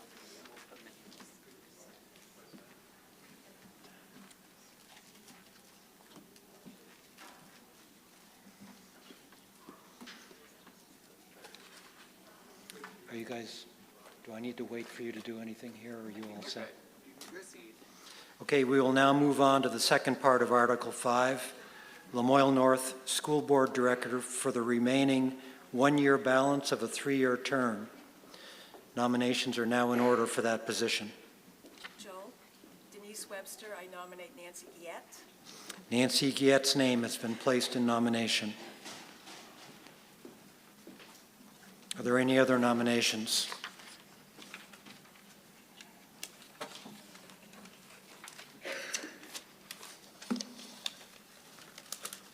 There being no further nominations, I would entertain a motion that nominations cease and that the clerk cast one ballot for Nancy Guillet for the remaining one-year balance of a three-year Lamoille North School District Director seat. Would someone make that motion?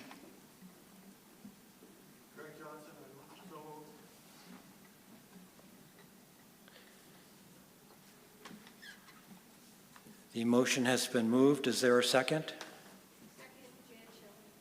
Jan Schilling seconds.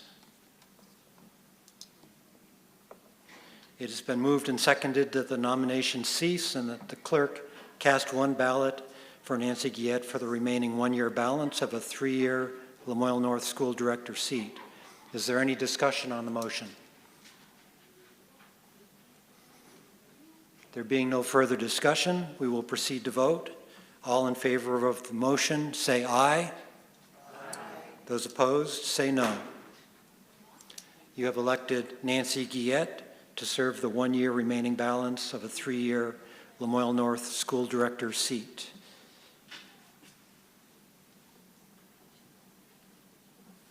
And now we will move on to Article 6.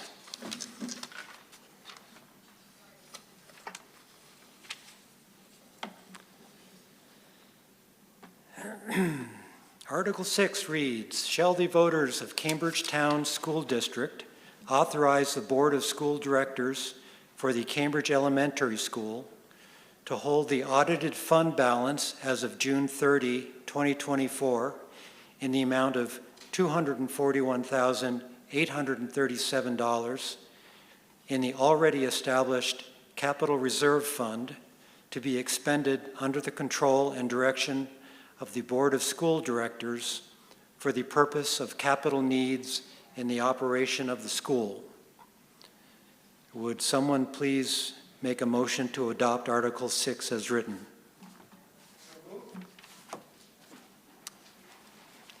It has been moved. Is there a second?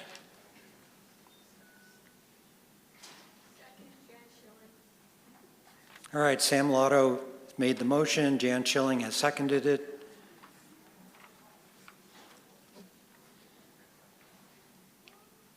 Sam, do you want to speak to the article? Just real briefly.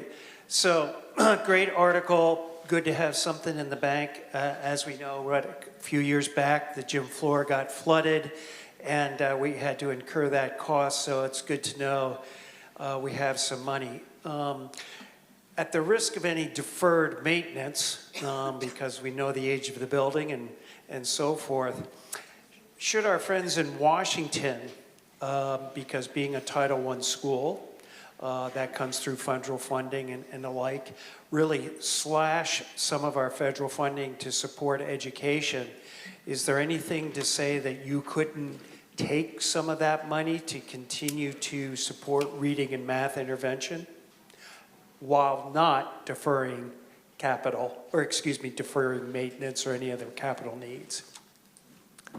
So hold that thought. I think I omitted, it was moved and seconded. I'm supposed to restate the motion before we get into discussion, but the motion was made to adopt the rule as written, and restating that long motion wouldn't change anything. The article that's before us and that Sam was just addressing is as written. So, Sam, thank you. You asked your question. Mark, you going to take this up? Yes, that's a terrific question, Sam. Actually, we,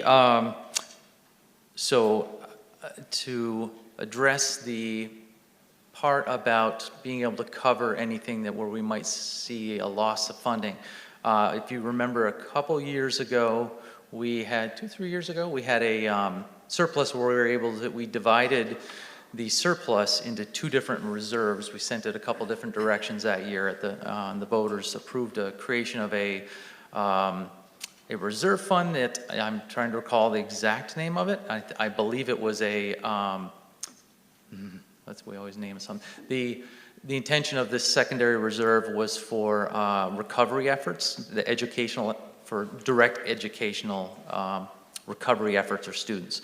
And at the time, it's to support programs or services for students. At the time, that was basically COVID recovery type of things. But all those same services are the same services we still have in school anyway.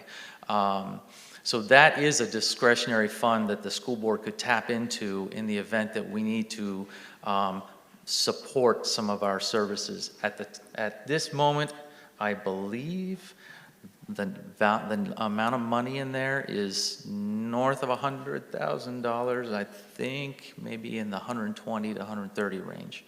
I can't remember the exact number. Fortunately, the way that the ESSER funding rolled off for us over the last couple of years, coupled with some staffing changes and kind of just all the parts that move around, we didn't have to fully deplete that money that we initially put in there. But we actually, it came up this year when we were looking at the budget, hey, we still have this, in our pocket in case, and this was partly in the context of just locally, our tax burden and things like that. And if things are get really bad with the tax burden, we do have this to tap into if we have to, if things get really tough and we have to start looking at, well, we got to cut something to bring the taxes down. Can we still support things using this fund? So there is some money. Short answer is yes, there is some money in there. All of this otherwise is the other half of your question with deferred maintenance. It's good you mentioned that. We did in our discussions this year identify some upcoming needs we think here in the next year, particularly the air handling system. There's some systems we have to work on that we're looking at that might be in the, what were you thinking, Rachel? It was a couple $100,000? Over the next 2 years, it was projected to be upward over 150,000. So we're looking at maybe 150,000 plus for the first round of this maintenance in the next year or so. So that's why we wanted to make sure we had enough in that we didn't have something that had to go in the budget that would also affect things. At the same time, we did roll $80,000 of our surplus last year back into the budget, for just to bring that down a little bit as well. So we kind of split as we typically do, we'll split the reserve from last year kind of in two directions. But that was a great question, yes. Yep.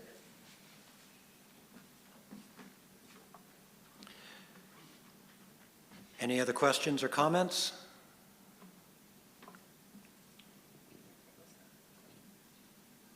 Peter? Are you raising your hand or scratching your head?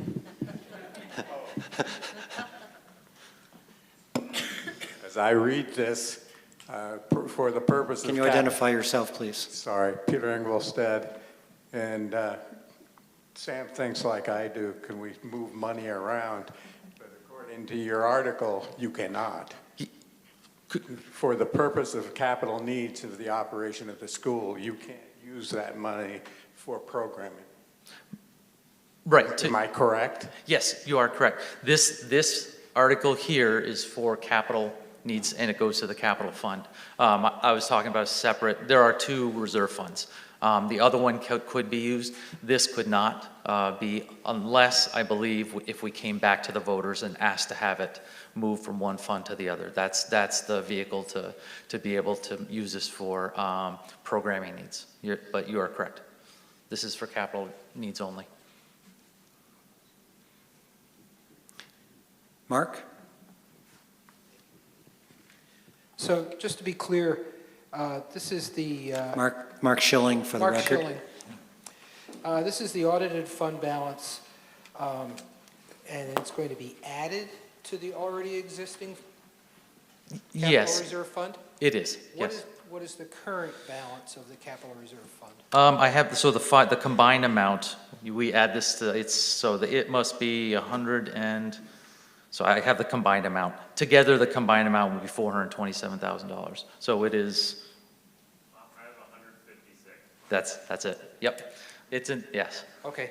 And my second question is, what happens to this money should we vote no? To this? You're saying, shall we put it in the capital reserve fund? What happens if we vote no? What happens to the money? This was explained to me not long ago, and I don't remember the actual mechanics of it. It remains an unaudited fund balance. That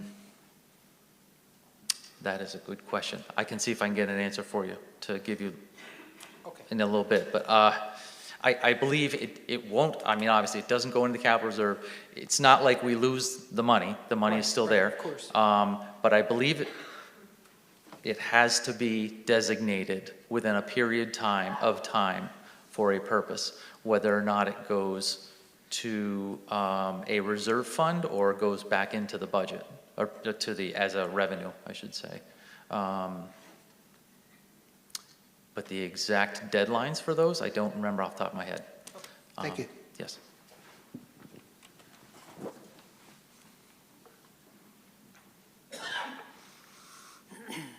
Any other questions?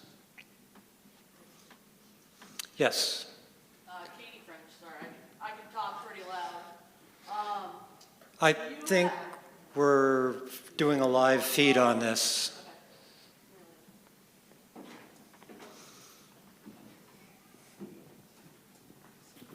Katie French, do you guys have any other, besides the air handlers, capital needs that you guys are working on or suggesting in the next year, I guess? I believe that's the biggest ticket item. There's always Al always has a kind of the wish list of things to stay on top of. And what we found over the last few years is things always seem to add to that list. And if we push off a year, then it kind of piles up on us. I think there's some brickwork on the old part of the building that needs to be done, and some painting. But again, those aren't the biggest ticket items. But yeah, we try not to let it. I think I mentioned earlier in the earlier discussion about state funding for school construction. And that, and when I say there are facilities in the state that are really in rough shape, ours is not one of them, and that's one of the reasons why, is we try to just stay on top of it up front, because we don't want to be in a position where we have to make a choice between fixing a leak in a roof or fixing, a crack in the foundation, and only one of them gets done. And there are buildings around the state, schools that are students is very unfortunate they have to go there every day for school. They're in that rough a shape. We just try to stay on top of it. And it's mostly a collection of smaller projects, and they just add up. Okay. But, yeah. And just as a suggestion to put this in your ear, I am the president of the Cambridge Basketball Association, and we are in dire need of new baskets that are actually regulation. So I'm working on obtaining a grant for that, but I do plan to come, just so you guys know, plan to come to one of your meetings, and maybe we can chat more about that. But just put a bug in your ear. Sure.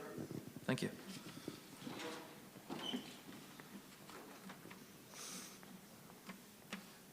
Any other questions or discussion?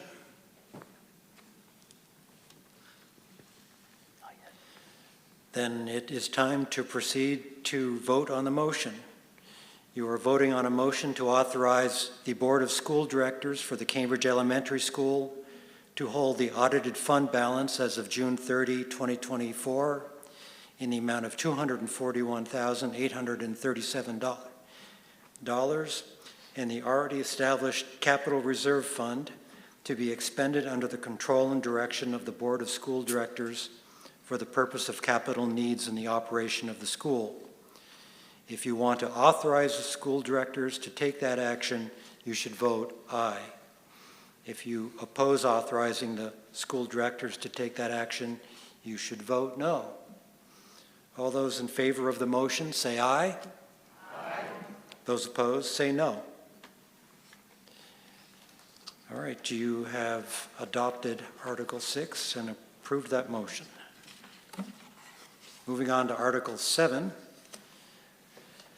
Article 7 is the Australian ballot article.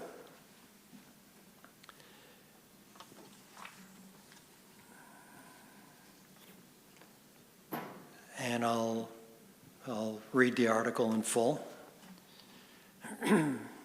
Shall the Cambridge Town School District approve the proposed budget for the 12 months ending June 30, 2025 in the amount of $6,926,500, which is the amount determined to be necessary for the ensuing year. It is estimated that this proposed budget, if approved, will result in education spending of $13,861 per pupil. This projected spending per pupil is 4.7% higher than spending for the current year. Article 7 will be voted on by Australian ballot in the back of the room.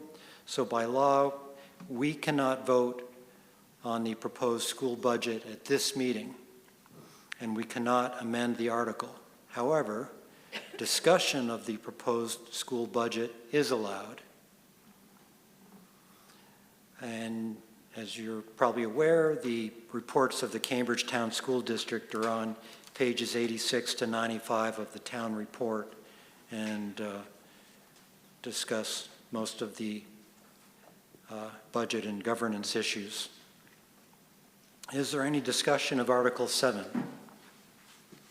Joel, can I present a little bit with this? So let's As discussion? let Nancy ask her Sure. question. She got her hand up there fast. And I bet you'll want to respond. And my guess is you will probably be addressing this, but in the report, it shows that the increase in expenses is 2.66%, and yet on the slide, it shows the spending per pupil is up 4.7%. Can you explain that difference? Sure. Where are you looking at in the report?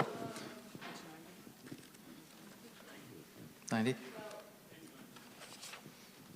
Yeah, page 90 or 91. So 90 Bottom right-hand corner. Yep, 90 is, so revenue, that's a revenue, and 26, 2.66, let me see what the numbers So 91 is your expenses, and it obviously matches the revenues. Is that per pupil? Oh, is that that's the per pupil? Oh, yes. We will get to it. Thank you, Rachel, yes. In fact, that will lead me into this. Maybe I should bring this up here where I can see it a little bit. So yes, I'll respond to that right here in this slide to start with. In fact, the numbers are slightly, must be, I wonder if there's some rounding differences but to get to the slide. So just to touch on some factors that went to the budget, because these are slides extracted from last night's budget presentation meeting. And I just thought, since we had the opportunity, I'd throw them up here and we could take a peek. I wanted to highlight a few things that I thought were that were worth noting. One of them, the first one is that if you saw the news, and I think December 1st, maybe this came out of Montpelier, there was an estimated increase in education spending of 6.1% statewide. That was what the governor was expecting. Our increase was 1.36% here. So we've kept the spending relatively flat this year. 7% forecast growth per student spending. CS changes 4.56 increase. And this is the number that you're talking about. That's that 4.7. I think it's a rounding thing because it's per pupil. And if you look at the fourth bullet, we are down this year 3.06% in student count. What happens is that last sentence that's in the article was something that was that the state had us add several years back, and it came out during COVID, and now it's back. And it's a little misleading because it asks, what it's there for is they want voters to be able to see the change in per pupil cost, because that is they're hoping that would be kind of the standard, right? What's your per pupil cost? Unfortunately, there's not only do you have the variable of how much money you're spending, but if you start decreasing students, then that throws that percentage off. Well, we've lost students this year. You know, this year is a lower student population, and projected is, I guess, a little lower. But what that does is it drives up our per pupil cost. So it's a little misleading. We may have the same. We have a lower overall percentage increase, but when you do it by per pupil, it's a higher percentage increase. Yeah, so that it's misleading, but yes, that's why those numbers are different, is because we lost students. The middle bullet, the tax rate statewide was forecast at 1.75. Ours is 1.5324, so we're below that. And then the fund balance, you can see we applied 80,000, and we're trying to use the other here for capital reserve for the maintenance on the building. Just visually, this is kind of by function of where money is going at CES. And the takeaway from this is if you look at all of these different pie pieces, really the only ones that aren't kind of directly student-facing are the assessment, general admission kind of thing. That's supervisory union kind of administrative stuff, and the debt. So really 89% of our budget is going to student-facing needs and student-facing program services, the facilities, their technology needs, transportation, nutrition, all of that. So here are some more details about the tax rates this year that I thought were interesting and worth noting. We have an estimated decrease pre-CLA of $1.50 per 100,000 on the taxes. The tax rate's going down 15.05 cents. It's worth noting that if the state budgets for all districts come in lower than what we're projected, it's possible that the state will increase the yield value, and the yield is one of the factors in determining the tax rate. And if they do that, it will decrease our tax rate further. And this is the fun part about voting on taxes now and having how the state can adjust yield later is you're voting on something that that the state can still adjust. Fortunately, they will only go down with the tax rate. They aren't going to adjust the tax rate up. So we could get potentially a lower tax rate than what we're looking at now if spending statewide ends up lower than their projection, which is is good news. If statewide we can do that. Another thing was that this year they added this thing called the statewide adjustment. I know in years past, you get a tax rate and then they apply the CLA, and then it just really is incredible what happens to the tax rate after that. It drives it way up, particularly in our case because we are in the middle of our reappraisals for the town, the reassessment, and the statewide adjustment was put in place to try to levelize that so that the CLA didn't cause the tax rate to jump so much. It's just another variable in the equation that tries to make it look like things aren't shifting so drastically. That's all that kind of is. Another knob for them to turn. And oh yes, we have some calculations. Oh, okay. Well, the last bullet I think refers to this next slide. So let me go over here. Some estimated tax rate information just to show you if you adjusted 2000 or this current fiscal year to compare it to what is being proposed for this year, you can see the decrease in tax. And then if you look at the rate, it's a slight decrease there as well. Rate-wise.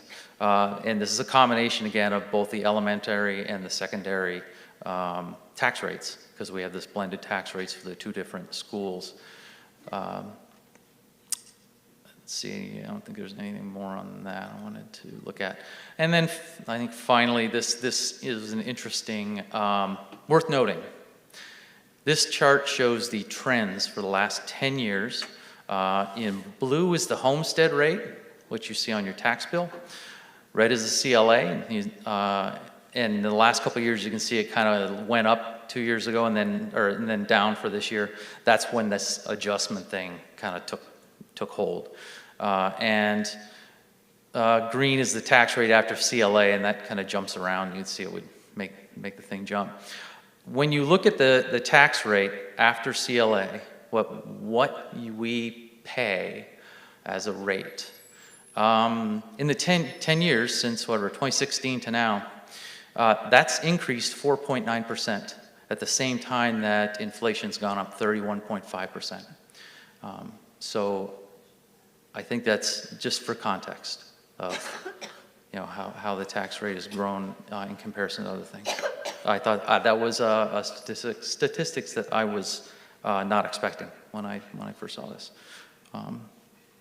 So that's a takeaway from that. And I guess that's all I had I want to pull out of the budget information meeting just to throw up there. Are there any questions about the budget or this article?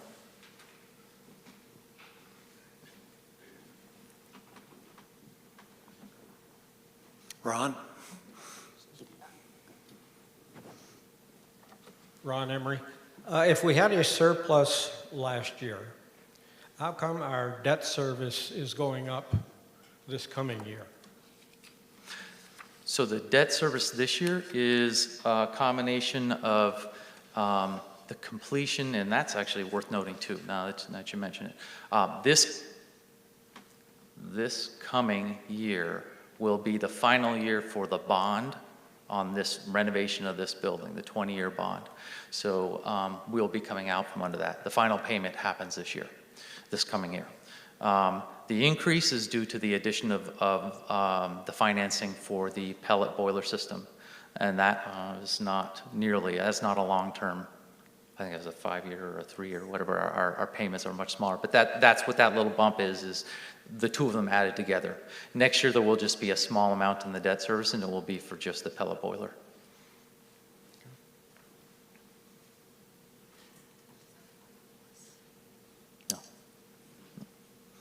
Are there any other questions? Comments?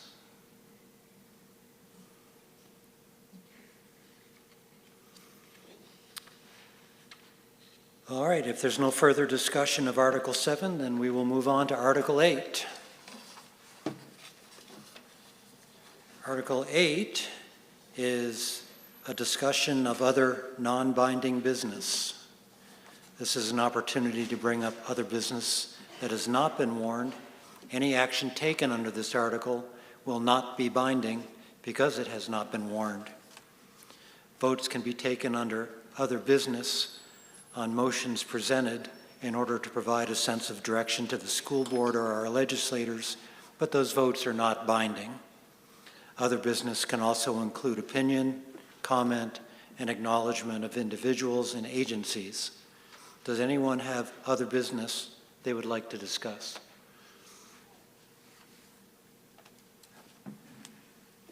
Joel, just for information for Mark's question, I did get an answer back about that. Nothing happens to that money. It remains available and unrestricted. So it basically becomes unrestricted funds that we could work with. They'd automatically apply against, like if we had a deficit this year, if we ran a deficit, last year's surplus would automatically get applied to the deficit. And it's basically, it may or may not be in statute. We're not clear on it, but it is highly recommended that those funds be dedicated somewhere and not be left unreserved and basically unguarded, I guess is the answer. But it just becomes funds that are just unrestricted at that point. So.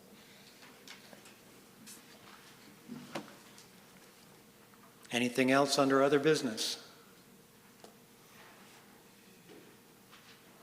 Well then, there being no other business, I would entertain a motion to adjourn this meeting. Jan Schilling has moved to adjourn. Is there a second? Beth Cole has seconded.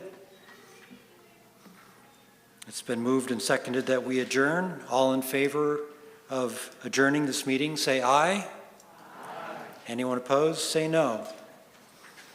The ayes have it, and the meeting is adjourned. Thank you all for participating and attending this meeting, and thank you for your patience and civility. See you next year.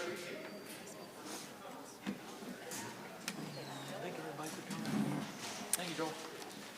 My pleasure.